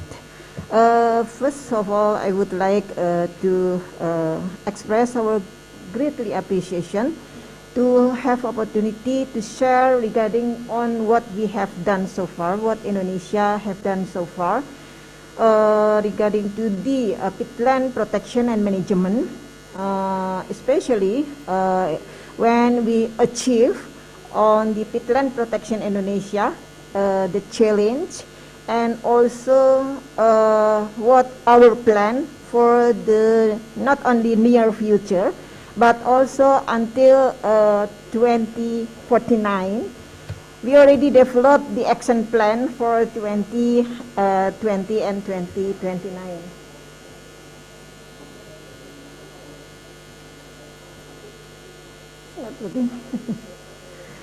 So Indonesia is the home of the largest tropical peatland in the world, and then followed by Congo and also Peru, and it is also the fourth largest peatland in the world after Canada, Russia, and United States.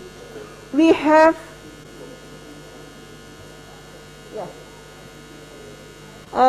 about 24.66 million hectares for peatland ecosystem in Indonesia, and consists of 865 PHU, peat hydrological unit, and it is also store carbon peat reserve at about 8 to 14% of carbon in peatland in the world.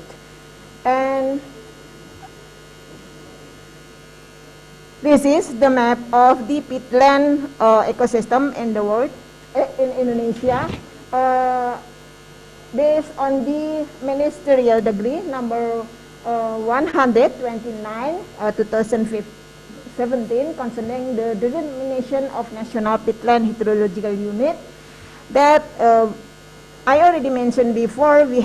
You have about 865 PHU. This map under scale of 1 to 250, and the left of mine is the peat national function map with scale 1 to 2050, 250,000 under the ministerial decree number 130 2017.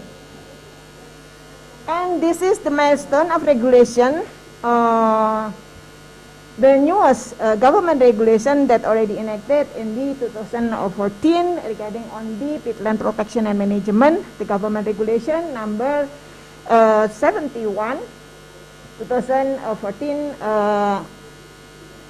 junto government regulation number 57 2016, and we already provide several ministerial regulation and decree to provide guideline for the practical and operational implementation in the field. And the newest one that already enacted in 2019 and also 2020 during the pandemic, we already enacted the government, the ministerial decree number 60 2019 regarding on the procedure of developing a peatland protection and management plan. It is a guideline for the provincial and district level to conduct or develop the peatland protection and management plan in their area. And also the newest one is the ministerial decree number 246 2020 regarding to the national peatland ecosystem plan, protection and management plan in Indonesia from 2020 until 2049. This is the scope of the government regulation, include the planning, utilization, controlling, maintenance, and supervision, and also administration sanction. This government regulation also gives us mandate to conduct the inventory of the peatland characteristic with scale 1 to 50,000, and also determination of the peat ecosystem function under with the same scale 1 to 50,000 as the operational reference for the implementation in the field. And this inventory is also as reference to conduct the development of the peatland protection and management in a national level, district level, and also provincial level, to conduct the water table measurement and also peat degradation and restoration based on the protection management, based on the PHU, peat hydrological unit. So this is what we already achieved. The first one regarding on the policy regulation and also guideline. As I already mentioned before, the two ministerial decree already enacted, and also we already established the operational guideline regarding on the determination of the location for determine the canal blocking in the field to improve water governance in the peatland ecosystem. And also the second one is the calculation and determination of the peat dome and peat mass, and monitoring and maintenance of the infrastructure for peatland reworking, and then also improving the community's participation on protection and management, what we call Desa Mandiri Peduli Gambut, or self-sufficient village for peatland protection and management. And the second one, enhance of the national and regional capacity, among other development of the information system. Currently we already developed the what we call CPEC, information system for peatland protection and management, and also among other will provide information regarding on the peatland monitoring, groundwater peatland monitoring that required for all stakeholders that having activities in the peatland hydrological unit. And also we will provide the revetting infrastructure location that we already developed, FDLS, and also conducting training to enhance stakeholders' capacity, not only for local government but also for the community and also business sector to improve their capacity and to improve their role in the peatland protection and management. The third one is the achievement of our peatland restoration. First, from the restoration concession holders, we already achieved about, until 2020, we already achieved about 3.9 million hectares from the 294 concession holders, divided into 70 forest industrial forest, and also 242 from the 244 from the palm oil industry. And then the other restoration area is in the community area. We already developed the Samandiri Peduli Gambut, what we call self-sufficient villages for the peatland protection management in about 236 villages in province, each province, and already cover restoration area about 45,000 hectares. And from the restoration, we already achieved the greenhouse gas emission reduction as a support for the NDC achievement at about 366 million ton CO2 equivalent for the total, and consists of the contribution for the greenhouse emission reduction from the industrial concession holders and also for the community. And this is what I already mentioned before, the guideline for the compilation of the National Long-Term Planning for Protection and Management of Peatland Ecosystem 2020 to 2049. And I would like to share what is the position of the Peatland Protection and Management Plan if compared with the other development plan in Indonesia. This RPPEG, what we call the Peatland Ecosystem Protection and Management Plan, will be considered by the other development plan, environmental protection and management plan, and also the other related, for example, spatial planning. And we would like to share what is inside in the document of the peatland protection and management plan in Indonesia for 2020 49. This document having about more than 200 pages. So I would like to highlight several regarding on the plan what we will conduct and we will achieve. The first one about the peat ecosystem utilization. For the utilization and peatland protection function, we develop the multi-stakeholder research activity and also sharing information, knowledge, and lesson learned from that, and also development of the environmental service utilization. And the second one, in the utilization of peatland ecosystem cultivation function, we already said we develop various cultivation activities while maintaining the hydrological peatland system. And this is the peatland ecosystem degradation management, divided into prevention and also degradation control and restoration.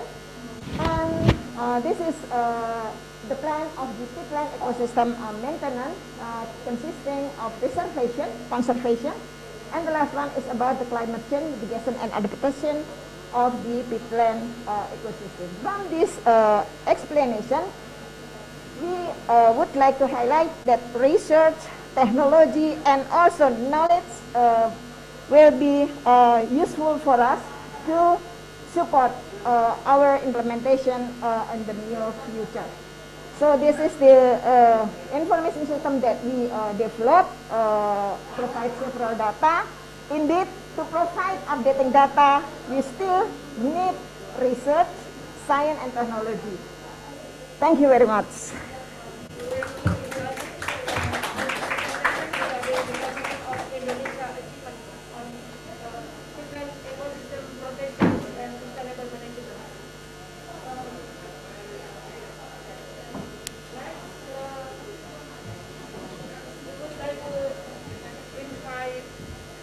Our colleagues from the Democratic Republic of Congo, National Coordinator and Focal Point of Wheatland, Dr. Jane Six Bambuta.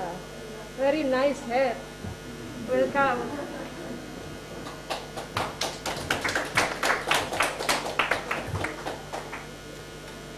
Thank you, ladies and gentlemen. I'm Jean-Jacques Bambuta from Democratic Republic of Congo. I'm in charge of peatland thematic. Since we are here to the COP, I have done, let's say, 7 presentations. So this is the 8th one. But the advantage is that this one is in English. All the others were in French. But so I will be jumping from French to English, sometimes to English, from English to French. So it will allow you also to improve your French and myself to improve my English. Okay. What I would like to do at this moment is just to share some information, general information in peatland management in DRC.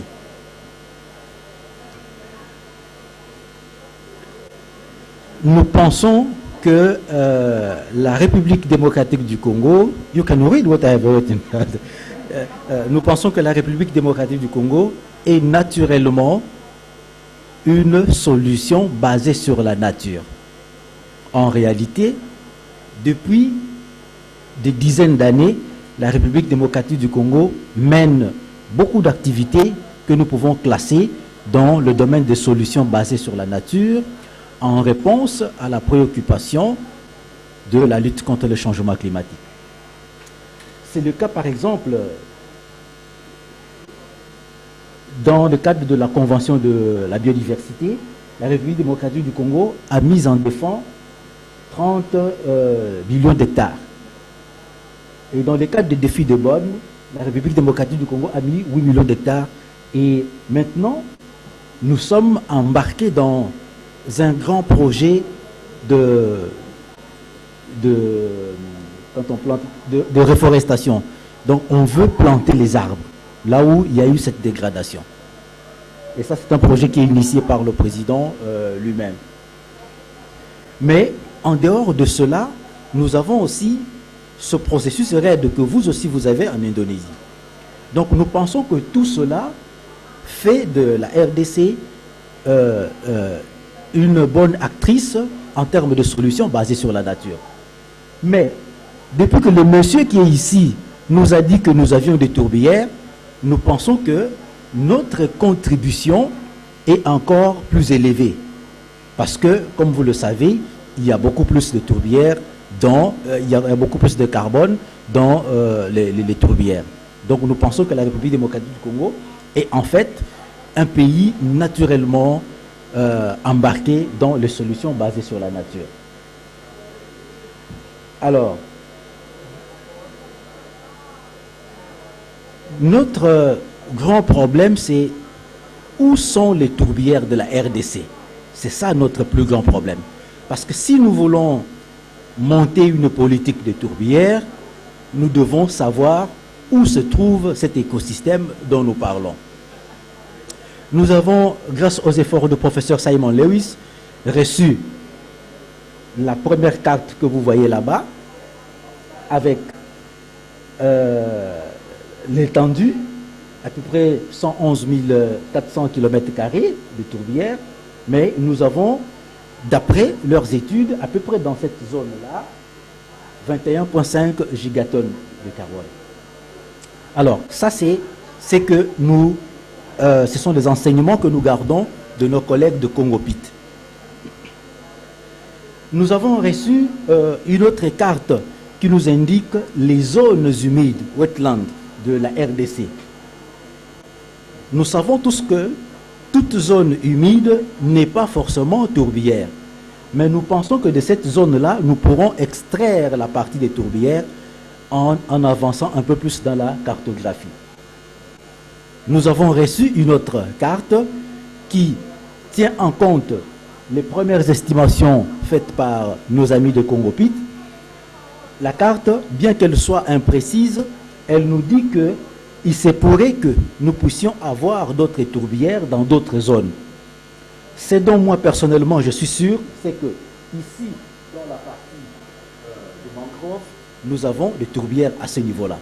Mais il va falloir que les collègues qui sont embarqués dans la cartographie et l'inventaire puissent nous appuyer davantage afin que nous puissions avoir des cartes.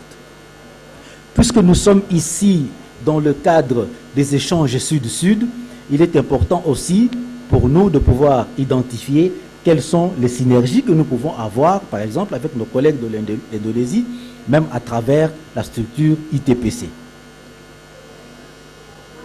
Alors, maintenant, en termes de gestion des tourbières, le ministère de l'Environnement, sur base des informations que nous avons reçues de Congo-Pit, le ministère de l'Environnement a monté une structure qui est dédiée à la gestion des tourbières, avec pour mission de pouvoir identifier une politique sur les tourbières.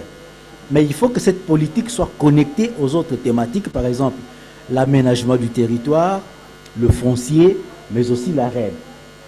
Donc il est important que nous puissions aussi développer des synergies, non seulement entre les dynamiques nationales, mais aussi à l'international. C'est là où les échanges sud-sud entre la République démocratique du Congo et l'Indonésie sont importants. C'est là où les échanges entre les transferts de compétences, par exemple, entre l'ITPC et la République démocratique du Congo, peut se faire dans ce cadre-là. Maintenant, nous avons aussi identifié une vision, parce que si nous voulons définir une politique de tourbières, il faut que nous puissions avoir une vision. Notre vision tient en Pitland for People and Nature, parce que il est important que la conservation puisse générer des retombées qui font en sorte que les personnes qui conservent puissent mieux vivre tout en continuant à conserver. C'est ça notre outlook dans notre vision. Actuellement, nous sommes engagés dans l'élaboration de la politique nationale des tourbières. Mais cela devra se faire à travers des études. Il est important qu'on puisse continuer la cartographie, il est important qu'on puisse continuer l'inventaire, il est important qu'on puisse continuer l'évaluation du stock de carbone, mais il est aussi important de pouvoir mener d'autres études, parce que ça serait bon qu'il y ait un lien entre la science, la technologie et aussi l'aspect humain et conservation. Ce sont ces études-là que nous sommes en train de vouloir mener en ce moment. Alors, il y a quelques défis. Il y a quelques défis et aussi des perspectives.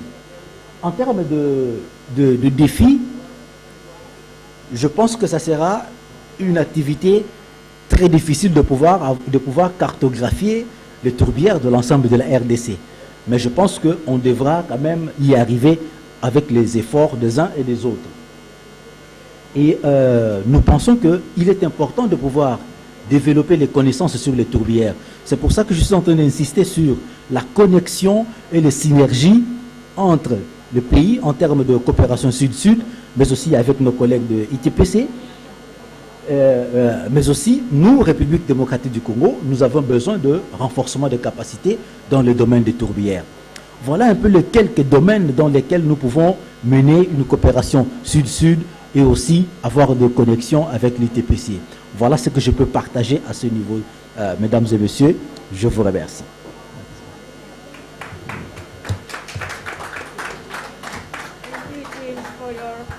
Insightful presentation and sharing with us about the peatland management in Democratic Republic of Congo, and also the challenge and the opportunity that we can work together in the future.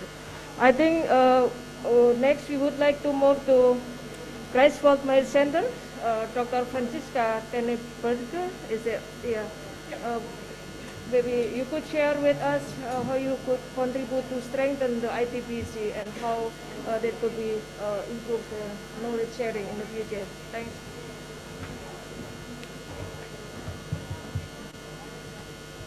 Thank you very much for giving me the opportunity to speak here. I come from the Greifswald Meyer Center. This is related in the north, in northwest East Germany actually.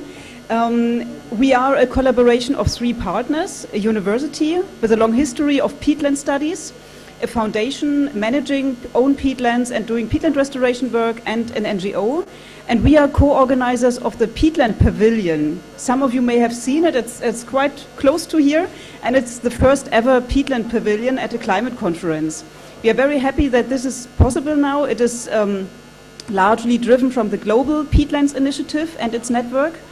And in the past, we have been here on climate conferences with single side events, but now it's really raising the profile of peatlands, and we have 2 weeks of program. So you're also all very warmly invited to the Peatland Pavilion. At my institution, we do research about peatlands. We are involved in peatland policies and also in practical restoration work. And I would like to simply give you a few examples what we are doing in tropical countries. For starting with the research, we are also the only German university with a chair of peatland sciences. And we work on various aspects. So we did research about peat formation in Southeast Asia, for example, about peatland ecology and vegetation in Peru, about peatland distribution. So we host the global peatland database.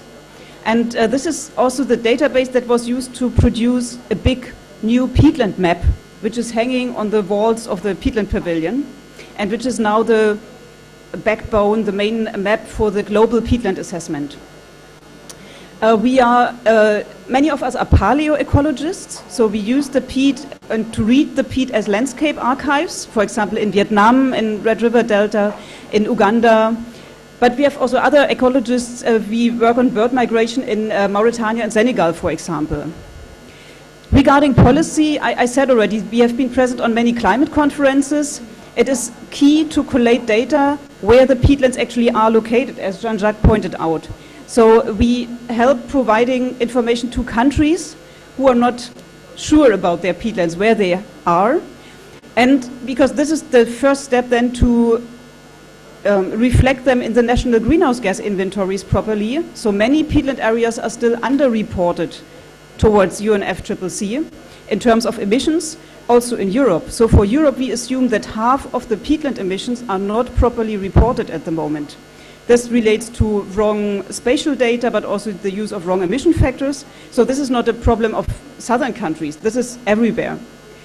We also inform countries to have better knowledge, to include possibly peatlands in their NDCs. And then going a bit away from the direct reporting, from the direct spatial data, we are also involved in work on carbon markets and carbon credits from peatland revetting. And this is really an emerging issue and an opportunity in many countries. So we support several voluntary carbon market initiatives in Europe, but we also, our colleagues of mine were co-authors of the carbon credit methodology from the verified carbon standard for tropical peatlands. And for example, we also collaborated in the high carbon stock study for Gabon. And then in terms of practice, restoration is of course a key issue, and we heard a lot about restoration in Indonesia. Indonesia is really the front runner for restoration of peatlands, and we like to use Indonesia as an example also towards our government, because we can say Indonesia has now revetted 10 times the area Europe has revetted already in its entire history. And so we have invited several times already the Indonesian ambassador to Germany, Pak Hawas, to our meetings at our Ministry of Environment to really speak about peatland restoration in Indonesia. And we are telling them, if Indonesia is able to do it, why not Germany? But yeah, maybe that's how it is. But we try to push our government a lot. So we also work about assessing ecosystem services, because this is very important that we look at peatlands, but not only at the carbon, but on all the other services as well.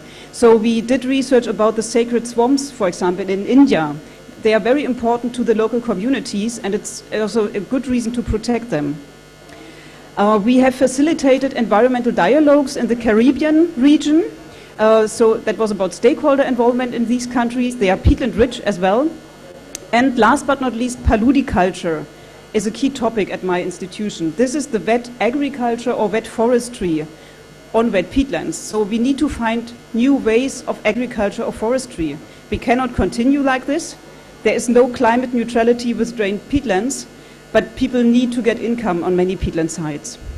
So, for example, we collaborate a lot with the Nile Basin Initiative countries, and they have interesting also historical forms of wet agriculture, and it's very important now to support and to the communities also to continue with this. And a very recent and nice case, we have a student, a PhD student from Zimbabwe. She works about haze and air pollution and COVID-19 in Indonesia at the moment. So we are hosting also a lot of students from various countries to do research. And this is also a very good opportunity now here in Glasgow to discuss with colleagues from various tropical countries about how we can actually support, and a key opportunity is student exchange. We need a lot of new young people getting involved in peatland restoration and peatland protection. So we are discussing now with ITPC and also BRGM, the Peatland and Mangrove Restoration Agency, to set up student exchange programs or student courses, specifically also developed for what is needed in the different countries.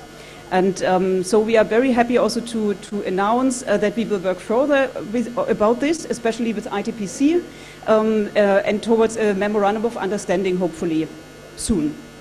Thank you very much for your attention.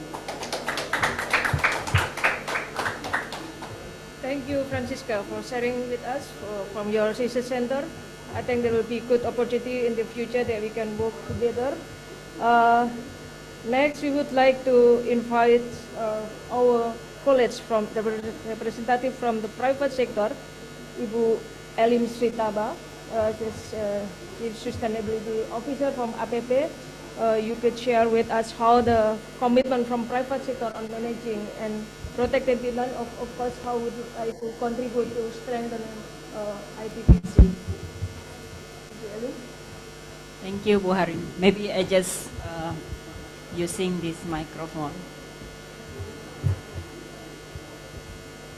So, good afternoon, ladies and gentlemen. My name is Elim. I'm coming from Asia Pulp and Paper. So today I would like to present, I think just now Ibu Budianti already explained how our government establish mechanism and regulate all the peatland management, and now I want to explain how private sector's role to implement all those regulations. So starting from our sustainability roadmap vision 2030, we aim to reduce carbon emission 30% by 2030, and one of our pillar is forest, and over 500,000 hectares natural forest conserves and included the peatland inside, and follow our forest conservation policy to implement all those vision. And talking about the peatland, of course, like what mechanism being explained by our government, so we start to inventorize to determine where is the peatland and the location that need to be protected, and how we have to develop the best practice management on peat. So this is all the stage. Of course, in 2013, we met our commitment to immediate moratorium for new development in the peatland and start to do data collection using LiDARs. We did 4 times LiDARs since 2015 up to 2019 to take several inventory data to be analyzed, and how we can design all the mapping within our concession in especially in Sumatra. So using this all data, we internal our artists team start to do counter analysis and then field identification to determine area for water zoning area mapping to improve our water management on the field. So this is one of the sample. Using all those LiDAR results, we improve the concession and then submit it to our government as a revision for our long-term plan to improve the water management. So this is some of the canal blocks that we have been done in our concession to ensure that all the water management in the production, in the conservation can be achieved the threshold that the government already set.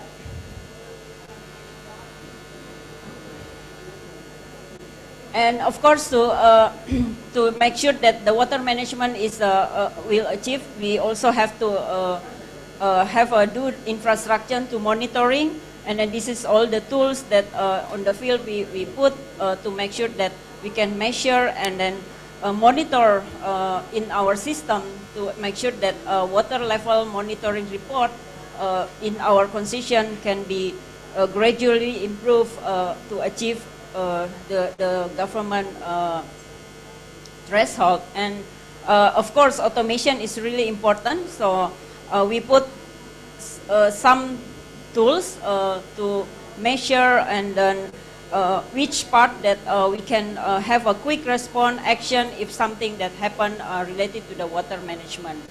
So talking about the rewetting, so in 2015 we decided retired about 7,000 hectares as our plantation area to be rehabilitated, become conservation.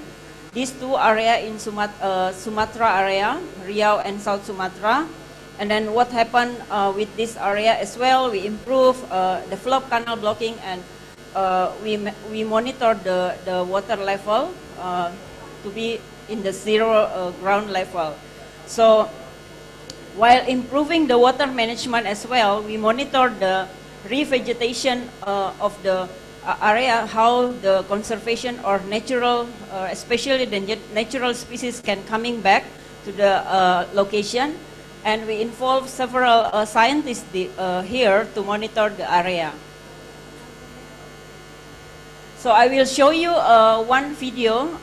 It's basically, this is the collaboration with the scientists, as well the local university, and also from the NUS, which is we continue to monitor the retirement area on how the challenges to do restoration in ex-plantation area.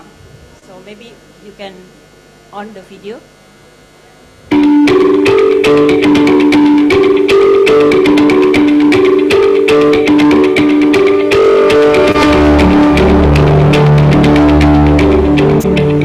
The Integrated Tropical Peatlands Research Program, INPREP, benefits from earlier research and data collected on the site together with Deltares, including a huge set of hydrological monitoring data in LiDAR.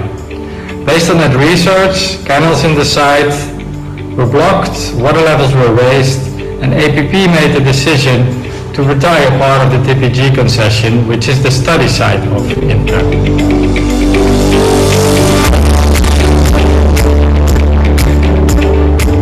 With this study, we contribute to science-based knowledge on peatland restoration through natural regeneration.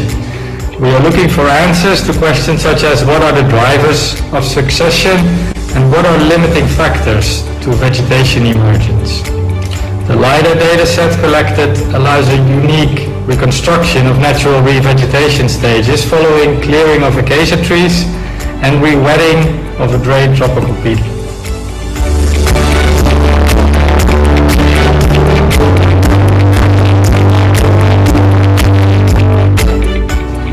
There are many challenges for restoration projects. Just planting trees is not enough. Finding sufficient ones, growing and planting the right seedlings for the specific site conditions is crucial, or restoration is doomed to fail.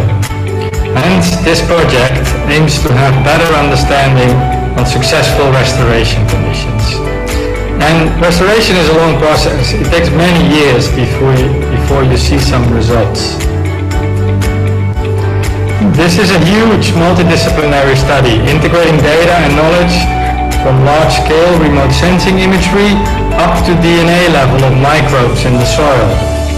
It's a first of its kind in many ways. It's a first on tropical peat, and first to study a large retired acacia plantation, first to create a LiDAR time series to monitor vegetation succession, the first to create a large-scale controlled experiment in 72 plots over 3 hectares, which is roughly equivalent to 7 football fields.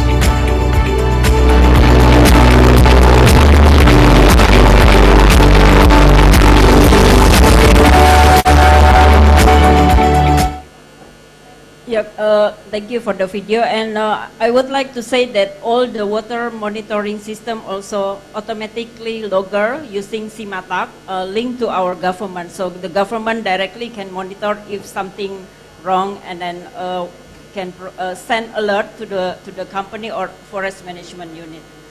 So talking about the paddy-culture, which is Dr. Francisca just now mentioned, so as a business as well, we try to find alternative species who can survive planting in the wetted area. So this is all the, we found 12 species which is suitable in the wet or peatland area, but as well can be used for the production.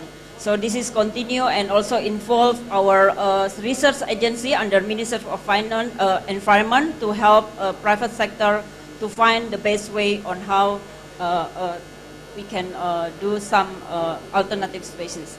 Another involving community, we also have a partnership to include the community on how they can be part of the restoration within this area.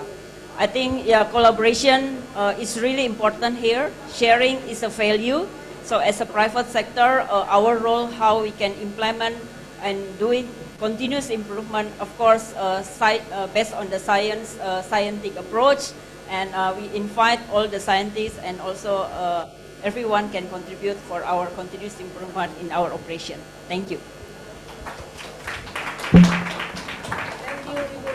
For sharing with us some private sector perspective of how we can strengthen to work together to peatland protections and management.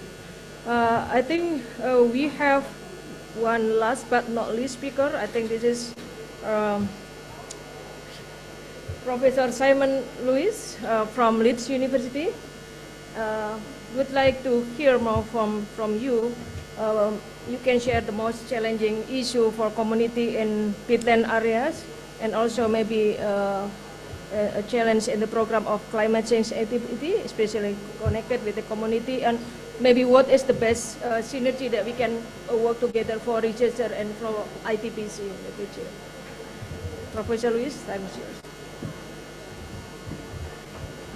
Thank you, and thanks for ITPC for asking me to speak on the Congo peatlands and their role in climate change. So we're, in contrast to Indonesia, in the central Congo peatlands, we're just at the very beginning of this journey. So in the center of the Congo basin is a very large wetland, the second largest wetland in the tropics, and home to some of the highest densities of lowland gorillas and elephants. And it's relatively undisturbed at the present time.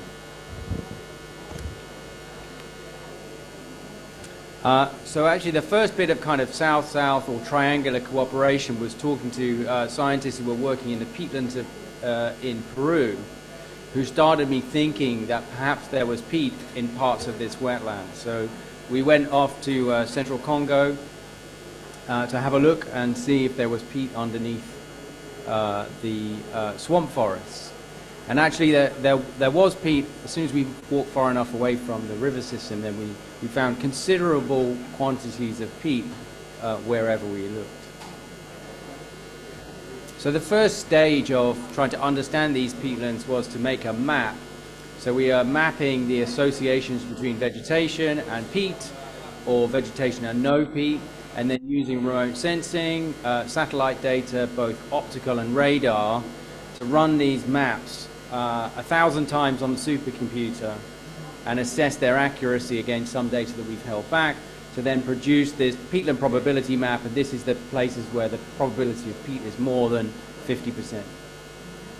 So then we have an idea about where this peatland is, between straddling the Republic of Congo and, as we heard before, the Democratic Republic of Congo. We do this in collaboration with two Congolese partners, Marian Ngwabi University and the University of Kisangani. So this is a big new finding, and it's the world's largest tropical peatland complex. So Indonesia has more peatland overall, but the peatland in Indonesia is split amongst a series of islands, whereas this is one large near contiguous region of peatland, covering an area about the size of England, about 150,000 square kilometers of peatland. So about a quarter of the world's carbon and tropical peat is in the Central Congo Basin. About 3 years worth of all anthropogenic carbon emissions, if that were all to be released to the atmosphere. And the second part after this result came out is we have the second part of South-South cooperation between Indonesia, the Republic of Congo, and the Democratic Republic of Congo, who signed the Brazzaville Declaration in Brazzaville in 2018 to encourage the international community to provide support to help conserve and keep these peatlands wet, and also to agree to wisely manage these peatlands going forward. But these peatlands are intact at the moment, relatively intact at the moment, but there are some threats to them from oil exploration, logging concessions, which are currently under a moratorium, cover about 20% of the peatland area in the Democratic Republic of Congo. They're not being logged at present. And potentially oil palm concessions as well. So in response to that, we have a third, I think, triangular cooperation, a new large grant to understand more about the science and to get the data to build mathematical representations of the peatlands, to identify the threats and what the impacts of those threats might be, to avoid the negative outcomes that we've seen in some places. And this includes our partners from the Republic of Congo and the Democratic Republic of Congo. So now we have a large team working on right from how the peatlands first formed, and we now know that these peatlands began to form about 42,000 years ago. So some of the oldest peat on Earth is in the Central Congo Basin, right the way through to building mathematical representation of these peatlands to insert them into the next generation of global climate models. So we can understand the influence of climate change on the peatlands and potential changes in the peatlands on the climate system. So what we are currently doing is some capacity building and training PhD students. We're also now having teams from the Democratic Republic of Congo going to the Republican Congo and vice versa, so direct exchanges. But what we really need is, in this early stages, is much greater investment in Congolese scientists and scientific infrastructure, so that the laboratory analyses that we're currently doing in the UK can be done in country, and that the scientists in country have all the resources and all the capacities and skills to monitor their own peatlands going forward into the future. I just want to highlight one thing that we published recently with the environment ministers and forestry ministers of the Democratic Republic of Congo, Gabon, Cameroon, and the Republic of Congo, and scientific advisors, calling on the international community to invest heavily in Congo Basin rainforest science, including the peatlands, because we will only get a sufficient understanding of these really important ecosystems if there's enough capacity to understand them within countries of the Congo Basin. So I hope this gets funded going forward. So our take-home messages: Congo Basin home to the world's largest tropical peatland, shared between Democratic Republic of Congo and the Republic of Congo, storing around 31 billion tons of carbon, around 3 years of all global CO2 emissions, and used sustainably by the local communities, but those local communities really need to increase their incomes, and central government needs to increase its income from these peatlands. So the beginning of this journey, which will require the international community in partnership with the two countries to develop economic models that keep the peatlands forest standing and keep the peatlands wet while increasing income from them. Thank you very much.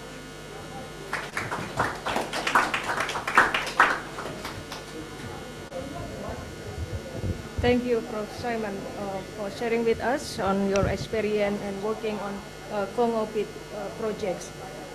Distinguished speakers, ladies and gentlemen, I think we already have all speaker, 5 speakers joining us here, and 1 speaker, Dr. Jose, joining us virtually from Lima, Peru. And we are running out of time, unfortunately, but if anyone from the audience here would like to ask the question, one question, we give the opportunity. If any questions you would like to ask? Any question? One question. Okay. Please introduce yourselves and just quick question. Thank you very much. My name is Keo Kühne with the Leave It in the Ground initiative, and I'm very sorry for arriving late, but it was very fascinating, so I was drawn in. You mentioned that the peatlands in the Congo-Brazzaville are threatened by oil and gas concessions. So in my organization, we have just undertaken a mapping of the overlap of fossil fuel reserves and protected areas to identify a potential synergy between biodiversity conservation and the climate convention to keep fossil fuels in the ground in these protected areas, quantify that, include it in NDCs, and make it part of the climate conversation. My question, and there is a proposal by Johnny West, supported by the Heinrich Böll Foundation, on giving money to Global South governments for not going forward with oil and gas extraction. That could be interesting. So, I was just wondering if that could be an interesting thing to explore, and if it is, well, maybe we just have a chat afterwards. Thanks. Okay, thanks. I give the opportunity to James to respond. You can.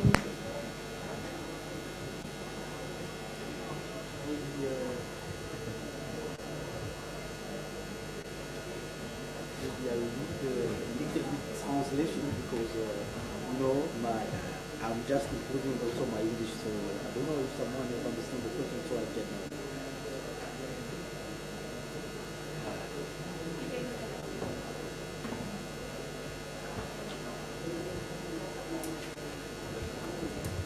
Oui. Posez la question en français, je vais tenter de répondre. Juste.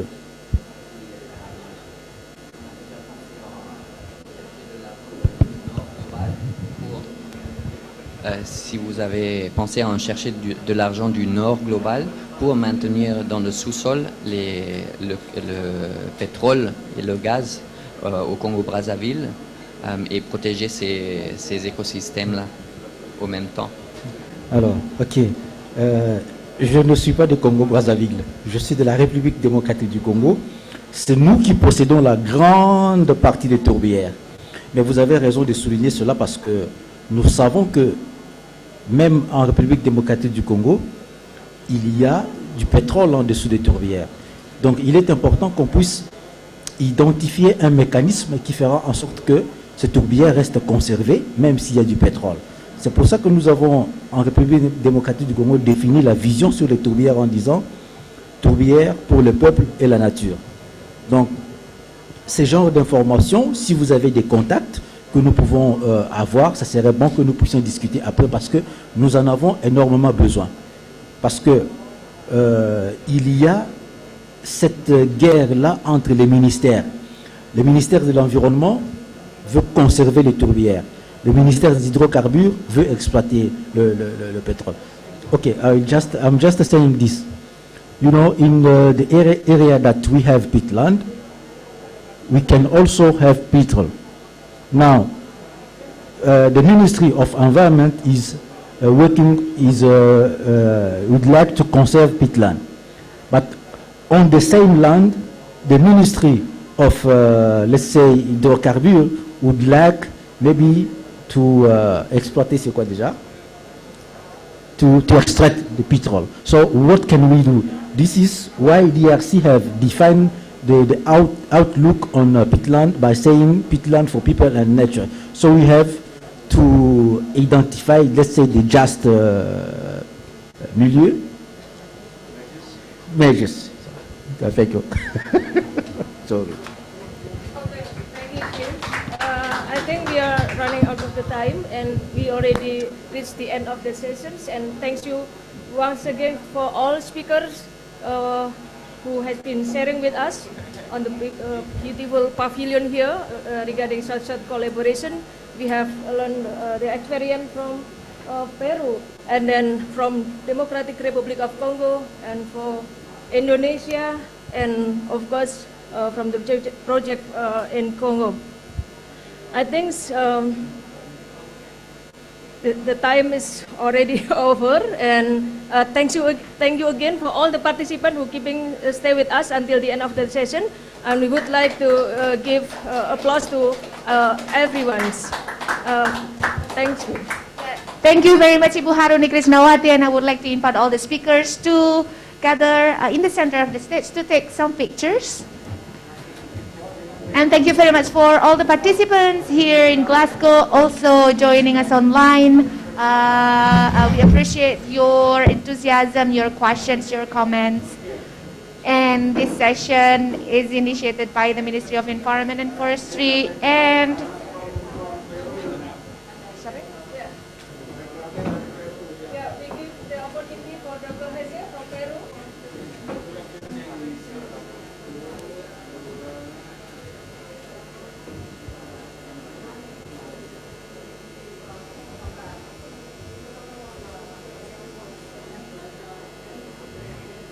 And then the organizer would like to give the token of appreciation to all the speakers that are here, and perhaps later sending it to, oh, that's too far, to Peru.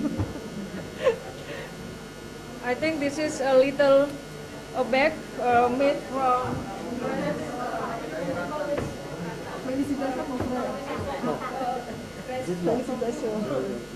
made by local community and Central Kalimantan.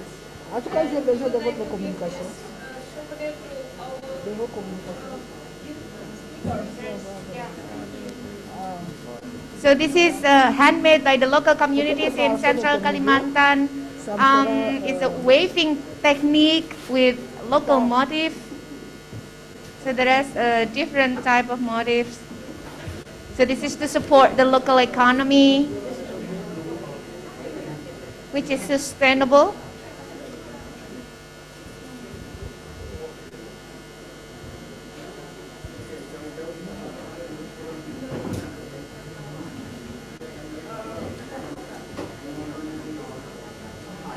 Hi, sir. Okay.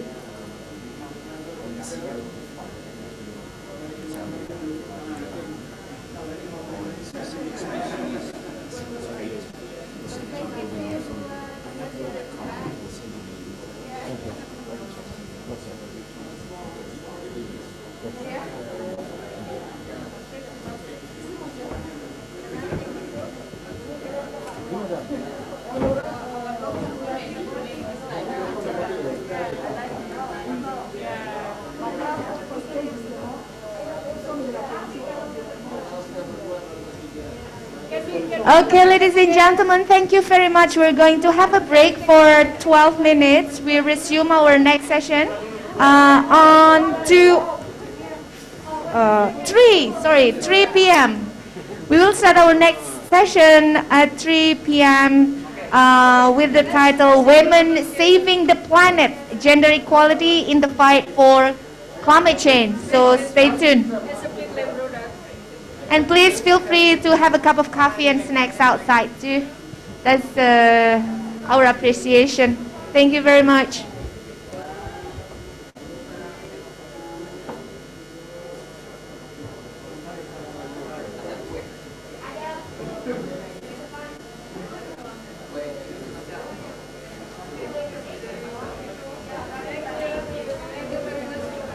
Thank you. You want to take a picture? Yeah, for sure. We'll send it to you. They make all the forest deal, protection of the Congo basin and forest and peatlands. Yes. And hoping that there's thank you. You can also send me Finding events that have a bit more integration. the first one. Okay, thanks. Yeah. We can be contacted by email. Yeah. Tu es ici Jusqu'à la fin de la porte. Thanks, Chef. samedi ou Thank you. Samedi. Ok.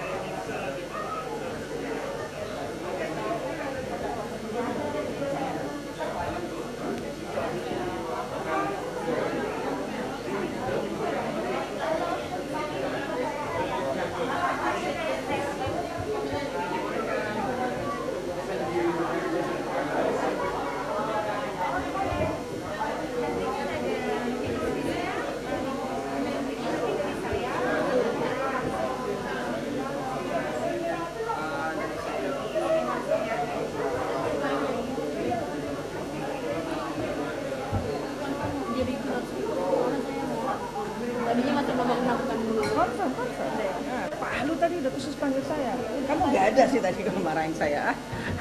Ya, pikiran saya butuh, ya nggak ada.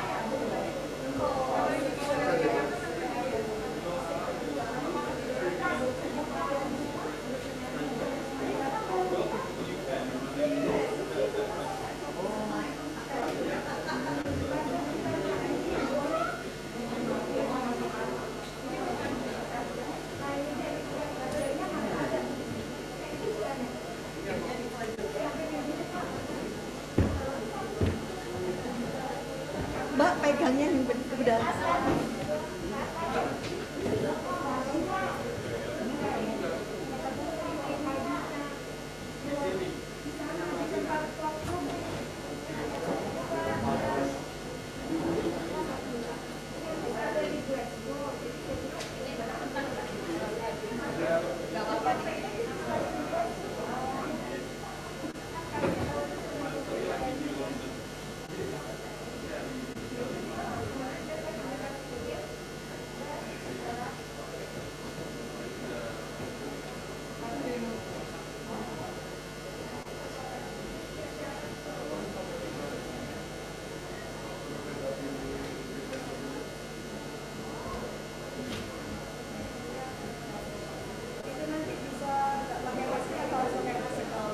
Boleh Bu, boleh nggak pakai masker?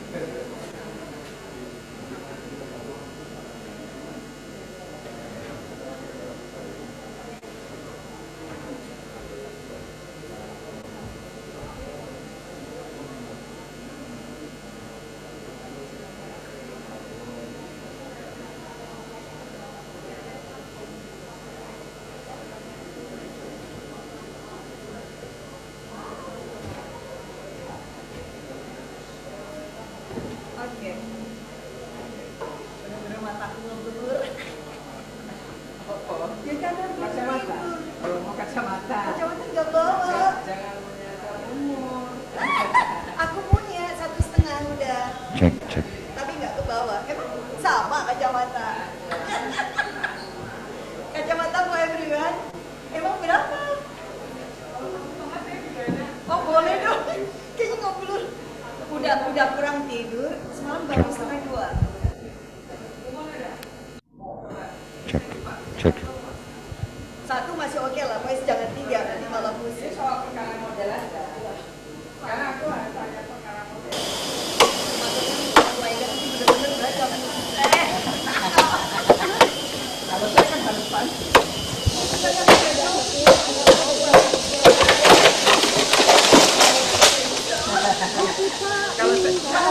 Cek.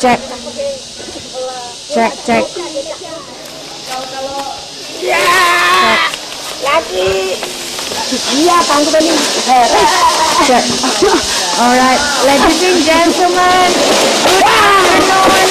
Welcome back or welcome to the Indonesia Pavilion. For those of you who are just joining, we are about to begin our next session on women saving the planet, gender equality in the fight for climate change. And I would like to invite all of the participants who are still outside, enjoying the snacks and also coffee, to come and join us inside. Take your seat, bring your coffee and your snacks inside. We're going to have a nice discussion on women saving the planet, gender equality in the fight for climate change. So we're waiting for another minute or two, until we begin. So please come and join us here, and then I would like to say hi also for the participants who are joining us online. If there are any, we are here live from Glasgow. It's our 8th day of COP26, and this is our 5th session of the day. It's jam-packed. So see you very shortly.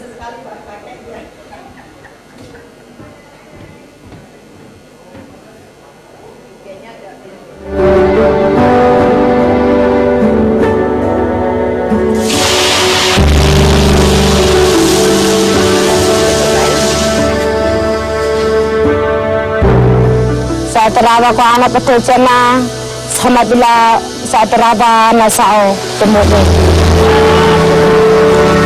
si minum si makan si mandi si sayang anak kandang rumah tu serasa aduh seperti anak kandang bumi rugi sekali.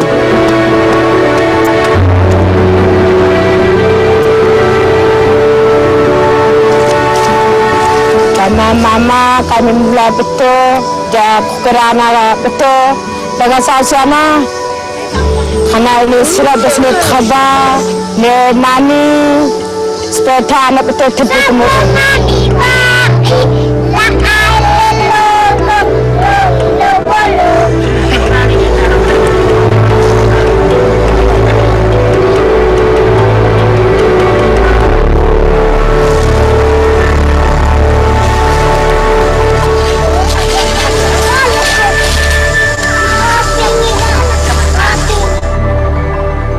Satu sekali salah anak betul rata kai kemudian masa kami ini baru.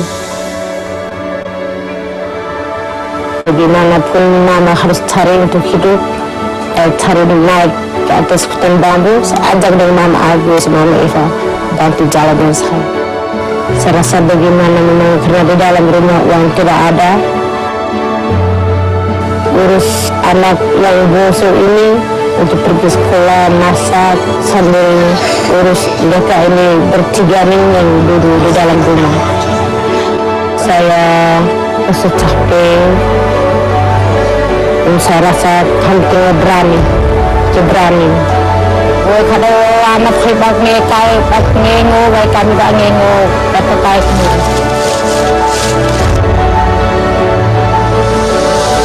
Jadi magana. Anak bekerja tepu temu deh sama bila anak sao.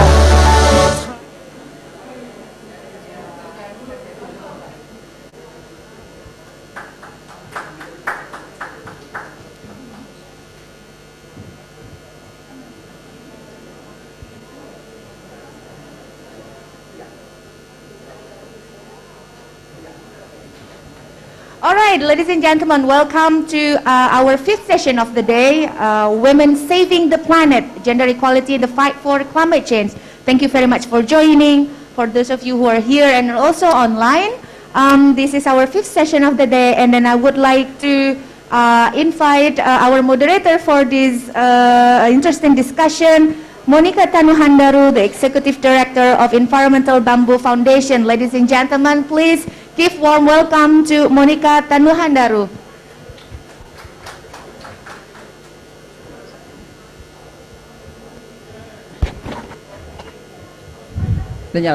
Okay. First of all, I want to thank the government of Indonesia, the Indonesia Pavilion, the governor of NTT, the chair of PKK NTT. I also wanted to thank Ibu Lulu, member of the parliament, our respective member of the parliament. She's the leader in Women in Politics. I wanted to introduce the speaker, but first of all, I'd like you to watch the film. The people that we're working with, the people that we talked about, the people that we're trying to help with billions of dollars pledge. Well, we're talking about the funding, the climate finance. They are real on the ground. They're doing things real on the ground. They're trying to save the planet. So I want all of you here to give 5 minutes of your time and do tweet, comment, and let me know after watching this 5-minute film, because whatever we do, what we're trying to do here in Glasgow, we're trying to help these women. Thank you.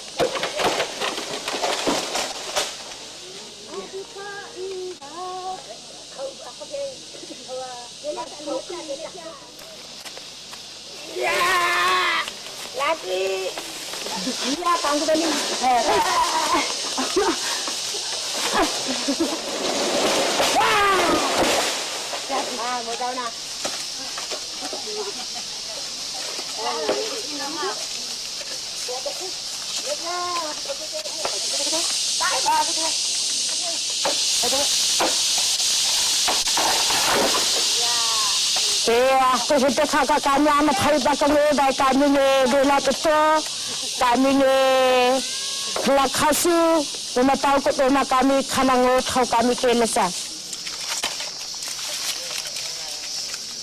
Akhir kata doktor baik kami rumah ibu rumah ada biasa tahu kami kelesa dia tahu.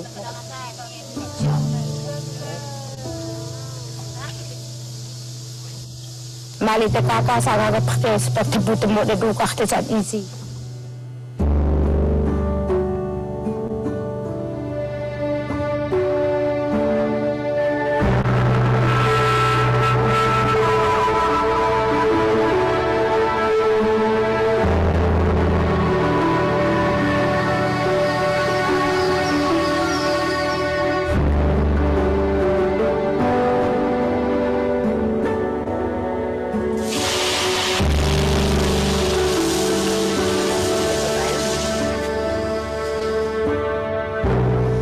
Saya teraba ko anak betul cina sama bila saya teraba nasao temu si minum, si makan, si mandi, si sayang. Anak kan bambu rumahku serasa aduh sebenarnya anak kan bambu ni rugi sekali.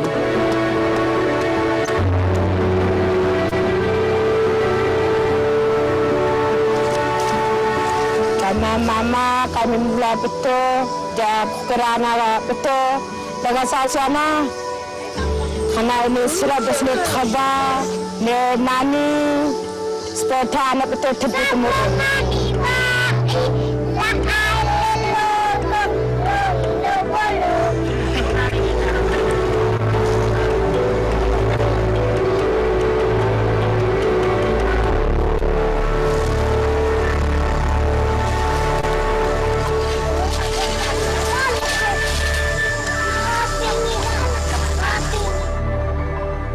Jatuh sakit salah anak betul rata kai kemudian masa kami ini baru.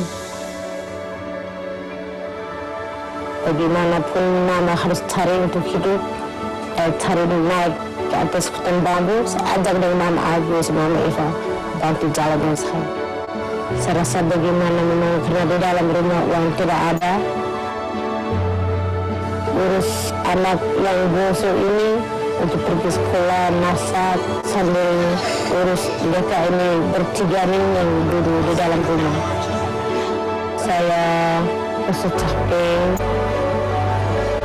saya rasa hampir berani.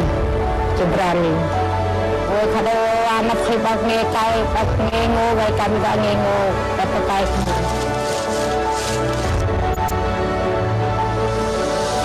Saya marana. Anak betul je temu deh sama bila anak sao sama bila satu keluar anak sao temu.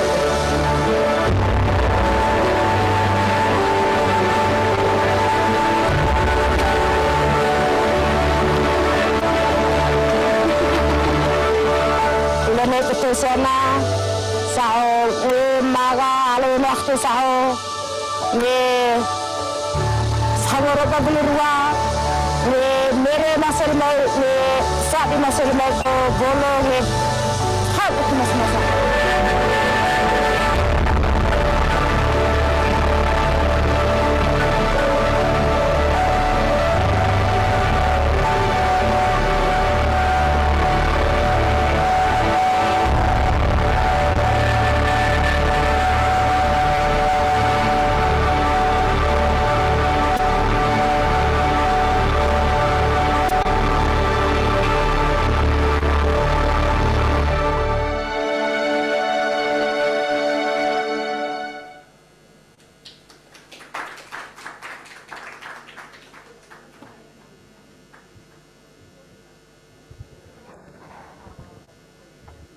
I call the Honorable Ibu Lulu, our parliament member, to speak on behalf of the women in Indonesia and our parliament member. Thank you.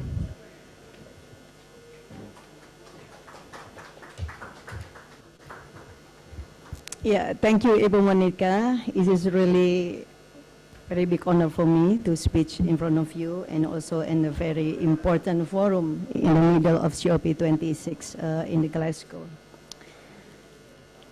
Assalamualaikum warahmatullahi wabarakatuh. Good afternoon, everyone. Yang terhormat Bapak Wakil Menteri Kehutanan dan Environment Republik Indonesia, Bapak Alu Dolong. I don't know where is he, and somewhere. Juga Ibu Julie Laiskodat. She is my friend in the parliament, but she is also the wife of the current governor of NTT, East Timor. But I don't know her. She is more than just a wife, but she is fighter for women's rights in NTT. And also all speakers, all inspiring speaker, I think.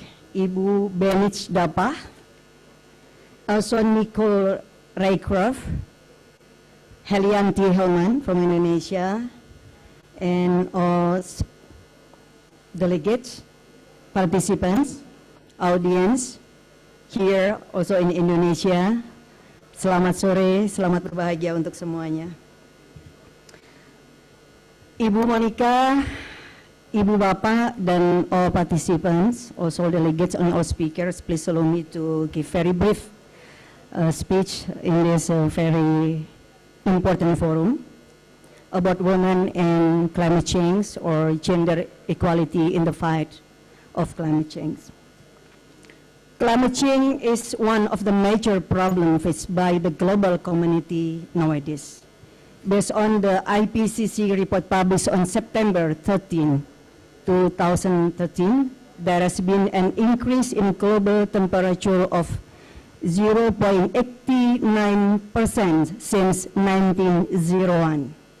The increase in Earth temperature also has an impact in Indonesia. According to the World Bank, region in Indonesia are vulnerable due to climate change.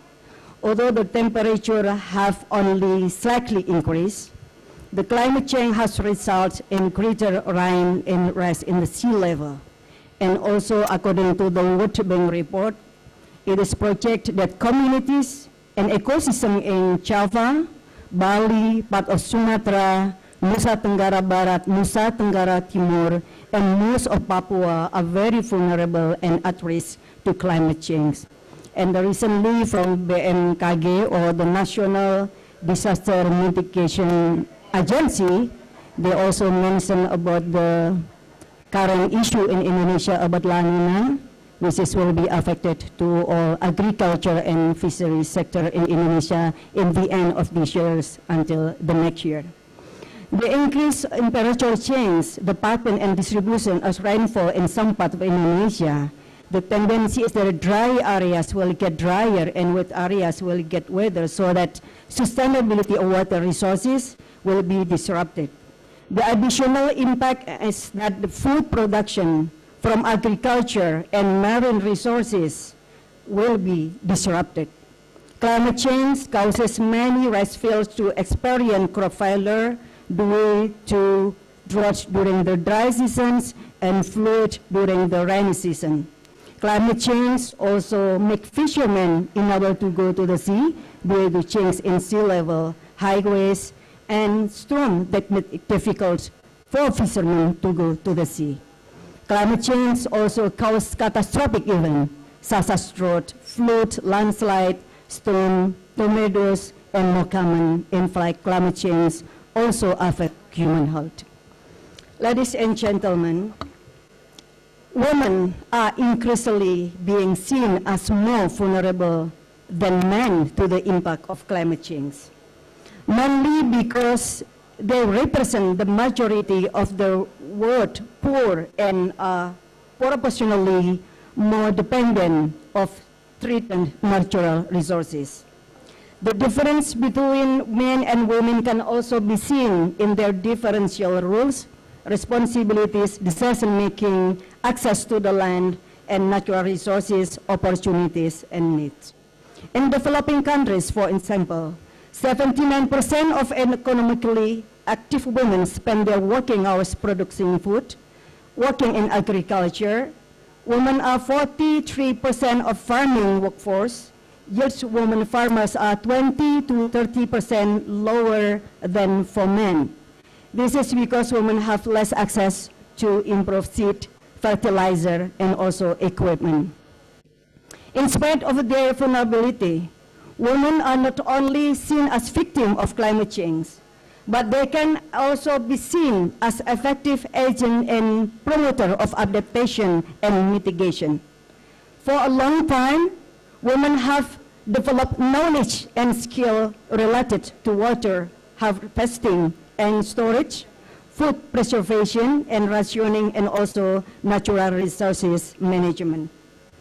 Social inclusion and inclusive economic growth are the main catalysts in climate change mitigation.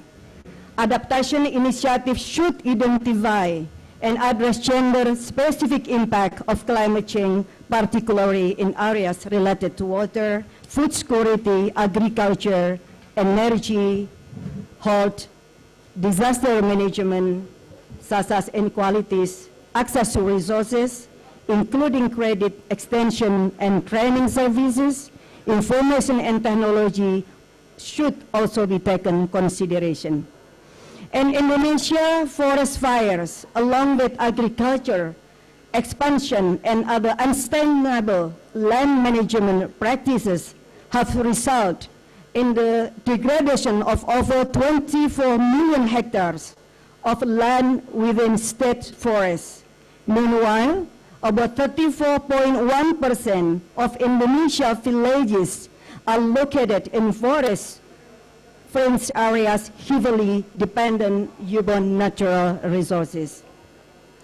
Farmers around forest areas are trapped in a low productivity cycle, often resorting to unsustainable land use practices out of desperation to feed their families. So as a result, land is not utilized to its full potential. Farmers are trapped in poverty, and forestry products remain low quality. And benefit of agroforestry for climate change and mitigation include biodiversity conservation, increasing community resilience, scaling smallholder bamboo agroforestry system, for example, NTT, now is really growing better and better and also bigger and bigger, and finding market and finding for increased public and private investment and priority landscape, creating a restoration economy with women at the center. Bapak Ibu, also ladies and gentlemen, I would like to highlight another thing about gender equality and also climate change. Gender differences are not a really problem as long as they do not create gender inequalities. Gender injustice is the system and structure in which both men and women are victims of the system. Gender inequality being marginalization, also subordination, stereotype, violence, double workload over the woman. When this condition of gender injustice occur, especially during the climate change, it's happened, the woman is really will get a big impact because of gender equality. And another thing that makes gender mainstreaming, so that's why it's very important in climate change agenda, because gender inequality has led more vulnerability for women group, because according even for some studies before, women's group do not have enough capacity to deal with climate change. The existence of social role of women and men make women, according to Babu Gura, experiencing limitation on access resources, both natural resources, economic resources, human resources, and social resources. This limitation affect people adaptability to climate change. And this is really worse for women. To mitigate the effect of climate change, there need to be adaptation and mitigation effort to climate change. And in the context of Indonesia, gender responsive policies have been adopted by the government through Presidential Instruction Number 9 of 2000 on gender mainstreaming, or POG, in national development. The gender mainstreaming will also be carried out in the process of planning, preparing, implementation, monitoring, and also evaluating climate change adaptation and mitigation policies. Gender mainstreaming should be viewed in terms of access, participation, control, and benefit in climate change adaptation and mitigation policies. In the framework of climate change adaptation and mitigation, the government of Indonesia has drawn up a national action plan on reducing greenhouse gas emissions since 2011 and a national action plan on climate change adaptation since 2014. Adaptation and mitigation are carried out in various sectors, and gender mainstreaming in adaptation and mitigation have also been carried out. Following are various women development programs that have been integrated in climate change, adaptation, and mitigation efforts, among others. Gender-responsive food self-sufficient village, which is carried out in home industry development activities for local food, the application of appropriate technology for local food processing, and the utilization of potential sources of local raw material. And the second, gender-responsive sustainable backyard garden or rumah pangan lestari, which is carried out through backyard land use activities, as well as a healthy food extension service and family food security activities. And another one is diversification of staple food is carried out through development of locally made staple food activities and development of local food-based home industries. And another program is family nutrition improvement efforts, which are carried out through family nutrition extension activities and food security, as well as monitoring the adequacy of carbohydrate and protein. Indonesia not really free from stunting problem, and now we still fighting how to reduce the stunting statistic in our countries, and also especially in Eastern Indonesia, NTT, part of Sumatra, even part of Java, and some other of our province in Indonesia. And another program also in the gender responsive energy self-sufficient village, which is carried out through the development of clean water reservoirs, maintenance of water, and also development of applying technology for water processing. These programs are integrated with various sectoral programs spread across various ministries in accordance with their sector. The implementation of gender mainstreaming in various climate change adaptation and mitigation programs will improve the quality of climate change policies both at the local and also national level. Better gender awareness will produce better quality climate policies. Bapak Ibu hadirin yang ada di Indonesia, teman-teman, para aktivis, ladies and gentlemen, climate change is not gender neutral because climate change will be perceived differently women and men. Women and children are most vulnerable group when exposed to the effect of climate change due to the double burden.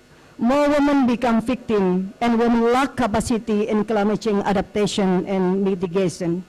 The lack of capacity for adaptation and mitigation of women to climate change is due to lack of access, control, and participation of women in formulation in climate change policies. As a result, gender issues less discussed in the context of climate change. To increase resilience to climate change, gender mainstreaming in climate change policy is needed by integrating gender perspective in planning, budgeting, implementing, monitoring, and evaluating climate change policies with regard to women's needs, aspiration, potential, and also experiences. It is intended that women do not experience more vulnerability due to impact of climate change, and also at the same time due to climate change policies that are not gender responsive. It is expected at the COP26 Climate Summit meeting in Glasgow at this moment, the world can give more attention to gender mainstreaming in climate change policy, so as to be people resilient to climate change. Thank you very much, and also to all men and women who are fighting for gender equality. I respect and salute and thank you very much. Wassalamualaikum warahmatullahi wabarakatuh. Salam Lestari. Oh, very well said. Thank you.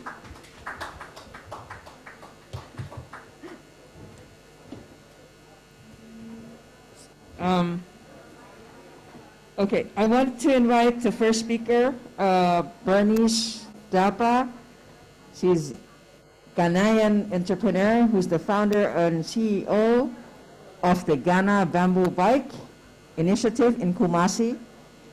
This initiative addresses environmental degradation through production of bicycle using the friendly resources such as bamboo.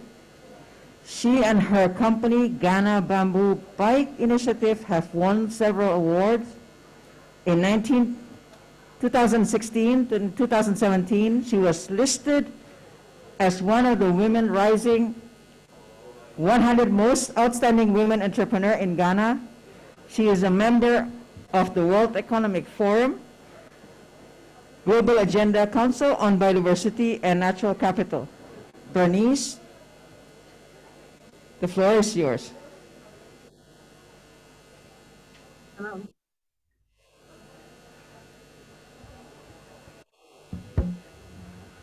Could you please do my projection for me?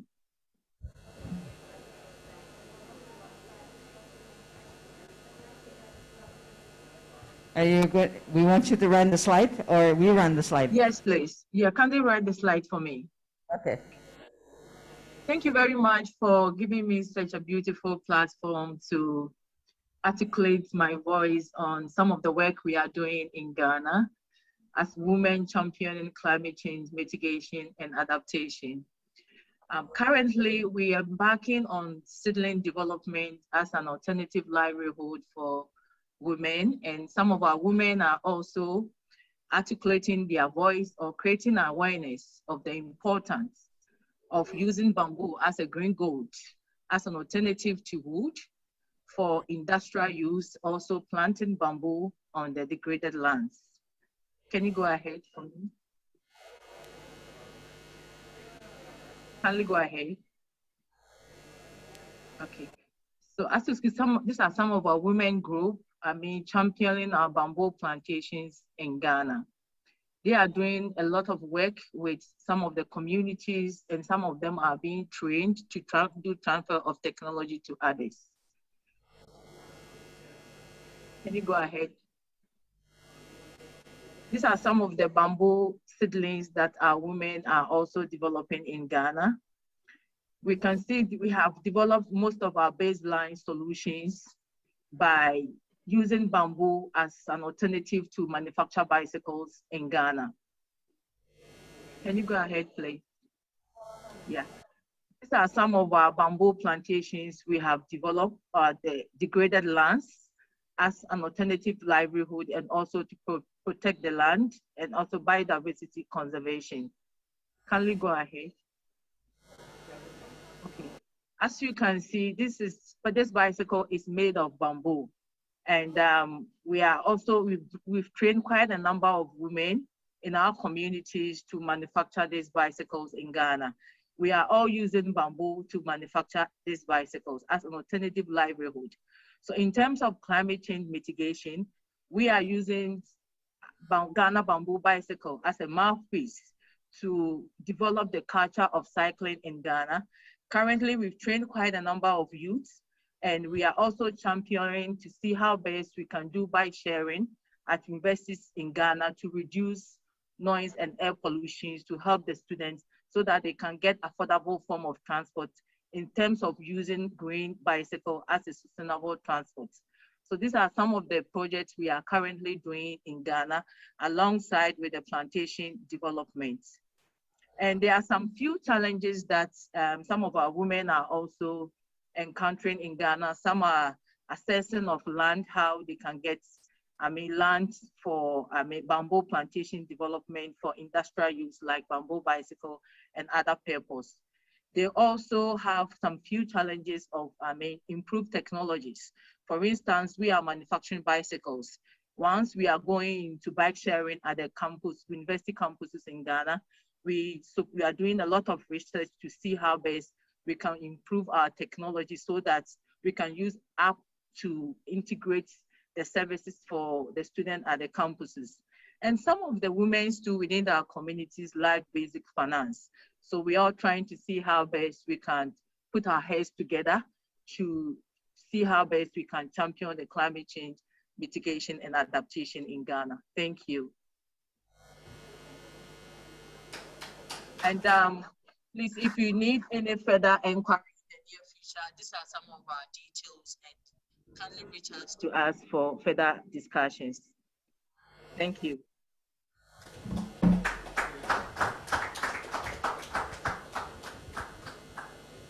Seems weird wearing a mask talking. I know that there's a lot of questions or comments that you want to raise. Can we have about 3 minutes.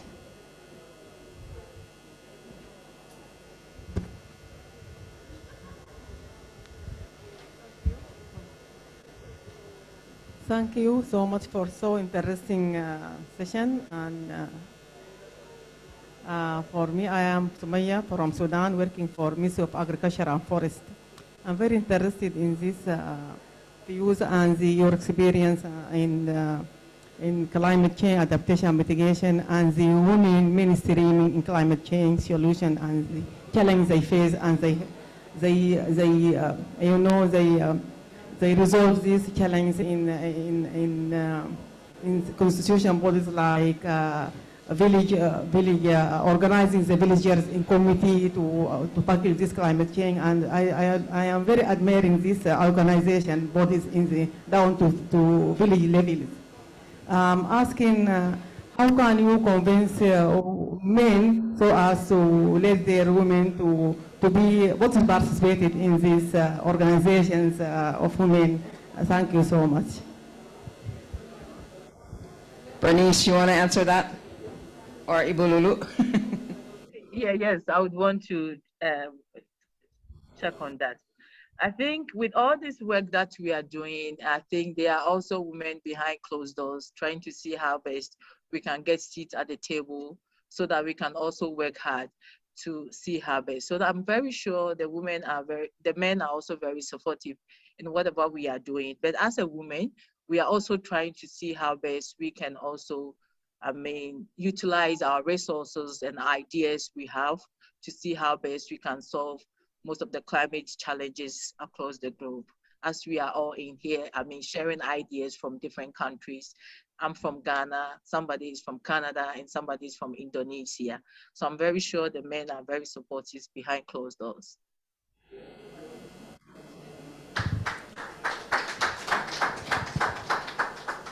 I'd like to give one more, and then we continue with the next speaker. You can tweet and comment your questions in our Instagram and social media. Please, could I speak in French? Whoa. Bernice. No, please. So maybe somebody can translate it for me. Okay. Je suis Madame Noubila, vice-présidente de la plateforme nationale de la société civile sur le changement climatique et le développement durable du Niger. Donc, je vous félicite vraiment. Et j'ai une question à vous poser. Est-ce que vous savez que les feuilles du bambou aident à guérir de cette maladie-là qui est incurable? J'oublie, je suis moi-même malade de cette maladie, le diabète. Les feuilles du bambou guérissent du diabète. Est-ce que vous savez cela? Merci.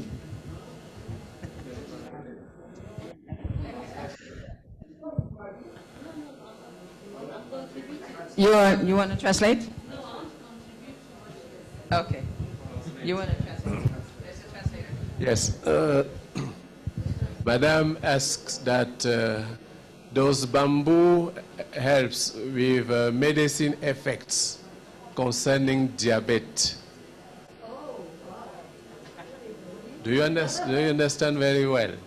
Those bamboo leaves can help to treat all sorts of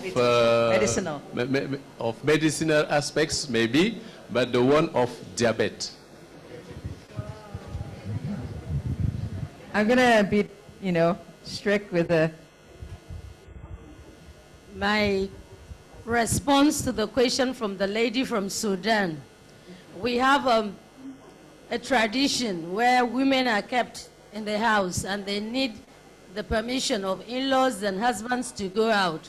So I think the emphasis should be on education. Education, education is never too much. The African culture does not liberate the woman. So the only way the men will understand is a sustained and deliberate system that makes the man to understand the woman must get out to work. Thank you. Thank you.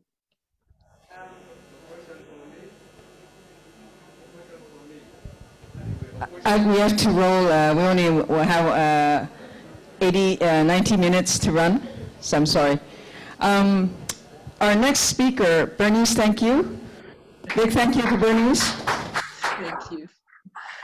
Our next speaker is Ibu Julie Laiskodat. She's a respective parliament member, a strong supporter of these women you just saw on the film. She is a businesswoman, very strong figure. She's everything, basically. How do I describe Ibu Julie Laiskodat? She's a member of the parliament, but I know it's your friend, but she's a strong supporter of the women's movement. She's the leader of the organization of the province, which basically support those 350 women to make 2.8 bamboo seedlings this year. The floor is yours, Ibu. All right, thank you. Good afternoon. I guess in Glasgow it's in afternoon today now. Well, in East Nusa Tenggara now it's almost midnight. So I will try not to get sleepy here. Okay. Ibu Lulu, my friend, a pretty lady, you are there. We miss you here. Please come back soon, okay? Ibu Moni, thank you for allowing me to share a little bit about East Nusa Tenggara. Well, straight to the point, women represent a high percentage of poor communities that are highly dependent on local natural resources for their livelihood.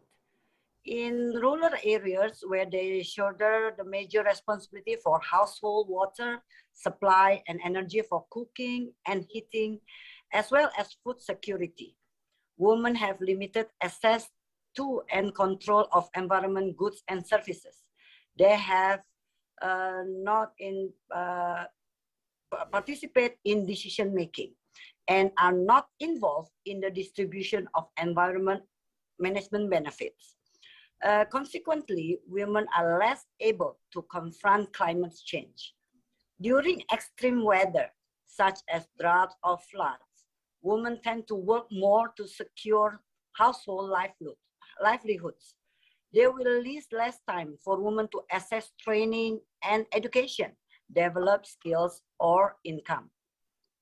In East Nusa Tenggara, from Indonesia, part of Indonesia. Well, if you, ladies and gentlemen, knows about Komodo the dragon is from East Nusa Tenggara, is from our place. From the total population of East Nusa Tenggara, around like 5.3 million, there's almost equal, like 50% men and 50% women.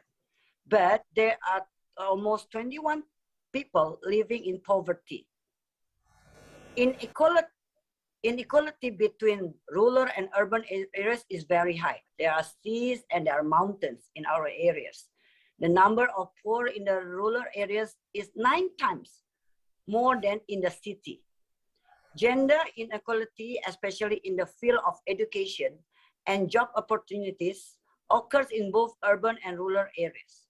Gender inequalities in rural areas more serious than in urban areas because in poor families, the workload and vulnerability of women will increase. The condition of women in rural areas is getting worse. Women are vulnerable to various forms of violence and human rights violence, such as exploitation of women, human trafficking, etc. In East Nusa Tenggara, now planting bamboo is one of the solutions.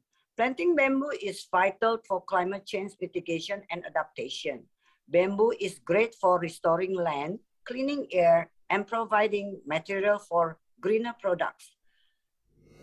The government in East Nusa Tenggara initiated now for like not even a year, we have 20 bamboo villages in East Nusa Tenggara province, activating almost 8,400 farmers, all are women, in partnership with the Environmental Bamboo Foundation that's led by Ibu Monique.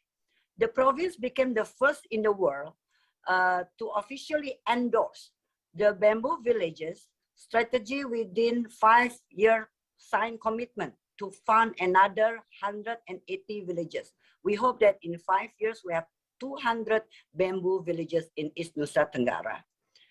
East Nusa Tenggara province became the first example of a major public funding for the bamboo villages initiative. We secure funding of US dollar around like 614,000 to expand women-focused family nursery programs.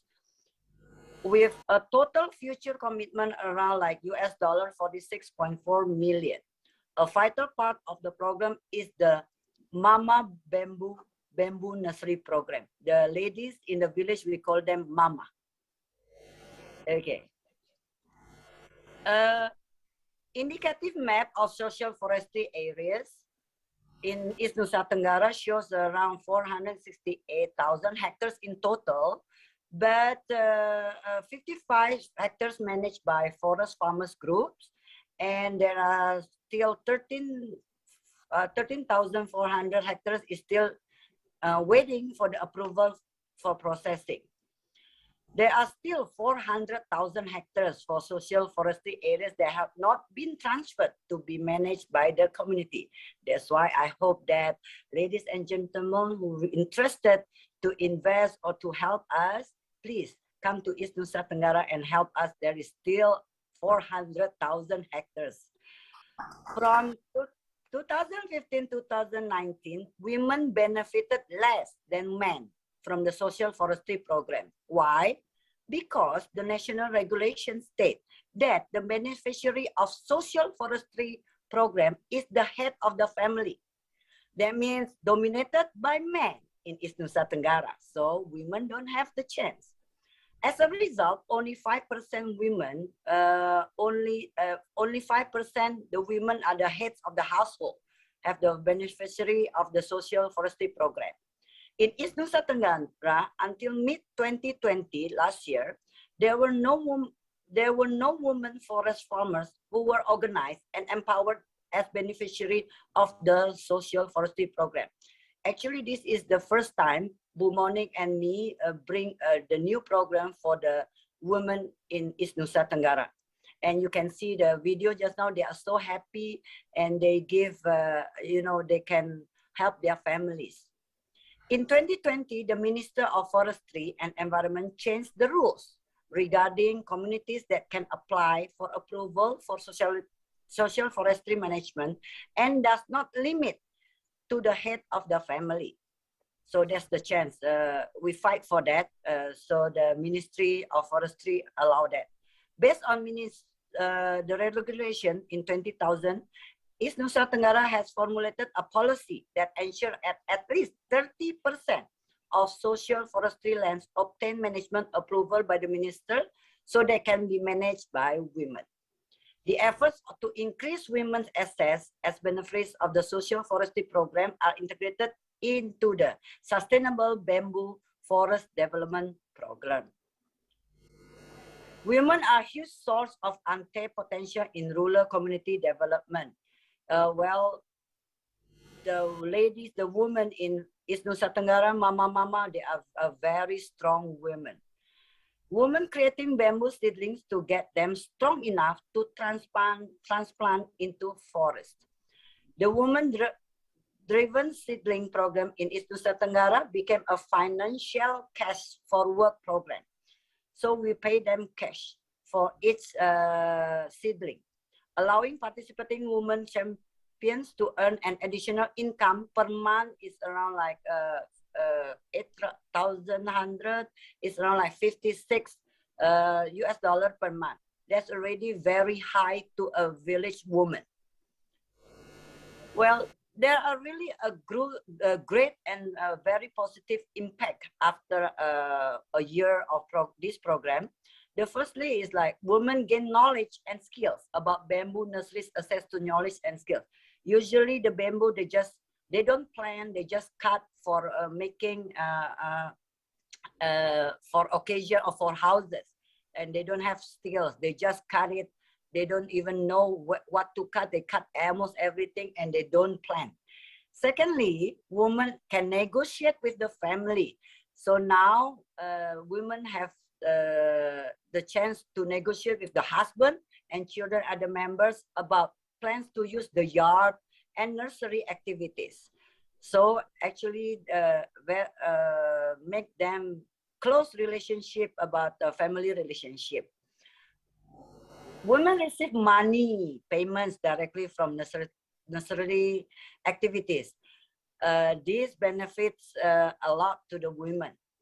So they can buy anything they want. They don't have to get it from their husband anymore. Women introduced to the payment system through banks.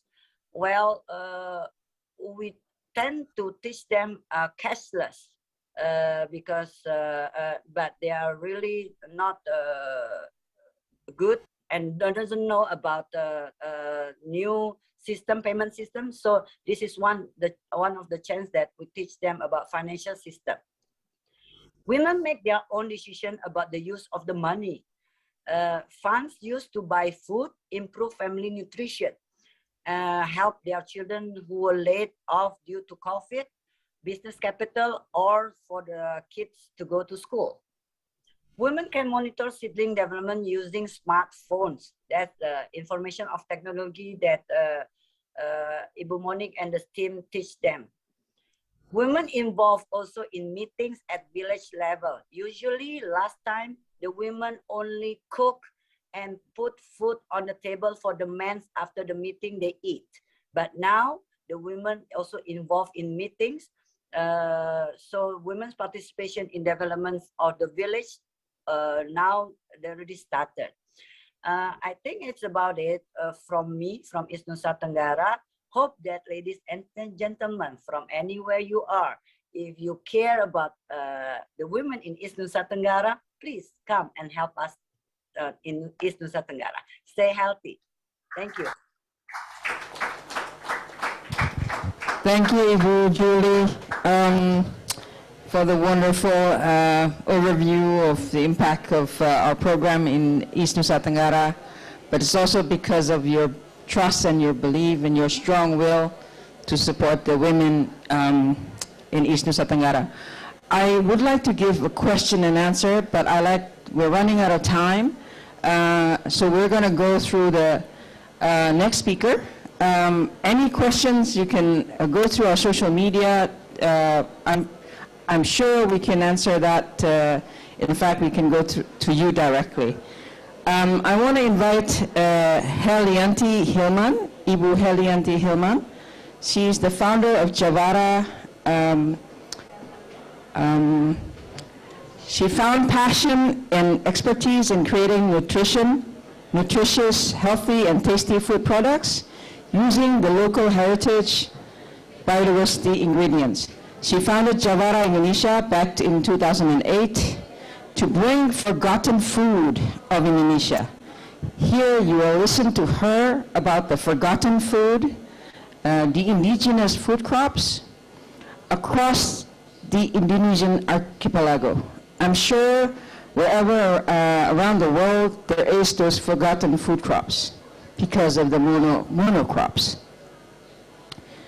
She has introduced over 600 premium artisans and organic products to the market, working with over 10,000 of farmers, foragers, and fishers across the Indonesian archipelago. In 2017, she created the Sekolah Seniman Pangan School for Artisanal Food, an action-based rural entrepreneurship school to nurture creative food-related business among the youth and women in the rural and remote areas. I invite Heli Hanti to the floor.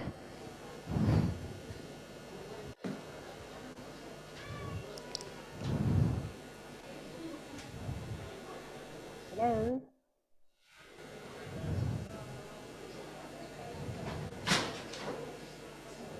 I'm Monica. Hi, everybody.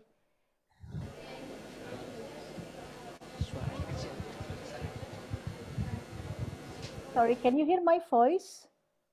Yes. Okay. You just need to speak louder. Okay, I thought I already speak louder. Okay, so good afternoon, everybody. Thank you for having me here in the session. So basically, I think what Monica has mentioned earlier, actually everything started from our passion and our belief on the value of local food biodiversity as the solution for the food security, including in addressing climate change. So I'm not talking about the business itself because I think you can easily find it in the internet about what we do and things like that. But actually, I wanted to come with a more basic question. The food crisis, what makes it happen? Is it real?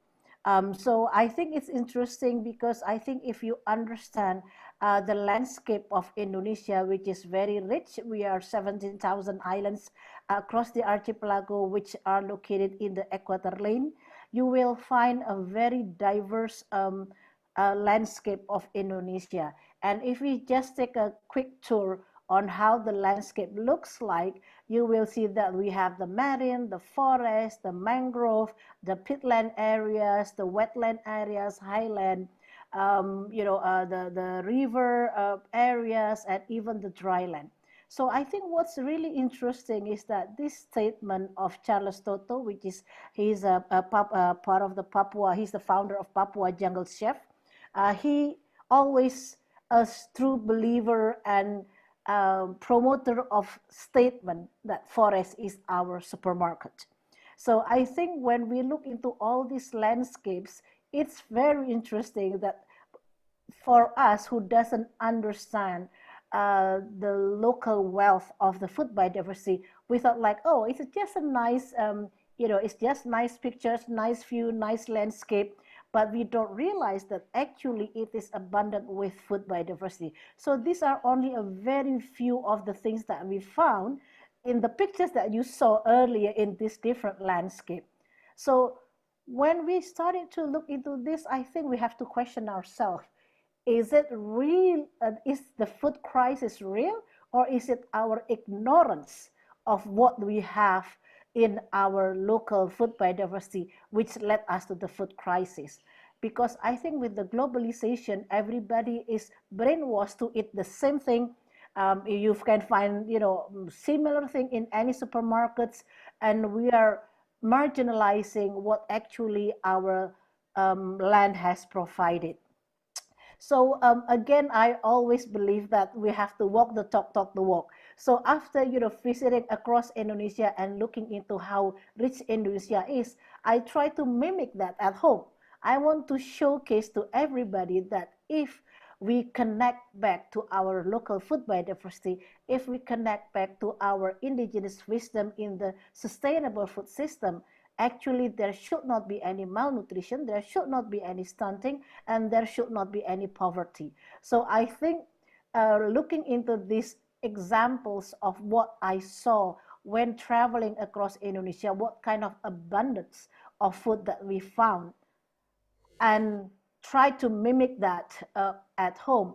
Actually, I realized that it's the disconnection of the knowledge of our local food biodiversity that led us to this situation. Because with our food biodiversity, either you have drought, either you have floods. Actually, there are seed biodiversity, there are seeds that can be resilient towards this very extreme climate situation. So I'm just trying to showcase this. I live in an urban area in Jakarta, to be perfect, to be more precise. And so this is the front. In front of my house is actually is a communal garden. It's a very small, but we managed to squeeze in 149 different type of food biodiversity. And interestingly, actually, it's mostly our wild forgotten food. The reason why I'm so happy with this is that you don't have to do anything. You just, put it on the soil and then leave it, because the nature is taking care of it. So I think this is what we're missing out. A lot of wild food, wild edible food is actually very nutritious, very minimum maintenance, very resilient towards the climate change. So this is an example. 2 months ago, I was harvesting this type of edible roots, and it's 35 kilos. And basically, I even forgot about it, because I think I was planting it like, 8 months ago, and then I completely forgot about it. And then I decided like, oh, let's take a look at it, and then surprisingly, I did not put any, fertilizers or even watering it. It's the nature that take care. And you know whom I learned this from? It's the woman in Papua. It's the indigenous community in Papua that taught me, because they don't have a habit of doing farming, but they have the habit of collecting wild edibles from the forest, and then they start to domesticating it, and they wisely choose the one that is most minimum maintenance and most resilient. So I think it will be interesting to see how we bring the garden to table based on the action-based education. And for me, because we're doing it, we walk the talk, we talk the walk, it's easier for us to advocate that. So this is an example of something that you can easily get, and with a very minimum maintenance in doing and or cultivating what the local food biodiversity. So another interesting aspects of the local food biodiversity is actually it creates an assets for women to become foodpreneurs. And this is UNITA, which based in Sorong or West Papua, which are working on creating food products, amazing food products that are using local ingredients. And once they were introduced to the concept of foodpreneurship that are using the local food biodiversity, she goes wild. She keeps creating new things, she keeps sending us, new samples. And it's to our surprise, because there's a lot of ingredients that we have never seen before, we've never tasted before. So I think this is where we have to start respecting what the nature has provided us, and not being disconnected with the knowledge of our local food ingredients. So Mbak Monica, I return it back to you. Thank you.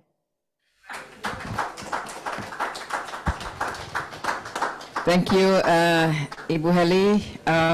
It's very inspiring, and walk the talk and talk the walk. Again, I see faces who's wanted to ask questions. I have to run this, moderate this on time, otherwise Pak Nur will be talking to me, giving me signals that I have to finish this in 120 minutes. I like to give, you're welcome to ask questions later. I'd like to give the time and the stage to Nicole, to the next speaker, Nicole Rycroft. Nicole is the founder of and the executive director of an award-winning environmental not-for-profit Canopy, a former physiotherapist, an elite-level athlete, which I admire. She's an ardent surfer, an enthusiast of life. One of Nicole's guiding philosophies in life ask for what you want, you might just get it. So, Nicole, we're going to ask for 50% of access to forests given to the women. We're going to ask gender justice in the work of our climate change work, and so ask for what you want, you might just get it, is the foundational to our work in guiding Canopy's team to transform unsustainable supply chains and advance forest conservation and community rights.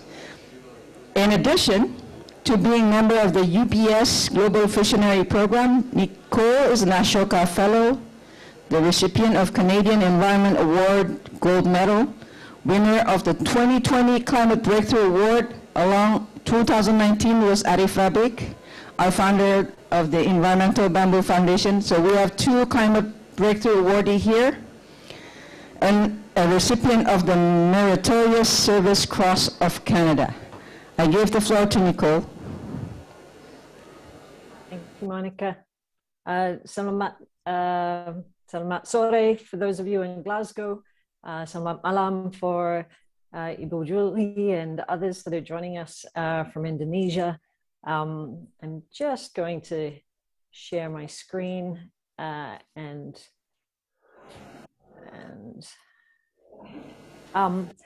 want to thank the organizers as well as the Indonesian government, Ibu Lulu, for the invitation to contribute to today's conversation. It's a really important one, and I'm really delighted to be here.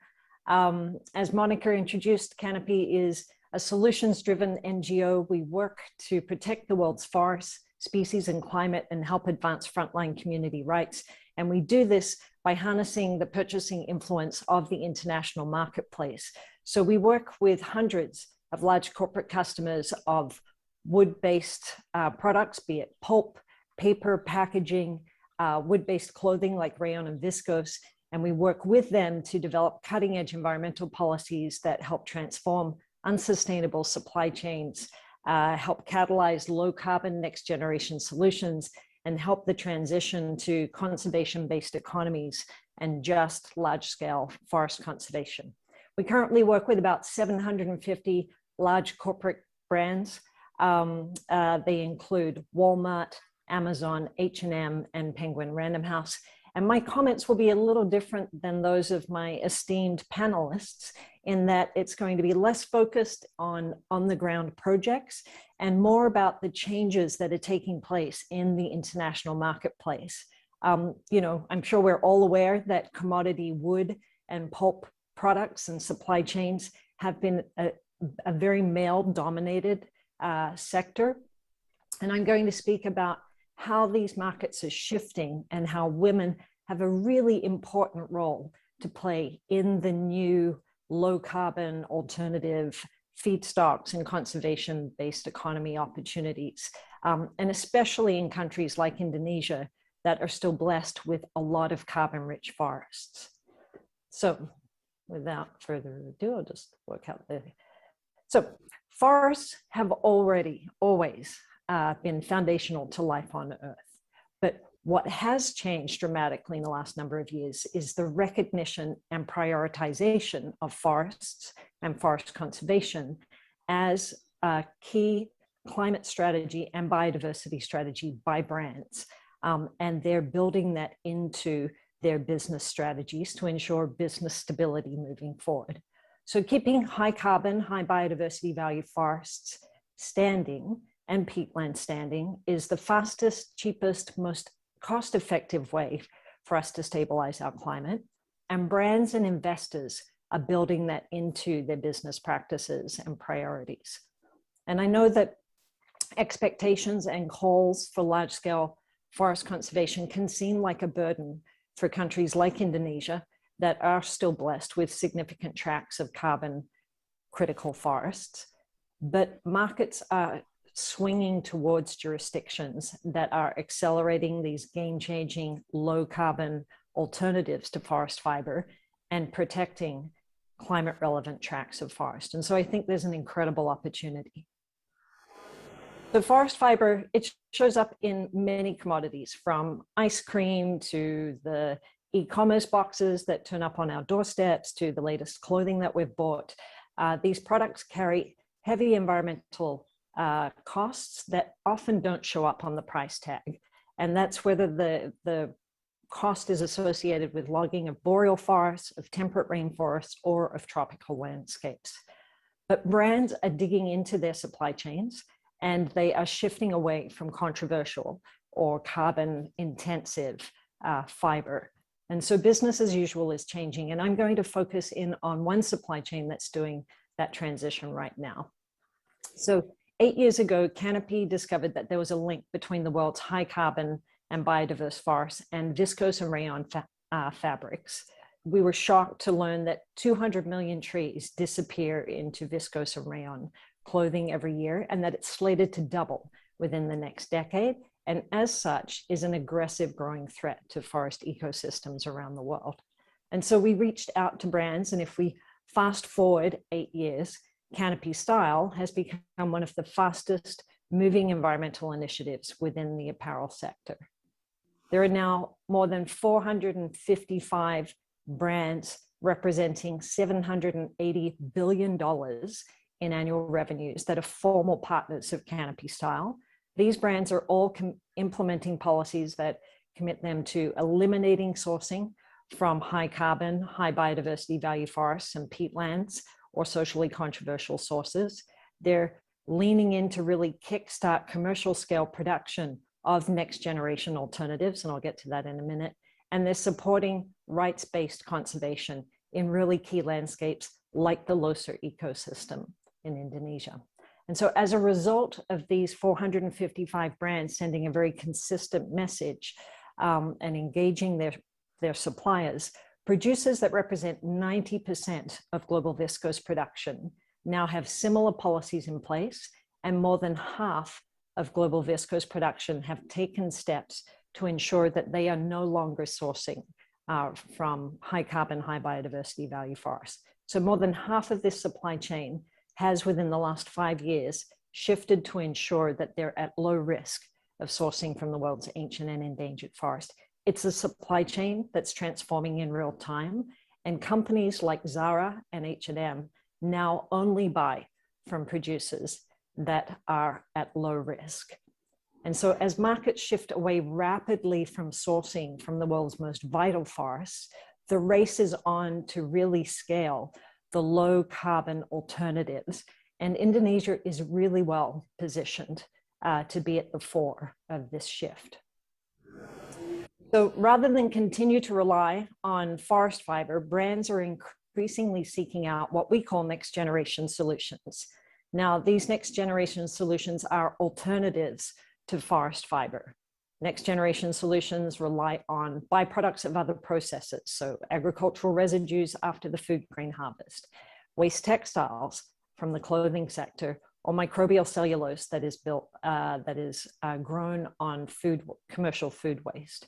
So these solutions are not science fiction. They're here today. The world's first dissolving pulp mill that draws on waste textiles is being built in Sweden right as we speak. The first modern straw pulp mill for packaging is now operational in North America, and there are 2 others being built in China.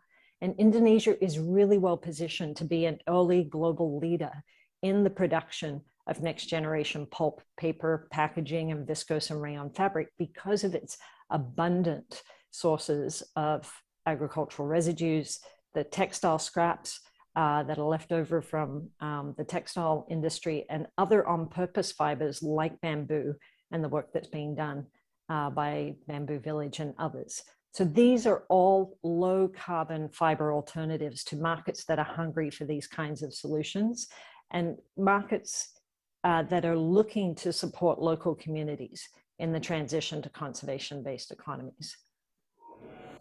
So markets and regulatory frameworks are already shifting to next generation solutions whilst closing access to products with heavy price tags. And so looping back to the focus of this discussion is that next generation solutions offer new ways to bring women into what have conventionally been very male-dominated supply chains, supplying fiber to global pulp mills and to brands. And so brands are looking to support innovative alternatives that help advance frontline community well-being and build conservation economies, as well as obviously being able to access a stable supply of lower carbon feedstocks. Markets are shifting. They're shifting quickly away from linear extractive supply chains that impact high carbon landscapes, and they're moving towards these circular, regenerative, next generation alternatives. And it's an incredible opportunity for women's enfranchisement on feedstocks, on secondary processing, and on the technology side, as well as women's leadership in this space, promising to not only accelerate the transition to these low carbon alternatives, but also in the building of vibrant conservation-based economies.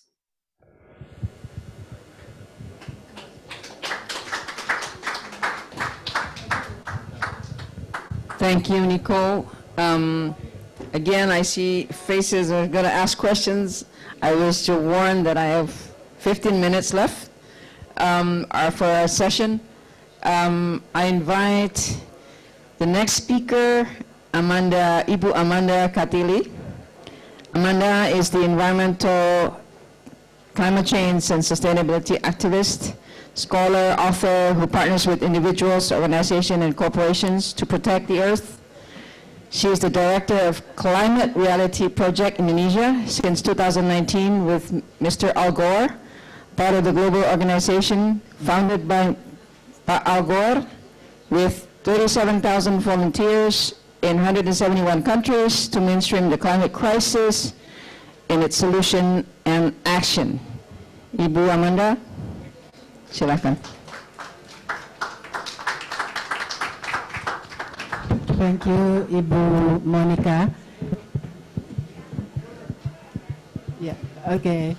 Terima kasih, Ibu Lulu. Thank you for being here. Is this loud enough, or do I need to use this?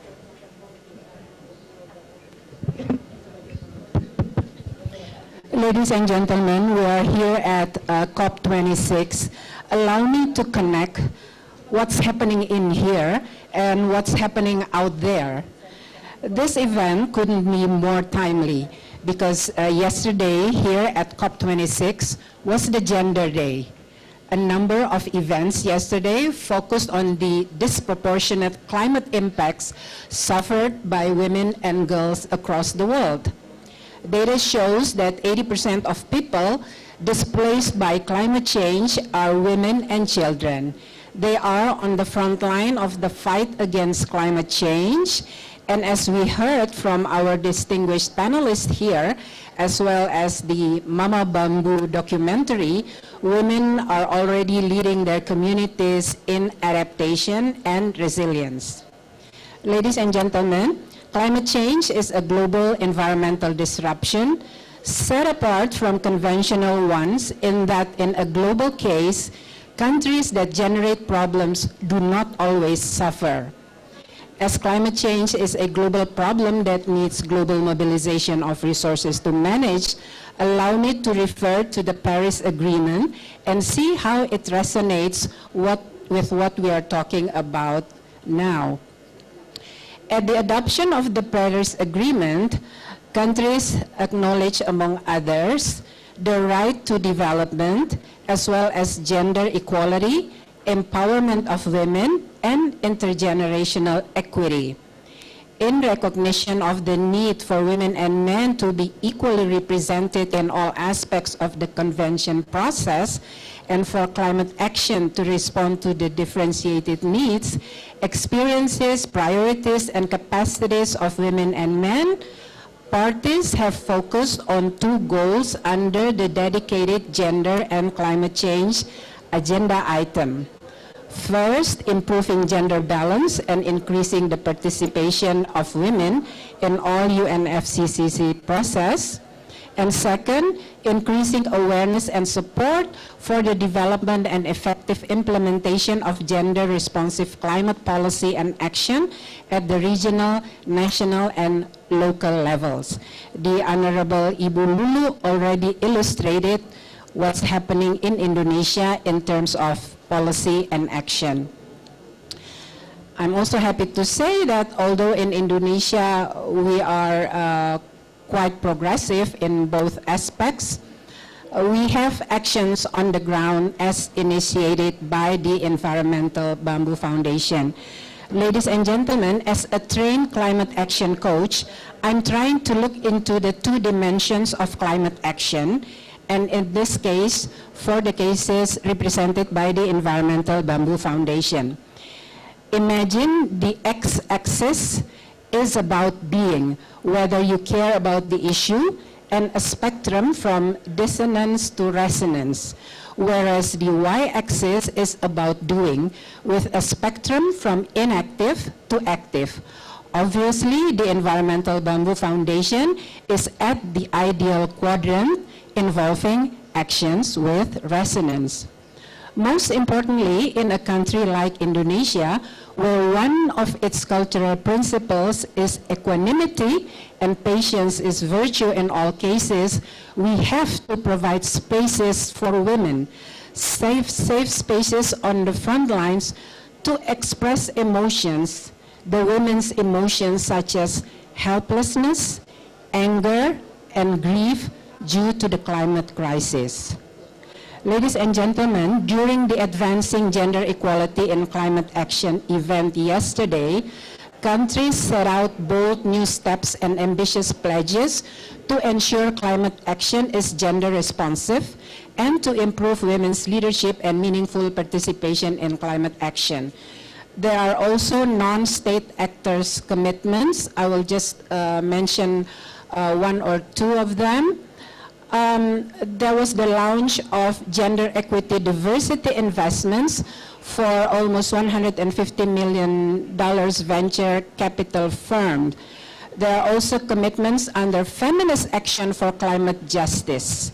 It is a global, innovative, multi-stakeholder partnership mobilizing governments, civil society, international organizations, and the private sector. Finally, in closing, I would like to stress that we need to explore how these commitments reach the women in the front line fighting climate change, like what we saw earlier, illustrated, depicted by our distinguished panelists. I would like to give examples of what we, Climate Reality, are doing with these women in the front lines. We organized programs on weaving for sustainability. We trained and helped women so that they use natural fibers for their weaving products. We also have zero waste women entrepreneurs training programs for women who are interested in using circular economy method in their business. And I believe our next distinguished speaker will explain about how such programs with women in relation to bamboo.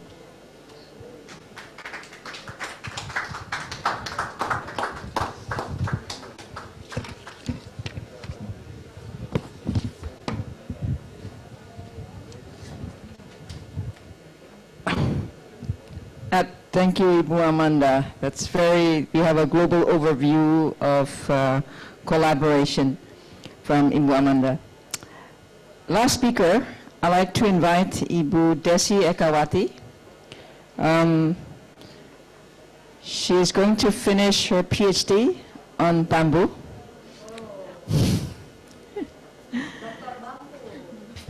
She's a forest ecologist working at the Ministry of Environment and Forestry for 20 years in the fieldworks and research. Started working and studying bamboo. She's not just studying the bamboo, but she's studying the human side of bamboo, the people of bamboo.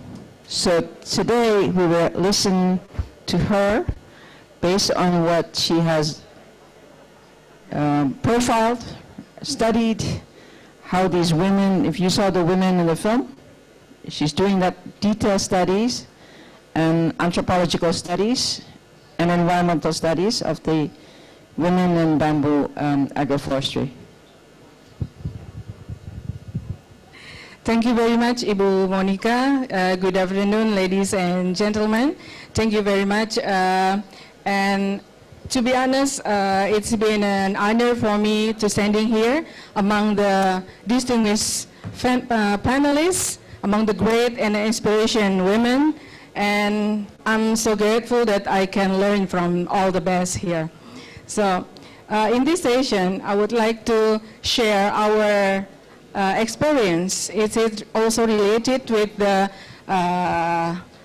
activities that already presented by Ibu Julie, let's call that, and then we are here together with the Environmental Bamboo Foundation. So I'm Daisy from Ministry of Environment and Forestry. I'm from Standardization and Instrument of Environment and Forestry Agency. So we conduct this kind of study, how to know what kind of a role of the women, and also what is the relation and the strong power between men and women. So let me see, the distinguished panelists before already explained about how the role of women in the climate change. As we know that the environment condition is also affect the social and the culture, and as well as the gender issues. And also that the climate change will differ between the community and then between the women and men, and also related with the needs and taking care of the family usually is by the women. And we agree that if we talk about gender, it's not about the women only actually, but in the reality that we are facing, that usually the women is still left behind. Like we said in SDGs, there's no one left behind. So nobody can left behind in this issue. So not only the climate change, we have one challenging problems as well. This pandemic with the COVID-19 is also impact and give some effect to especially for the women who manage all the domestic and all the family matters. So that's why we have to concern more about how to promoting women's economic empowerment as part of the COVID-19 as well as the climate change. As Ibu Julie already said, it's one of our activity. So if we talk about the gender and power relation, like I said before, that in the field, in the reality, especially in our country, in Indonesia, sometimes in old traditional construction, that's the social cultural norms is still the male dominant. So this is one of why when we're talking of gender, mainly we're talking about the women, but actually it's not only women actually. Yeah. So we conduct this study, how to connect this gender equity and then the social inclusion into bamboo agroforestry. And we started with this, our local people there. As you know, as you saw in the previous video, Mama Bamboo is also the fighter, also the main actor for this activity. Maybe they don't directly come here to discuss and share, but from the video, we can know that they're part of this climate change action. So we use some methodology and approaches using participatory and action research, how to participate role appraisal, and we conduct the in-depth interview with all the ladies, all the mama over there, and also we are mapping the relation between the gender analysis framework. This is our location of the study. As you know, if you've been there to Indonesia, there's we mainly work in Flores or in Central or Flores Island there in Ngada. So if we're talking about the local community, one of the enabler that they have is also the culture. As you saw here, this is one of the picture that how strong the culture of Ngada in Flores, that they already how to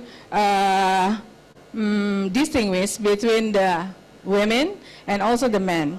In every house there, they have this kind of building that represent the women and that kind of building that represent the men. And this is the main house And they have the matrilineal system. And they also already have the local wisdom on bamboo management. It's called Waja and Ri'i. And we try to help them, facilitate them to reinventing how to bamboo utilization from the traditional into the modern. So we work here in the Sao family or sub-tribe. And this is some picture that may be also related with Ibu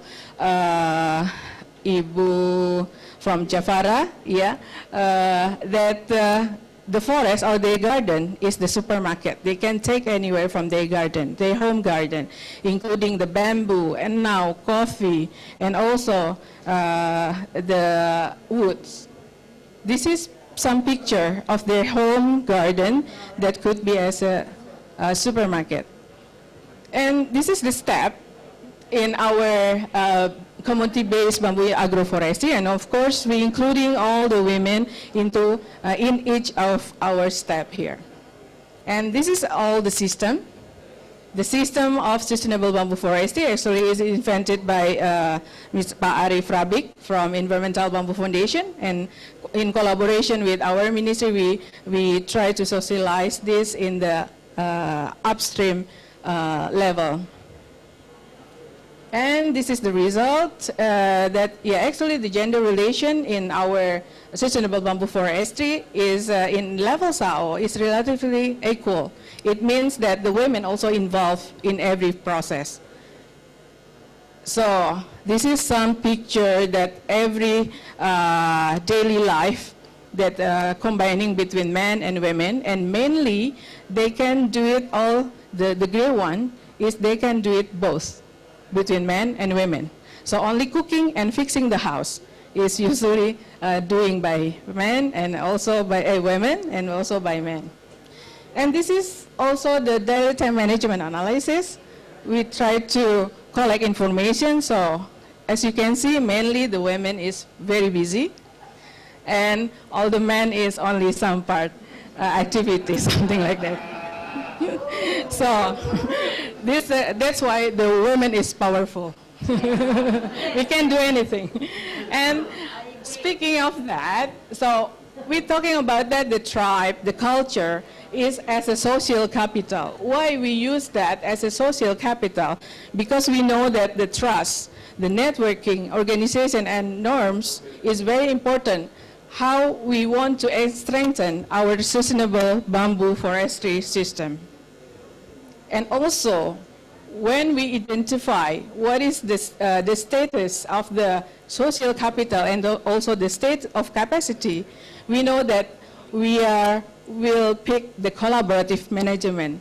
Well, the social capital is already strong, and where the capacity is already strong. We already see from the central, from the local government, and also from the community itself. So we use that one. So this is the change in gender relation. Ibu Julie already give impact more detail, but here we can see that there, from the activities, we already know that we already got that there's changing the roles and also income for the women, and to strengthen for their daily income in family.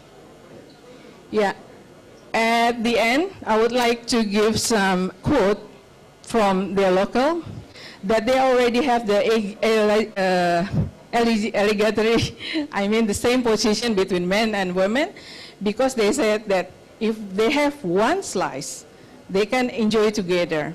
And if there has a handful of the food or something, we will taste together, and helping each other in carrying, taking turns, and bring each other. That's their principle. And we already make the result in some papers about this one, and then you can find out more. Terima kasih, Timothy Iwoso. Thank you very much. So, thank you, Ibu Desi. I hope, so it's been a comprehensive panel from the global perspective, from the government perspective, from the scientists, from the global practitioners and researchers. I would like to thank the speakers, and also the audience here, and also the online audience. I hope we can contribute to the cause. I think there is a 3 minutes request from Ibu Lulu. So as representative of the Indonesian government, Ibu Lulu would like to read a statement, a strong statement to the world about gender equality and climate change. Thank you, Ibu Monica, for second opportunity. But before I continue, I would like to introduce my friend from Indonesia and also member of parliament, Ibu Nuraini, please stand. Yeah. Thank you. Yeah, I would like to, very brief, reading the policy recommendation to be taken by the government. As representative of Parliament, Indonesian Parliament Women Caucus, we strongly support any initiative, both government and non-government, especially Indonesian government, to set out both new steps and ambitious pledges to ensure climate action is gender responsive and to improve women leadership and meaningful participation in climate action.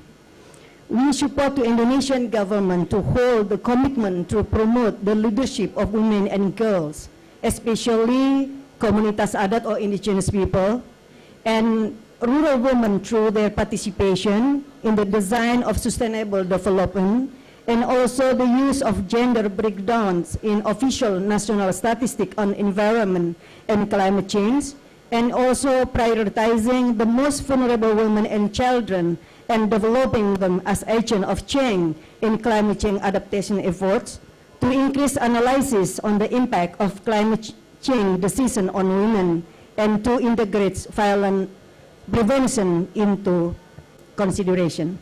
We can encourage our government that gender action should be implemented under climate change priorities areas, such as agriculture, forestry and land use, food security and health, energy and transport, waste management, water and sanitation, and so on. We need strong political support to the initiative, ecology and gender equality fiscal transfer to the local government. We need collaboration, multi-stakeholder, government, state-owned corporation, private sectors, civil society organization, NGOs, community, universities, and international agencies. Thank you. Good evening for everyone. Assalamualaikum warahmatullahi wabarakatuh. Thank you, Ibu Lulu.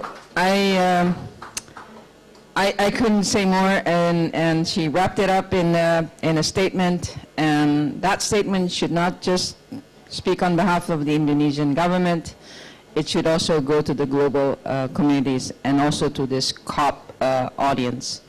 I thank you for your patience with us, and also thank you to the respective speakers. And if you have anything you want to link up, we have an Instagram, we have our social media, Environmental Bamboo Foundation. We'll try to help you connect, be connected. And if you want to know more about the Environmental Bamboo Foundation, we're here. We're always here to help. And anywhere you are, we're happy to collaborate. I want to take a photo with all the speakers here in the forum, if it's possible. And I want to invite Arif to come to the stage, the only man. We want to be gender balanced. Can we have all the speakers online too?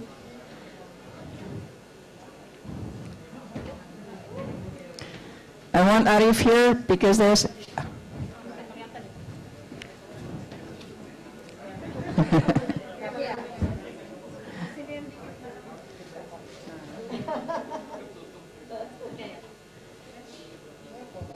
Maybe Arif here? Yeah. Can we see everyone here? All right. And then we see Okay. Can we all be bamboo shoots together? Okay, salam bambu. Can we all be bamboo shoots together? Salam bambu. One big bamboo family.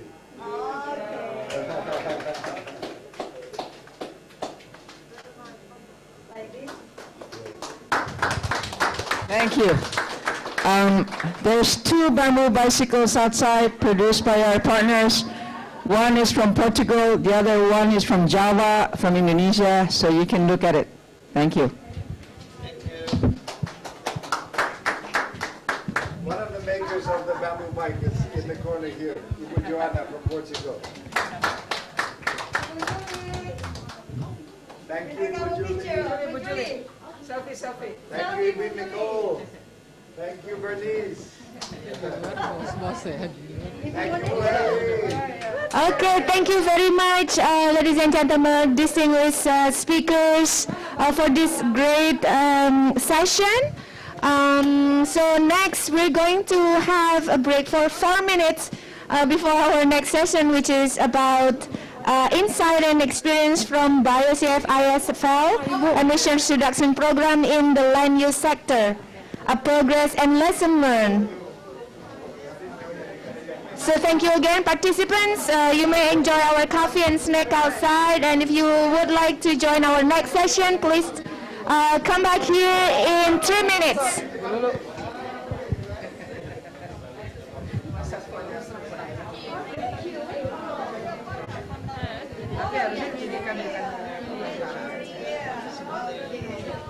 Yeah, maybe.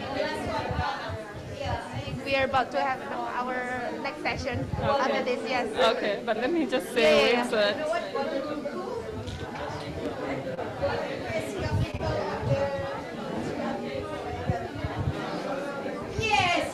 I have it for the ICC limits. Come here.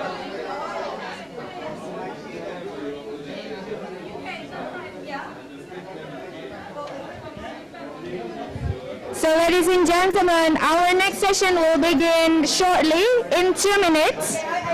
We're going to talk about insights and experiences from BioCF ISFL Emissions Reduction Program in the land use sector, progress and lessons learned. So if you would like to join our next session,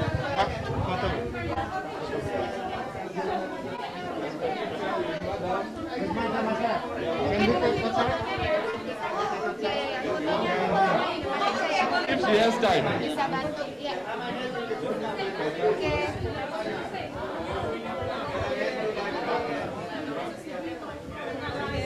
So ladies and gentlemen, we're about to begin our next session very shortly. In 2 minutes, so I would like to invite all participants to come join us inside for our next session. So if you would like to have a photo, please kindly take photo with the bicycle outside too. There are 2 bicycles outside. Because we are about to begin our next session very shortly.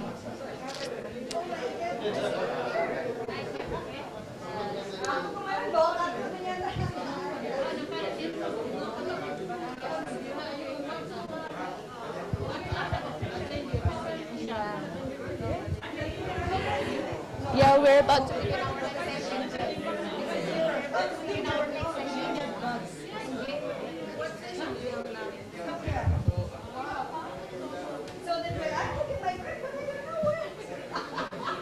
Yeah, so I'll take a card. Yeah.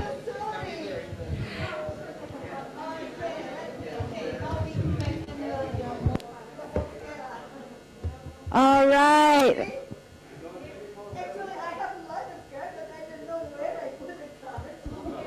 Okay, just give me your number. Okay, no problem. Yeah, so we will have our next session in now actually. It's 4:40. So I know it's jam-packed schedule, so we kind of have to move in, move out. Yeah, I would appreciate it perhaps if these beautiful ladies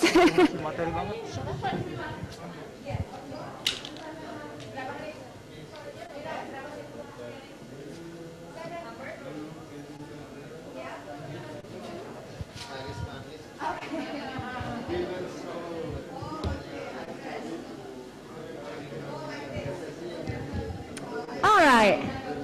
Wonderful. So, welcome to the Indonesia Pavilion. Perhaps there's still 1 more minute for transition in and out of people.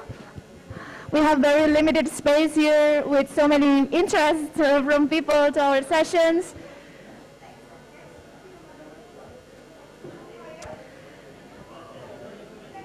And I would like to invite all the participants who are still outside and wondering what session is this. This session is about experiences from BioCF-ISFL emissions reduction program in the land use sector. This is a progress and lesson learned. We have all distinguished speakers here already with us.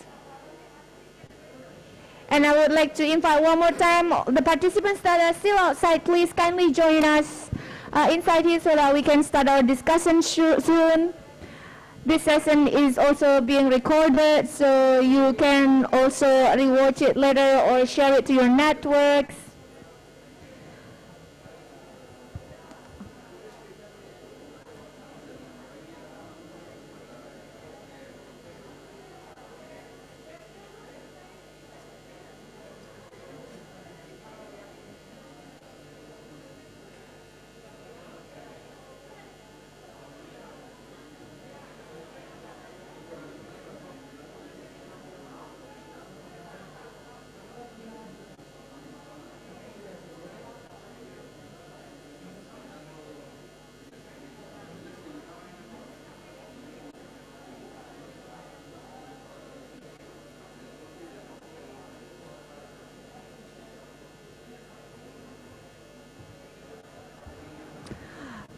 So may I say good evening? Is it already evening, yeah, or sunset? Already sunset, I believe outside. Good afternoon, evening, ladies and gentlemen. Welcome back to Indonesia Pavilion COP26 2021. This is our 8th day, and this is our last session, the 6th session of the day. So it's very busy here. So apology for the relatively unsmooth transition between sessions, but now we're here and we would love to hear the discussion on the experiences from BioCF-ISFL emissions reductions program in the land use sector. This is a progress and lesson learned, and I would like to say hi to the participants who are joining us online. I saw there are some over there that are joining us online. Thank you very much for participating. I believe for those of you who are in Indonesia, it's already almost midnight.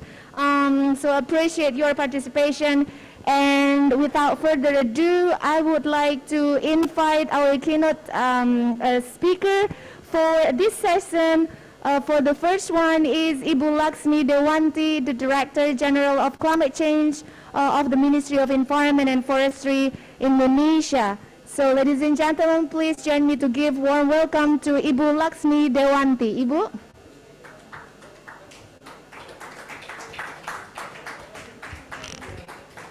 Thank you. Assalamualaikum warahmatullahi wabarakatuh. So, very good afternoon here, colleagues in Glasgow, and good morning, good evening, good day for colleagues around the world. So, allow me to deliver a very brief opening remarks. Distinguished guests, speakers, colleagues, ladies and gentlemen. Indeed, it is my pleasure of being here with you today, this afternoon, the very last session of today at the Indonesian pavilions. So we're gonna to have a workshop or discussions on insights and experiences from the BioCF-ISFL emission reductions program in land use sector, a progress and lesson learned. So distinguished colleagues, ladies and gentlemen, Indonesia ratified Paris Agreement back in 2016 and also have submitted the first NDC in the same year, 2016, and we just have submitted our updated NDC in this year, back in July.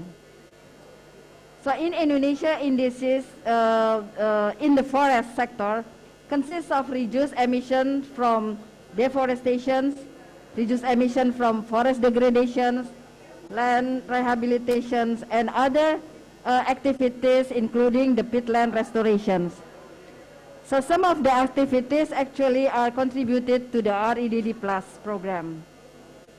To realize the full implementations of REDD Plus program, Indonesia since 2012 has been establishing all REDD Plus instruments under the Warsaw Framework towards result-based payment phase, namely National Strategy, Forest Reference Emission Level or FREL, Forest Monitoring, Reporting and Verifications, MRV, National Registry System, Safeguard Information System for REDD, and as well as the finance instrument. So to accelerate the REDD implementation at subnational levels, Government of Indonesia, together with other countries like Colombia, Ethiopia, Mexico, and Zambia, supported by the World Bank, implement the Biocarbon Fund Initiative for Sustainable Forest Landscape or BioCF-ISFL program. This program, as we all know, promotes reducing greenhouse gas emission from land sector, including effort to reduce deforestation and forest degradations, sustainable agriculture, and as well as smarter land use planning policies and practices. The objective of today's workshop are to inform and to communicate the progress of REDD Plus through the BioCF-ISFL program at the international levels and share experiences and lessons learned from this program in country participants. So I believe the sharing information and experience will be benefit not only for the country participants, but also for other countries who also have the same or similar challenges in their effort in achieving their NDCs. So colleagues, ladies and gentlemen, to conclude, I just would like to wish you a very fruitful discussion and hope that our today discussion will have a very useful deliberations and recommendation to enhance, design, and implement effective and efficient REDD policies and actions, especially in BioCF-ISFL program for achieving our NDC's target. So again, wish you a very best for the discussion and hope this dialogue will also strengthen our collaboration in the future. I thank you. Wassalamualaikum warahmatullahi wabarakatuh. Thank you. Yeah, terima kasih Bu Ami. Thank you very much. And ladies and gentlemen, for the next keynote speaker, I would like to invite Mr. Stephen Hammer from the Climate Policy Advisor, World Bank. Ladies and gentlemen, please join me to welcome Mr. Stephen Hammer.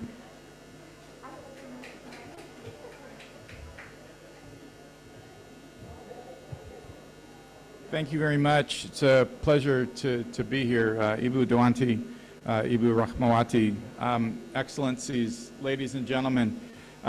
First, let me thank the government of Indonesia for convening this important session. As you noted, there's a lot of lessons that can be shared, and it is important at a place like the COP that is the part of the conversations that we have here to share experiences so that we can learn together. It's a great honor for me to speak on behalf of my World Bank colleagues who are working with the government in Indonesia, but also elsewhere around the world on issues of forest and landscape protection. 8 years ago, the Biocarbon Fund Initiative for Sustainable Forest Landscapes, or BioCF-ISFL, and I'll use the full name rather than the acronym, was launched at COP19 in Warsaw. It is a multilateral facility, meaning it's supported by donor governments, and it's managed by the World Bank. It seeks to promote reduced greenhouse gas emissions from the land sector, more sustainable agriculture practices, as well as smarter land use planning and policies. Now, this year at COP26, you'll recall that last week when the world leaders gathered here, They took additional steps to restore and protect landscapes, and I think that is, it's a wonderful progress that we have made, because the protection of forests, particularly in the tropics, remains an important global priority. Now, around the world, deforestation and forest degradation contribute approximately 12% of the world's greenhouse gas emissions. Deforestation and forest and land degradation threaten key ecosystems and the well-being of people who rely on them. Agriculture is estimated to be responsible for approximately 80% of deforestation worldwide. Commercial agriculture is the most important driver of deforestation in Latin America, responsible for 2/3 of total deforested area. In Africa and subtropical Asia, commercial and subsistence agriculture together are responsible for, again, 2/3 of deforestation. At the same time, agricultural expansion is key to poverty reduction and shared prosperity. So, managing these is a very challenging but important goal of this program. Done well, agricultural expansion and land use change can be managed to minimize forest loss, as well as achieve greenhouse gas emission reductions, all while protecting livelihoods. Since its launch, the ISFL supports countries in identifying and promoting climate-smart agriculture and low-carbon land use practices in selected geographic areas around the world. The initiative includes a portfolio of place-based programs spread across a variety of geographies that are, but all focused on protecting forests, restoring degraded lands, enhancing agricultural productivity, and improving livelihoods and local environments. Now, operating in a place-based manner is key because it allows governments to consider the trade-offs and synergies that are unique to that location. So whether it's the competition between agriculture or energy or forest protection uses, it's possible to think about and pursue integrated solutions that can achieve multiple objectives. Let me share with you briefly a glimpse of the progress to date on ISFL projects in participating countries, and other speakers will deliver more comprehensive details. So in Indonesia, the World Bank is honored to be assisting the government to prepare and implement an emission reduction program in Jambi province, an area of critically important forests and biodiversity. Ultimately, the goal is to unlock $70 million US in results-based payments for the agreed-upon emission reductions by 2026. In Mexico, the Strengthening Entrepreneurship in Productive Forest Landscapes project aims similarly to reduce 10 million tons of carbon dioxide equivalent by 2030. Private sector engagement is key to that particular program, promoting a collaboration between the public and private sector in rural areas of Mexico. In Zambia, the Integrated Forest Landscape Program seeks to reduce 6 million tons of emissions through activities that will be implemented by a consortium of local and national governments, the private sector, international agencies, NGOs, and CSOs, as well as through strong partnerships with local communities. ISFL in Colombia aims to catalyze sustainable development across the Orinoquia region through better land use planning, the integration of sustainable land use policies, the enforcement of existing laws and regulations, and capacity building. These efforts are expected to contribute to emission reductions equal to 10 million tons of carbon dioxide equivalent. And last but not least, Ethiopia, with the Oromia Forested Landscape Program, seeks to unlock payments for up to 10 million tons of emission reductions by improving sustainable forest management throughout the Oromia regional state. So what about the way forward? What can we learn from these initiatives to date? In all the jurisdictions that I just mentioned, there are three key underlying ingredients for a successful emissions reduction. First is a landscape approach. Second is collaboration with key stakeholders, including government at different levels for the private sector. And then third the strong political will of a specific jurisdiction and an administrative leadership that is willing to take the lead in setting strategic goals and milestones. It is worth noting that initiatives like the Forest Carbon Partnership Facility, in addition to the ISFL, and other results-based payment programs serve only as triggers to catalyze larger commitments and efforts in addressing climate change as our common responsibility. Referring to the history of developing these initiatives and implementation efforts to date, we could draw lessons from the challenges that we have encountered, and I'm sure you'll agree there have been many, gaps that need to be addressed in terms of how we approach these issues going forward, and try and build even stronger collaboration between countries, development partners, civil society groups, academia, and other stakeholders. Now, with patience and commitment, we will get there, as we can see from the first FCPF result-based payment in Mozambique, which came after a decade-long process. Let me conclude by noting again the World Bank team's appreciation for the opportunity to work with you to protect our forests, to improve community livelihoods, and reduce emissions. Thank you again, and I wish you a very fruitful discussion today. Thank you.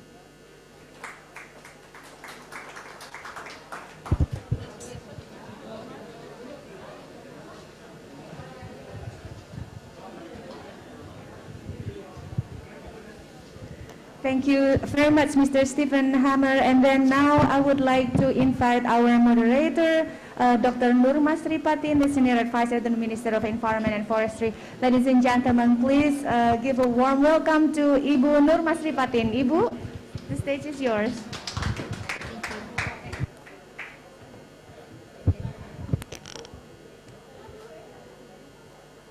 Thank you, Ibu Lia. Good afternoon and good evening in Jakarta. So this is the time for us to listen the presentation, and then we have discussion later on.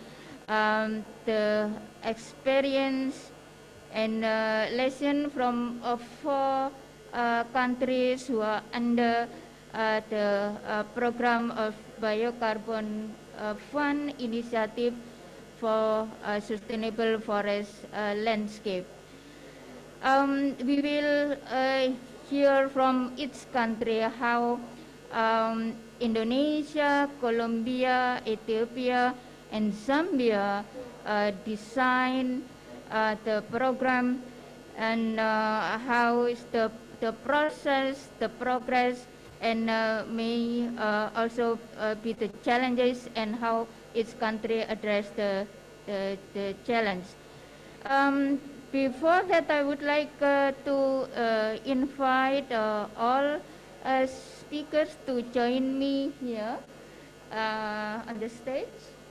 So please, Ibu Emma from Indonesia, and Mr. Andreas Felipe from Colombia, and Mr. Sahaye Gonfa Nagase from Ethiopia, and our colleague from Zambia, Mr. Makumba, will join us virtually.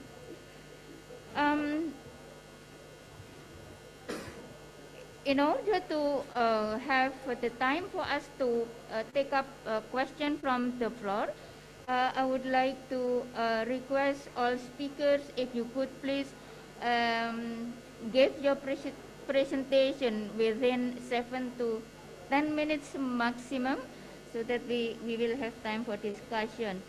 First, I would like to invite Ibu Emma Rahmawati, the Director of Climate Change Mitigation, Ministry of Environment and Forestry of Indonesia. Ibu Emma, you have the floor.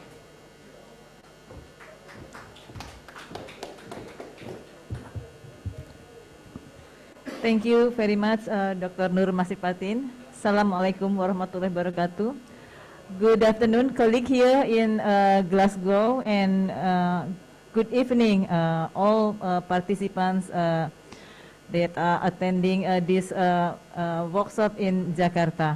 It is my pleasure to share with you Ibu Dirjen, Pak Steve from the World Bank, and also colleagues to share our experience in implementing BioCF ESFL in Indonesia. Next, please.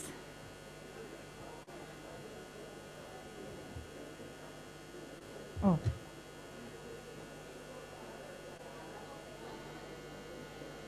Okay.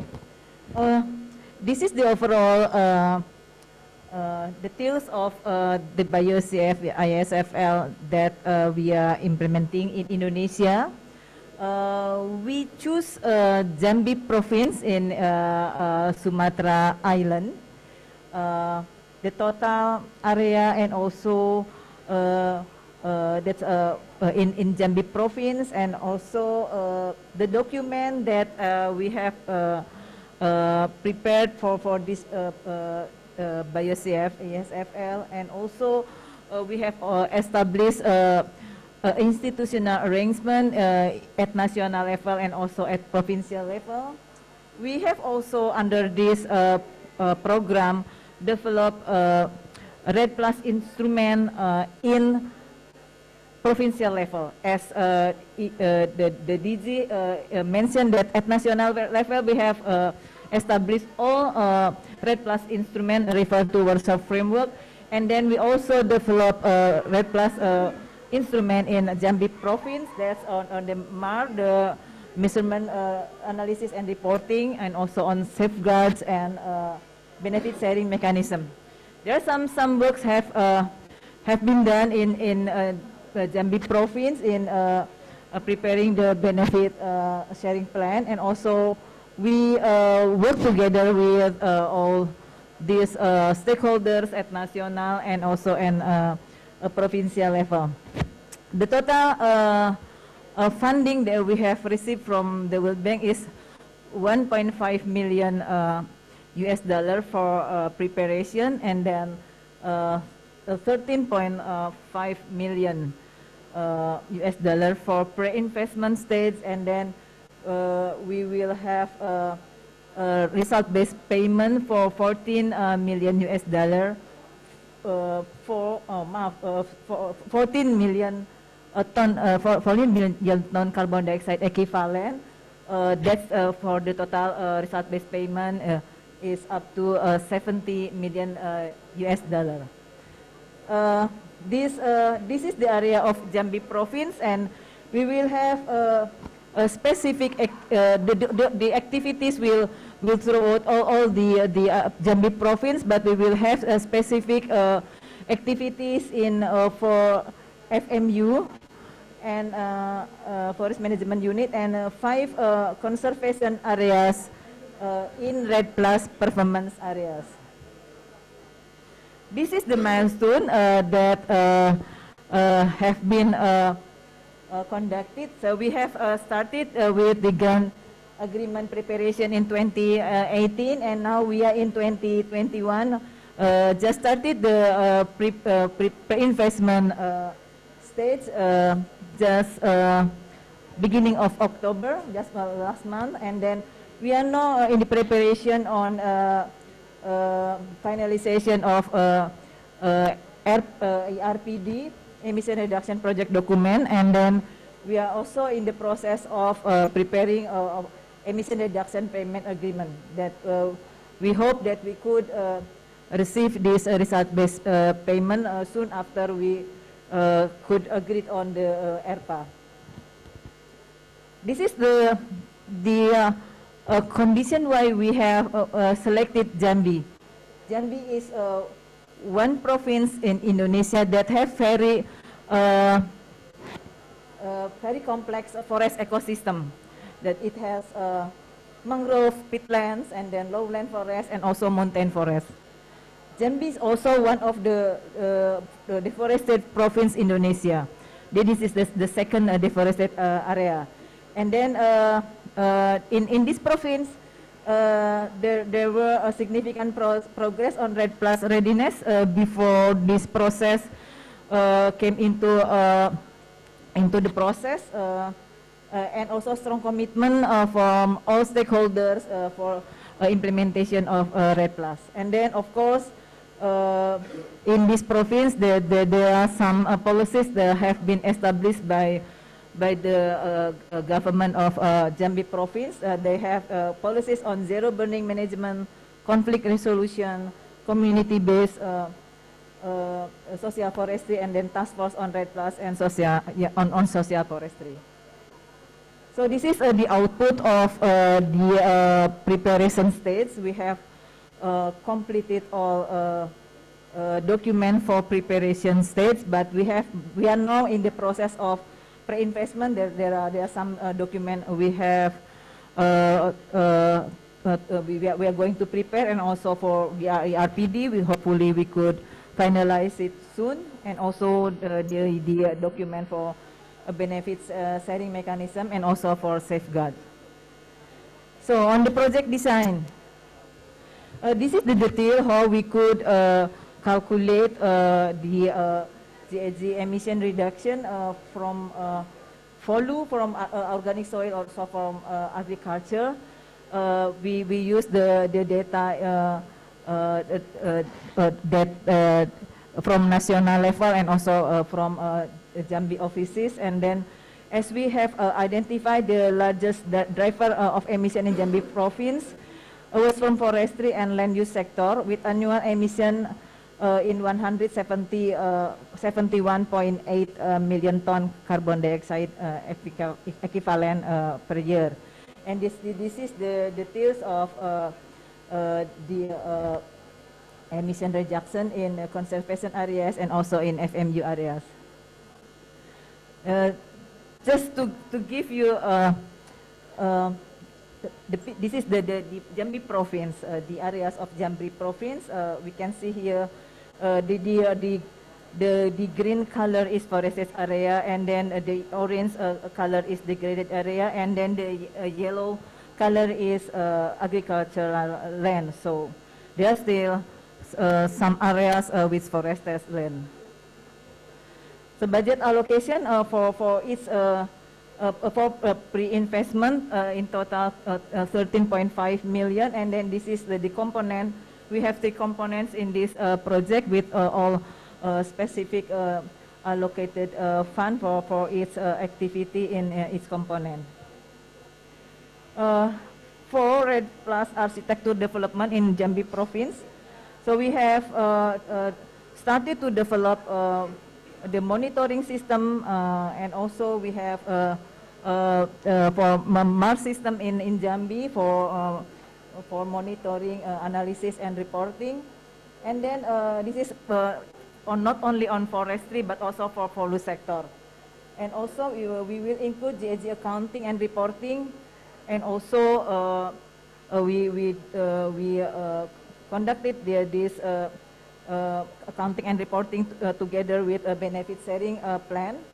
And also we in the process of preparation this mechanism, we involve all stakeholders, not only local government offices but also the representative from non-government organization, and also universities. So this Jambi estimated GAG emission reduction that we projected from this year to 2025. So the total potential for emission, the emission reduction is around 17 million, but we will propose for the RBP is only for 14 million. So this is the benefit sharing mechanism that we have prepared so far, that we have identification the benefit of the ER program, and also we have identified the beneficiaries, and also the determination of the benefit, allocation of the benefit, and also how we could also distribute this the benefit, and also how to use this benefit.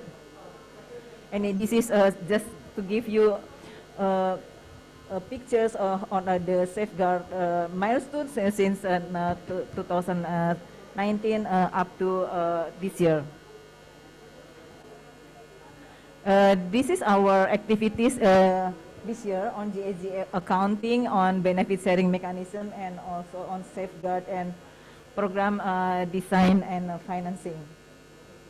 So this BioCF ISFL is supporting and also included into provincial development plan. So it's included in medium-term development plan in Jambi province.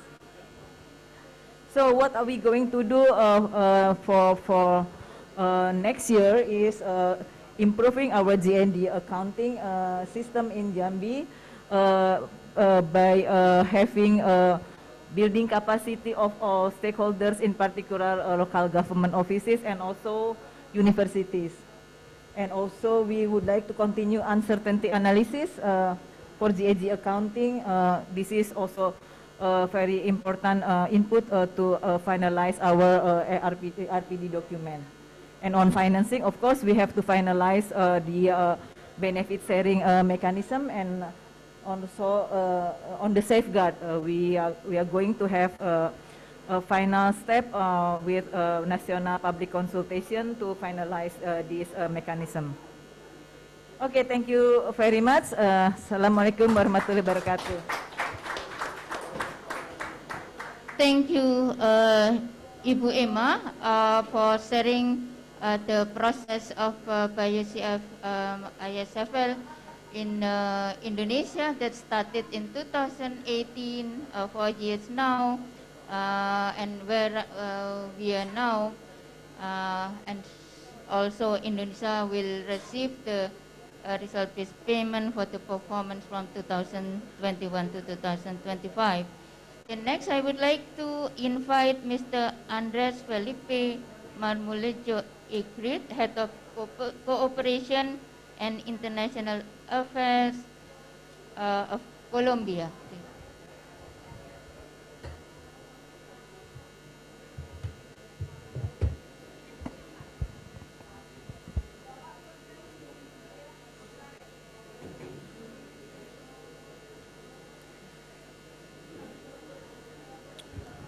Okay, hello everyone. I would just want to start saying that I have a bit of sore throat, so I'm gonna do my best for you to understand. Also give a special recognition to Indonesia, to the government of Indonesia, for inviting us here in this pavilion, in this panel. It's for us. We're from Colombia. We're very grateful and happy of being here and share our experiences of Colombia here with Indonesia. Also, a special appreciation to the World Bank for all the support that we have been receiving in this important project. This is not my presentation.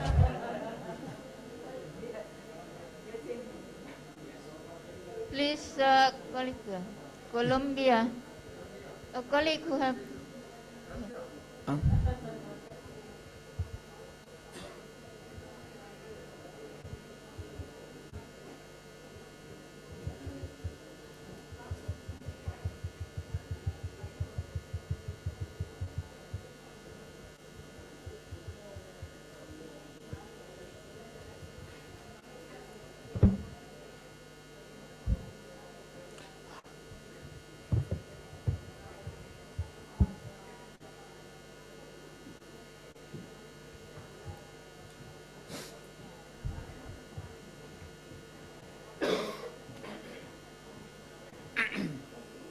Yeah, that's one.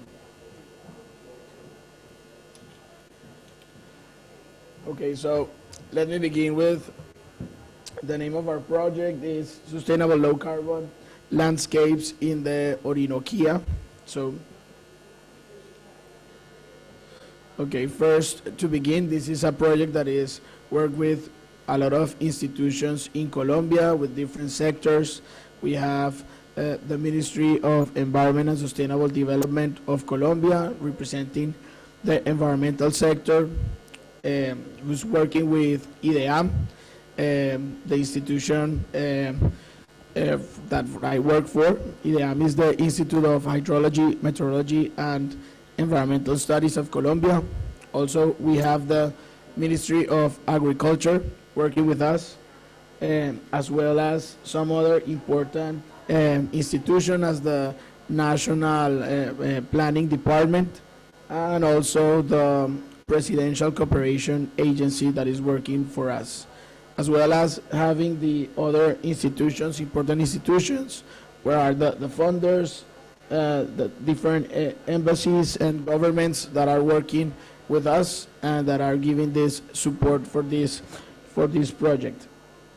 So, what is the objective of this project is to identify and develop alternatives that contribute to the improvement of the conditions for sustainable low-carbon agricultural planning and production in the Colombian Orinoquia region. This is very important to mention, and is that for the agricultural sector and of course for the government of Colombia, this is a really important project due to the fact that this project will give us the framework to achieve agriculture carbon neutrality for 2050.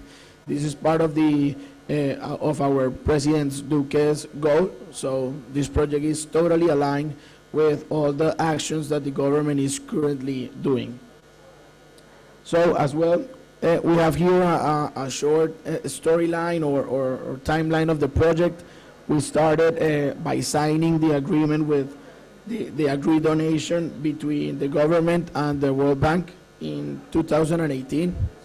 After this, we have been implementing different activities since June of 2019, and we're hoping to finish all the activities for December of 2023.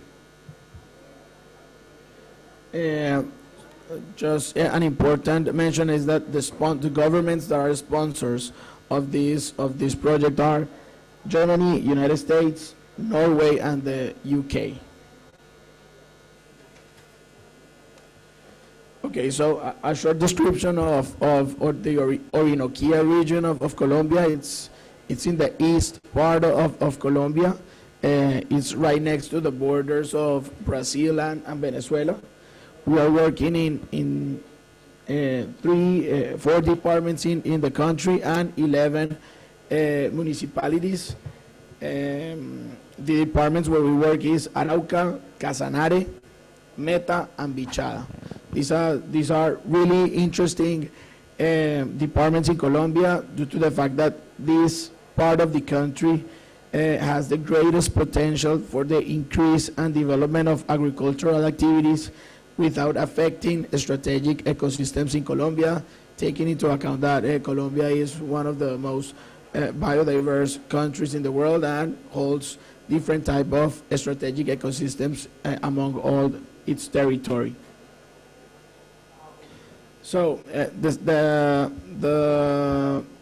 different the key sectors or the key different products that we have selected are here represented. We have then the agroforestry systems of cocoa, forest plantations, cashew, rice, palm oil, and livestock. So this project is implemented in 3 different components. The component number 1 is sustainable land use and management. The component number 2 will be integrated land use planning and improved governance for deforestation control. And the 3rd component is the definition of the emission reduction program and monitoring, reporting, and verification. So for our first component, before starting describing each component, really important to mention that from these 3 components, the component number 3 will be the one that articulates and it's the axis of this project on behalf of the objective of the same. Okay, so for the first component is then divided in two different subcomponents. The first one is mainstreaming environmental considerations into the land use planning instruments and land tenure regulation processes. And then important to mention different activities that we have been doing and advances that we have been holding, including the strengthening of land use planning in 11 municipalities and 4 departments that are the places where we are implementing the activities of this project, as well then to support different authorities in these municipalities and to formulate forest management plans. Also, we have then the governance for deforestation control, which is related then to the native forests that we hold in Colombia in this special area. So, well, these were some of the advances that I was just describing and mentioning. For the second component, we have then the sustainable land use management. For this, the objective of this component is to generate information, capacities, and incentives to reduce AFOLU GHG emissions from unsustainable land use and land use changes. So this component is divided in 3 subcomponents. The first one is public and private sector coordination and participation with multi-stakeholder platforms, partnerships, and knowledge networking.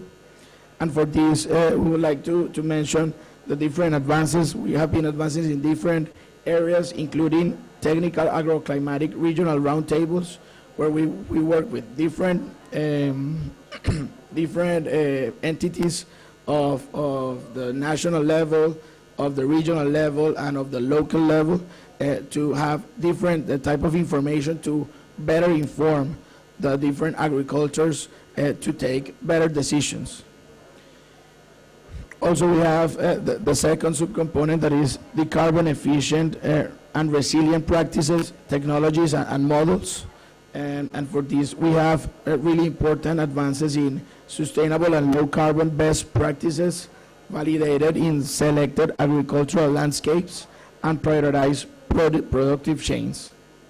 And for the third subcomponent, we have the financial and non-financial incentives to promote low carbon sustainable production models. So in Colombia, we have one type of financing that is the payments for ecosystem services, and this is then part of the promotion from the government to ask for the different communities to have protection activities on behalf of their territories, so we can have an economic incentive after doing this type of activities.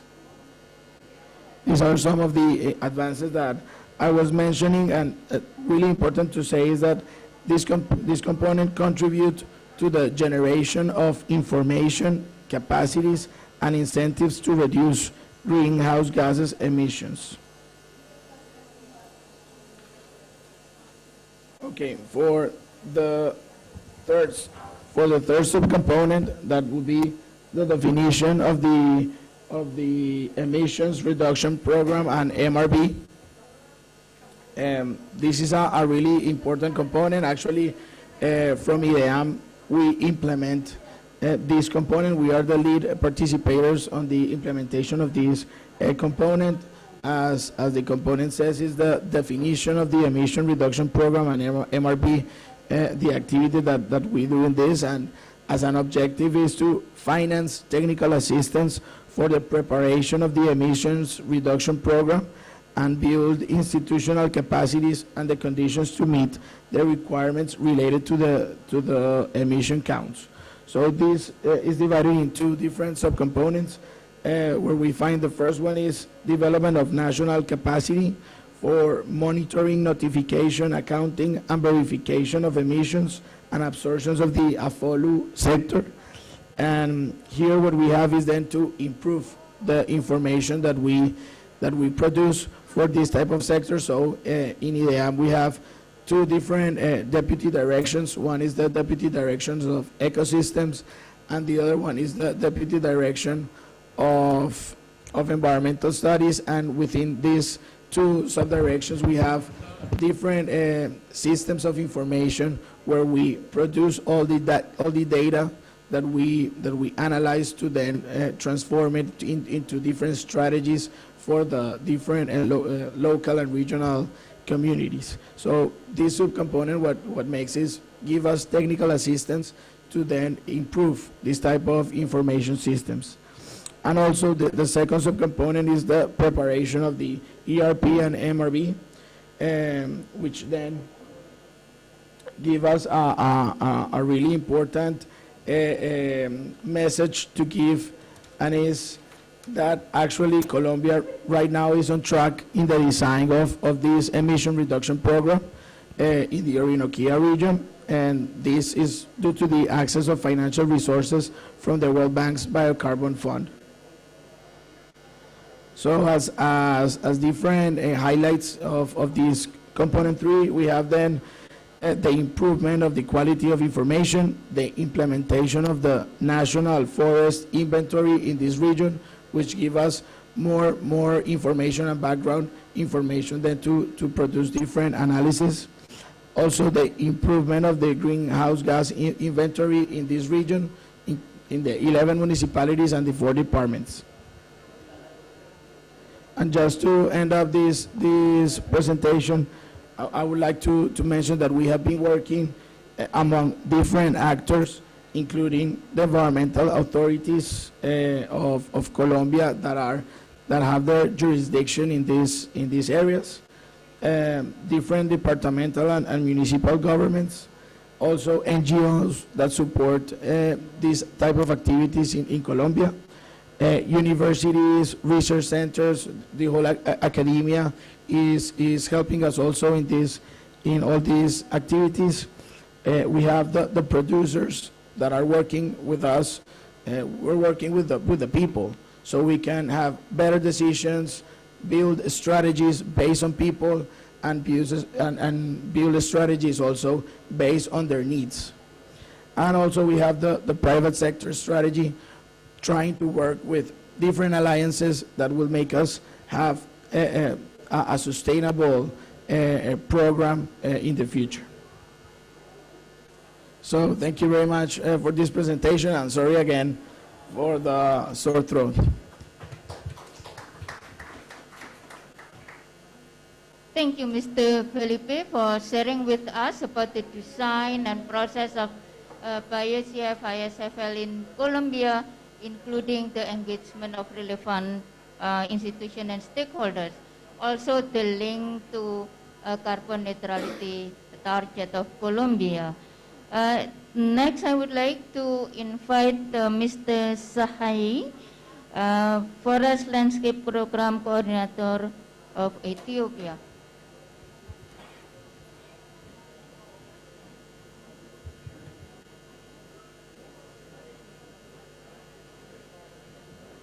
Yeah. First of all, I would like to thank the Indonesian Pavilion for hosting this important event. My name is Tasfaye. I am Ethiopia BioCF-ISFL Program Coordinator. So I'm going to present the Ethiopia Oromia Forest and Landscape Program. I'll focus on progress and lessons learned.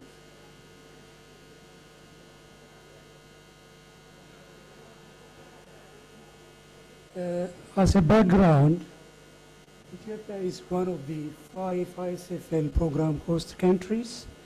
Ethiopia was the first country selected for financing from the BioCF-ISFL back in 2013 in COP.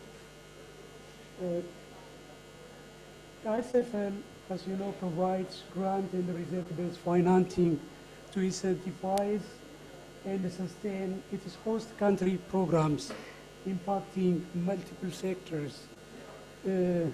As you can see, those are the 5 country programs the gentleman from the World Bank talked about.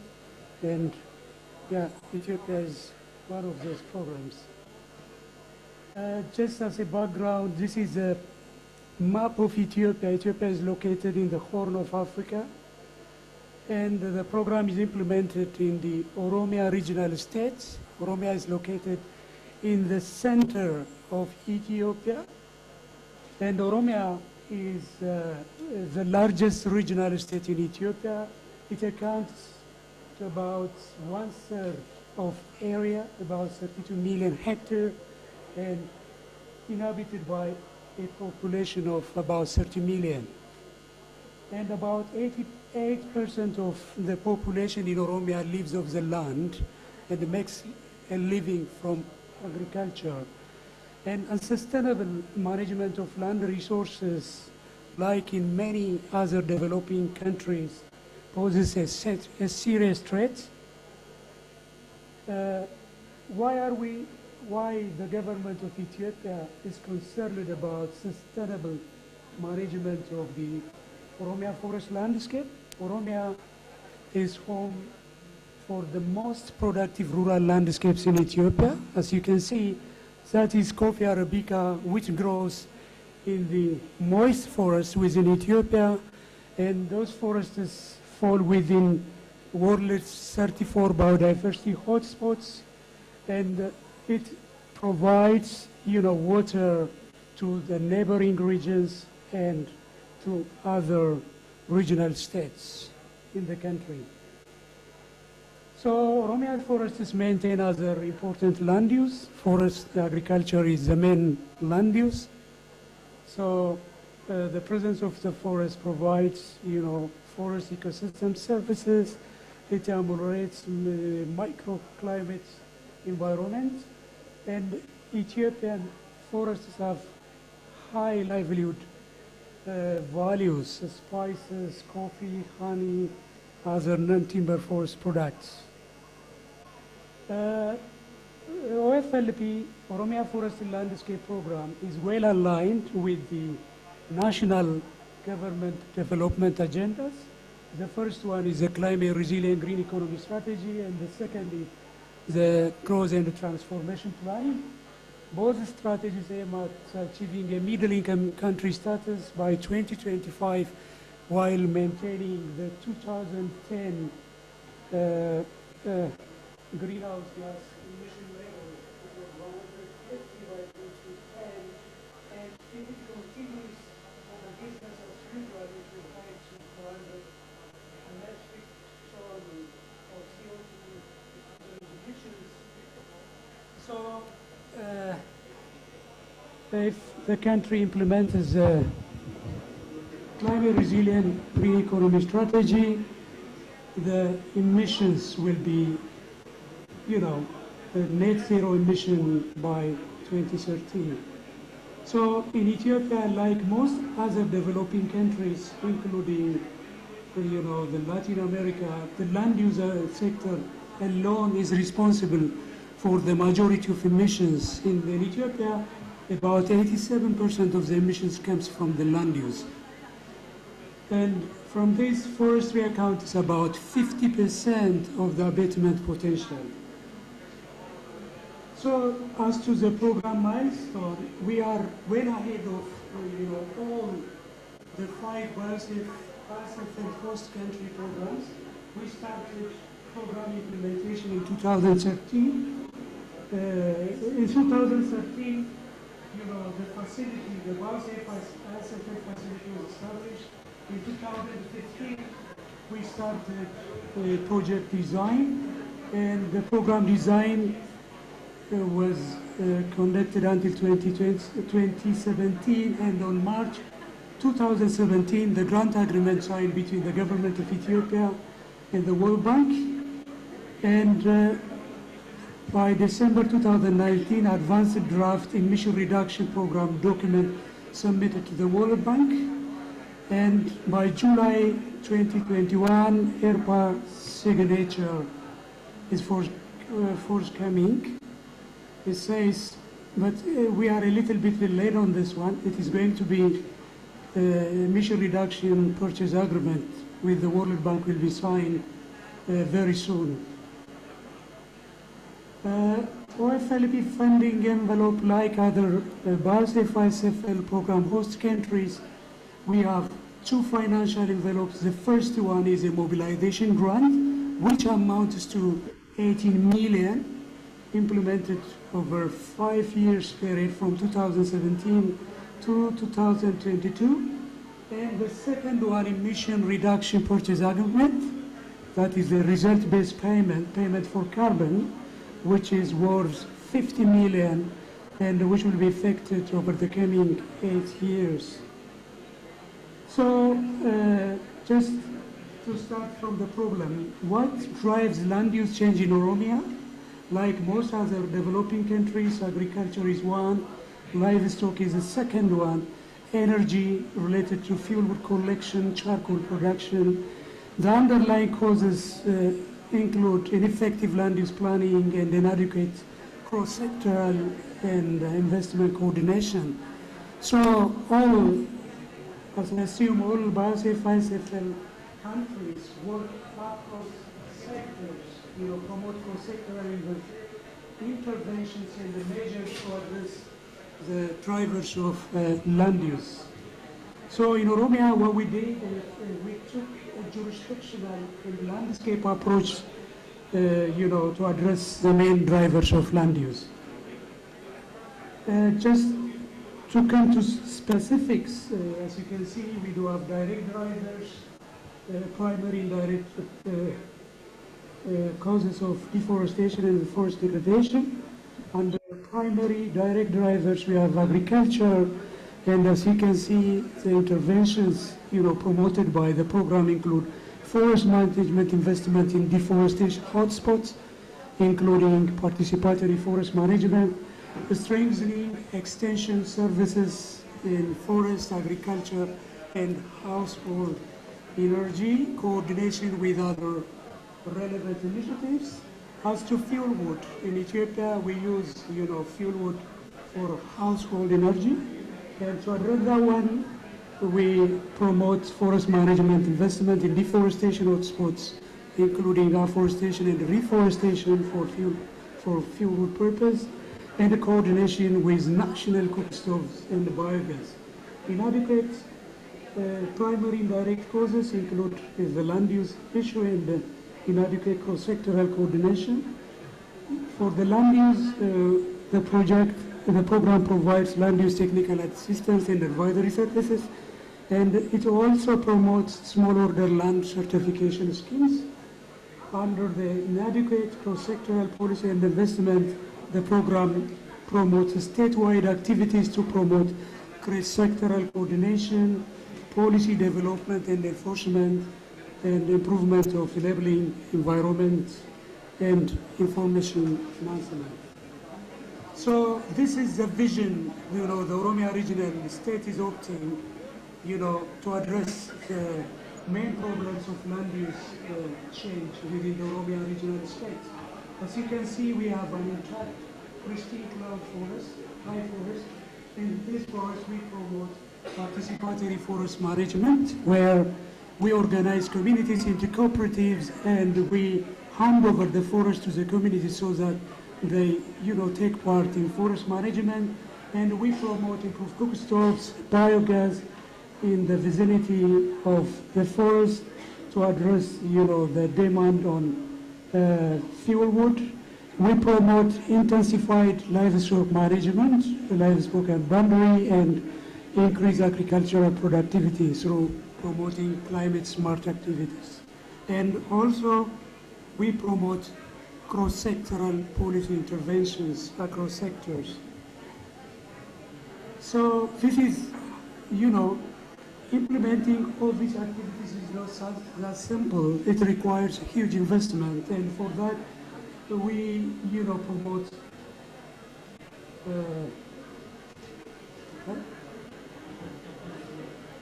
yeah, sorry. It's back. I think, sorry. Is it not working? Yeah. Sorry, I'm just there. So we need huge investment, and to scale up finance and actions, we are, typically innovative model we follow up. We start the program implementation with 80 million mobilization grant, and we implement activities indicated below: coordination of investments, institutions, incentives, information, and the others. And also we promote some initial investment on the ground, and then when we do the project, we leverage, we'll unlock emission reduction payments from 50 million, which is committed by the World Bank, and the program will also be able to generate more emission reduction payments. And also there are different NGOs we work with. They can mobilize grants, and also the government is getting, grants to implement different programs. Those all will add up, to scale up integrated landscape management activities across the entire region within Oromia. This is, the activities implemented by the project grants. We have 3 components enabling investment. As you can see, those are indicated here. Enabling environment, 5 components, and we have the result-based payment. I have already discussed most of them. Programs, key program activities, progress. When you see the project, the program, hired integrated land use consulting firm, contracted to provide technical assistance and advisory services to the Oromia regional state, technical assistance based on integrated land use plan knowledge gap, and statewide capacity on land use planning to relevant implementing sectors is ongoing.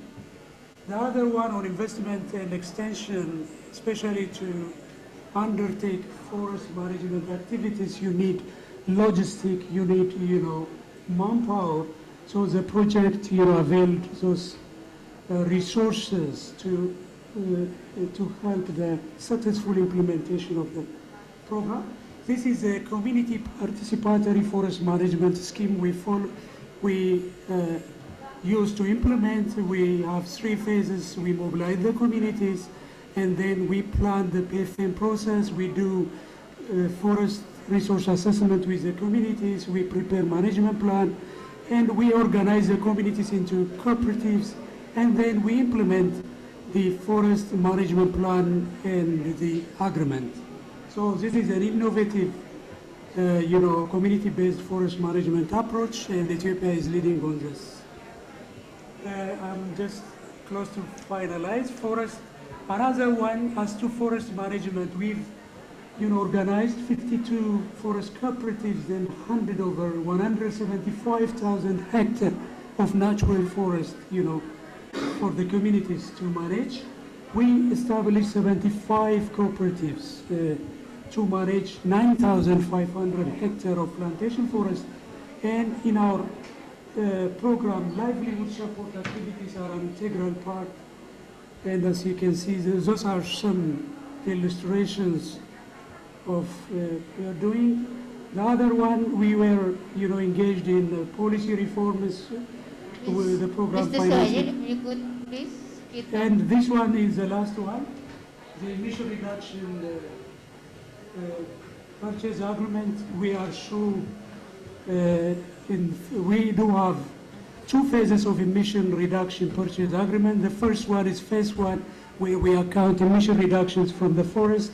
We have finalized preparations, and negotiation is ongoing at the moment with the World Bank. For the second one, the phase 2, which includes emission reductions generated from the landscape, from the forest and agriculture, this is a bit far away, and the preparations are ongoing. So, sorry, this is how we do the emission reduction purchase agreement. The government of Ethiopia saves emission reduction credit to the World Bank. Lessons generated, only this slide. In order to implement a successful integrated land use landscape management program, cross-sectoral policy and investment coordination is required. A benefit sharing plan reflecting communities' interest is crucial. Packaging well-tailored livelihood activities upfront is very important. And learning by doing and adopting to change is very important, because we were the first SFL coast countries. We started back in 2005. We haven't yet signed ERPA. We are learning over time and we are adapting to change. Thank you very much. That's all. Yeah, thank you, Mr. Sahai, for sharing with us also design process, lessons learned being the first of BioCF SFL country. The last presentation will be delivered by Mr. Makumba, the Director of Forestry, Ministry of Green Economy and Environment of Zambia, to join virtually. So, Mr. Makumba, please. Good evening. Are you able to see my presentation? Yeah, we see your presentation. Thank you very much. And my name is Makumba Ignatius. I'm Director of Forestry in the Ministry of Green Economy and the Environment. And to begin with, I would want to thank the government of Indonesia for inviting us to share the experiences with regard to the Zambia Integrated Forest Landscape project being implemented in the eastern part of Zambia. Let's see. Okay, so the Zambia Integrated Forest Landscape project is being implemented in the eastern province of Zambia. This province has a population of about 1.7 million people, and most of them are actually affected by high poverty levels. And some of the major challenges which prompted the government to work with the World Bank and the other partners to implement this project was because of some of these issues which are highlighted here. These include major ongoing forest degradation, rapid deforestation for farming, inadequate community participation in forest management, wildlife management, and also land use planning, and unsustainable livelihood activities such as charcoal production, and also poor market access and value addition to most of the forest products and also agricultural products. Now, the Zambia Integrated Forest Landscape Project's main objective is to actually improve landscape management and increase environmental and economic benefits for targeted rural communities in the eastern province.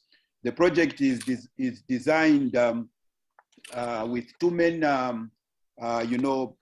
components, and this is the enabling environment and also the livelihood and low carbon investments component. And then the enabling environment is supposed to prepare the country to actually come up with an agreement, the emission reductions purchase agreement with our partners. And then the livelihood and low carbon investments looks at how to get the communities involved in sustainable forest management, and also get the communities practice climate smart agriculture, among others. Now, the performance indicators of the project are that we would want to see forest area under sustainable management practices increased.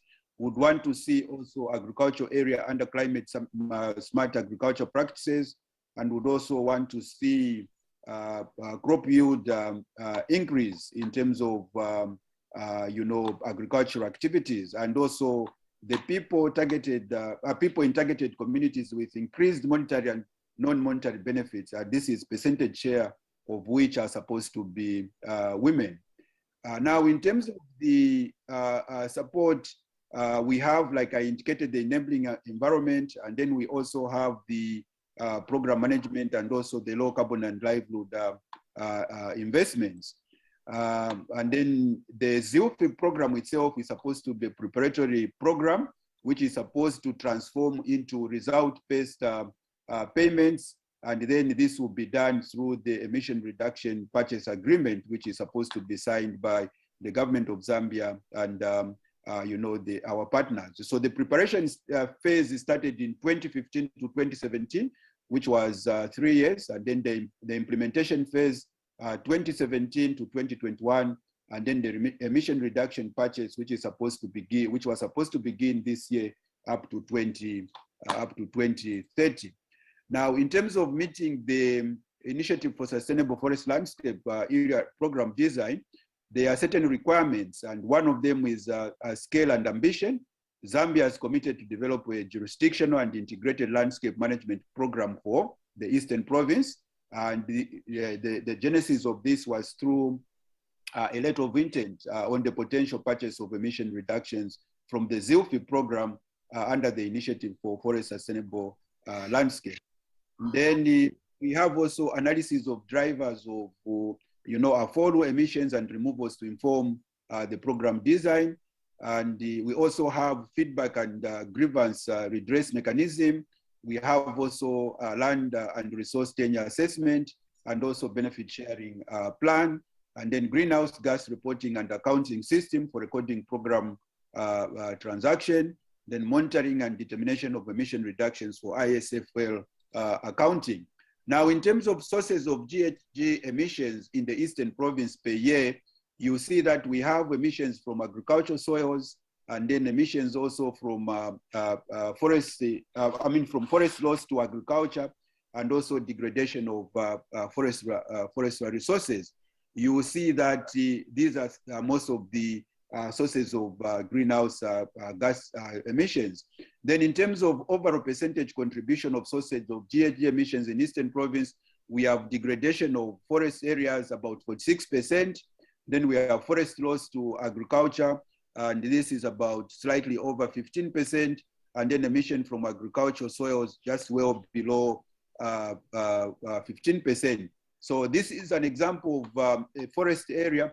If you see from the, I don't know in what direction the presentation is, but on my left-hand side and on my right-hand side, you see that on the other side, we are trying to show the 2013 land cover, and then on the other side, we are trying to show the 2020 land cover. You see that most of the areas have been transformed into agriculture, and then this has resulted into these areas to be degraded, and then most likely contributing to greenhouse emissions. Now, what does it look like? You see that there are aspects of permanent structures being built in protected forest areas. This compromises the well-being and integrity of the forest area. And then you see some of the structures on the bottom left. These are mud structures. These are for tobacco curers. And again, this reduces the integrity of the forest. And then we have also, on the right-hand side, land being cleared for agricultural purposes. Now, the urgent need to tackle deforestation and forest degradation and poor agricultural practices in order to reduce GHG emissions is one of the main focus of the program. And then, if you look at the actual, jurisdiction sustainable landscape program, is that the overall objective is in line with the mission of the national strategy to reduce deforestation and forest degradation. And this is basically looking at coordination efforts aimed at reducing deforestation and forest degradation through improved management of forests and livelihoods. This is fully cognizant with the two main sources of GHG emissions in Eastern Province, which are from degradation of forests, about 6.6%, and also forest loss through conversion to cropland, which is at about 16%. Now, in terms of the efforts that are reflected in the main emission reduction projects selected, those projects are to reduce uncontrolled forest loss and degradation while increasing forest cover through community participation in sustainable forest management, and also to look at sustainably increasing smallholder farm agriculture productivity, income, and the welfare through climate smart agriculture, reduce firewood and charcoal consumption through improved utilization of wood fuel through promotion of energy, efficient wood fuel utilization technologies, and also improve sustainable production of wood fuel, also in support of Objective 5 of the national strategy. Now, in terms of developing the emissions reduction program, what are we learning? Design, the policy decisions required that jurisdictional program to nest or not to nest existing road projects, because in Eastern Province, for example, we have 2 existing projects, and now we are developing a jurisdictional program to be implemented in the same province. So I think the question arises is how do you nest these other existing projects into the proposed jurisdictional program? Then developing of costing, developing rather than costing the ERP work plan and budget, sector understanding of the result-based payment program, projects approach vis-a-vis the results-based payment program, post-external verification. I think there is an issue of, a gap in terms of understanding these things. And then the other issue that we've learned is coordination between multiple sectors and government agencies in line ministries for an integrated jurisdictional program is quite a challenge. And also developing an equitable benefit sharing mechanism is also a challenge, because if the area is vast, then the circumstances in these areas are quite different. And also beneficiary understanding of performance-based incentive system vis-a-vis conventional projects and grants also is that other issue. And how do we incentivize the forest restoration? So these are some of the lessons that we are learning. We are learning. The other one is generating value. Who pays? We need to understand that understanding the carbon market, setting prices and informing negotiations, the question is it equitable? And then the other point is need for closer communication, dialogue, and transparent discussions. And also the carbon rights, do we respect national legislation and sovereignty? Then there's also the risk mitigation by both parties, equitable pricing, in the start-up phases with shared return on investment by both parties. Then the other issue is generating value. Who pays and when? You see that the revenue only receiving following verification through MRV and audit, therefore end in year 2 or year 3. Then assumption that ex-ante emission reductions focus in GHG report will be achieved. So these are some of the issues which we are actually trying to understand and grapple with. And then the other issue is the financial viability of the emission reductions purchase requires continued investment in both to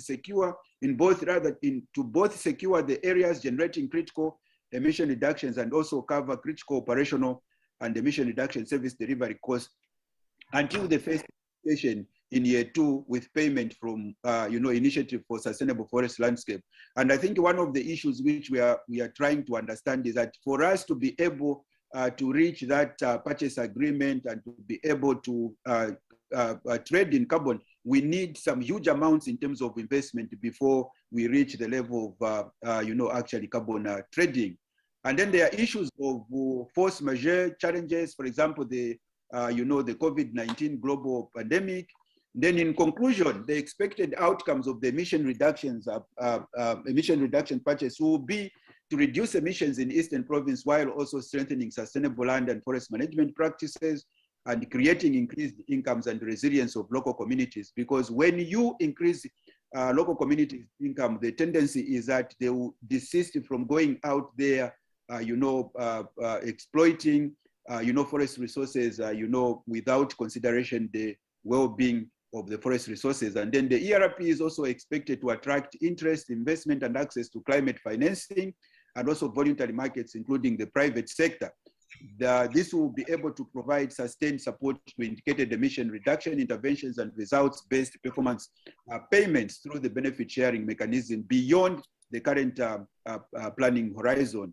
And we believe that this is an innovative greenhouse gas emission reduction program which can provide a model for the other provinces of Zambia within the region. So thank you so much. My apologies, I tried to rush through because of the time limitation, but I hope I've been able to drive the point home. Thank you very much for your attention and for listening.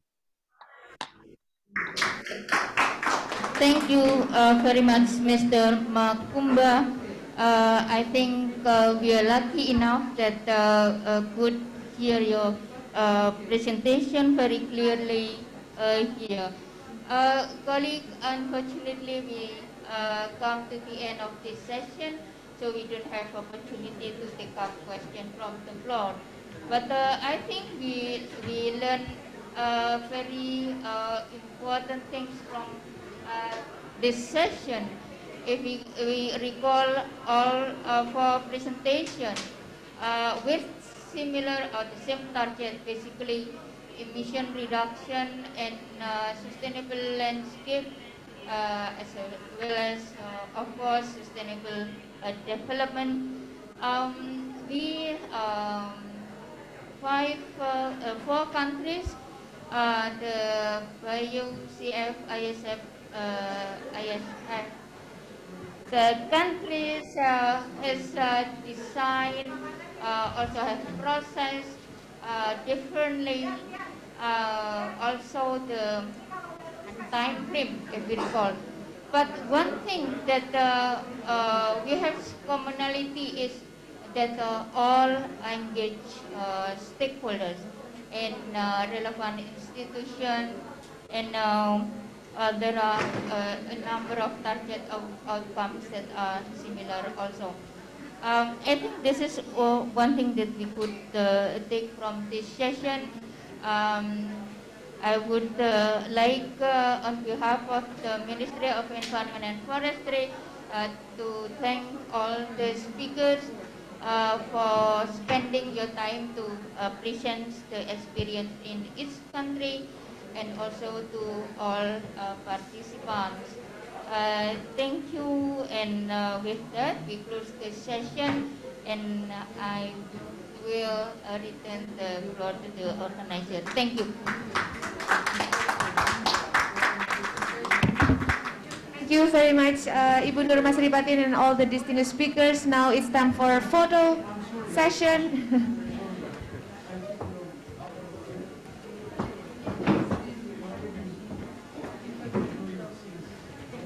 So, ladies and gentlemen, this is our last session of the day, and see you again tomorrow at 9 a.m. And then now it's time for a photo session, and if you please, excuse me, maybe photo first. So if you can have the gentleman on the screen some space. Yeah.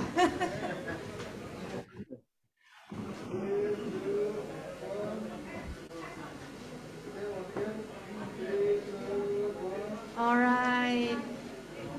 Wonderful. Our sixth session of the day and the end of today's session. Oh, souvenir. We do have souvenir.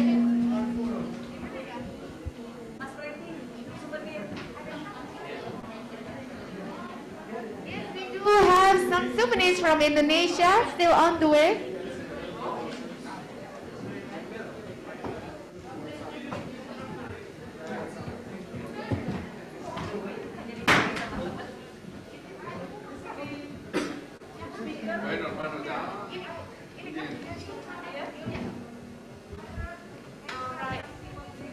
So,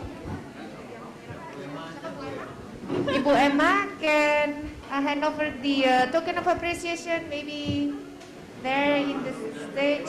Yeah, oh, okay, langsung. Okay. Bye-bye. Bye, thank you. Thank you.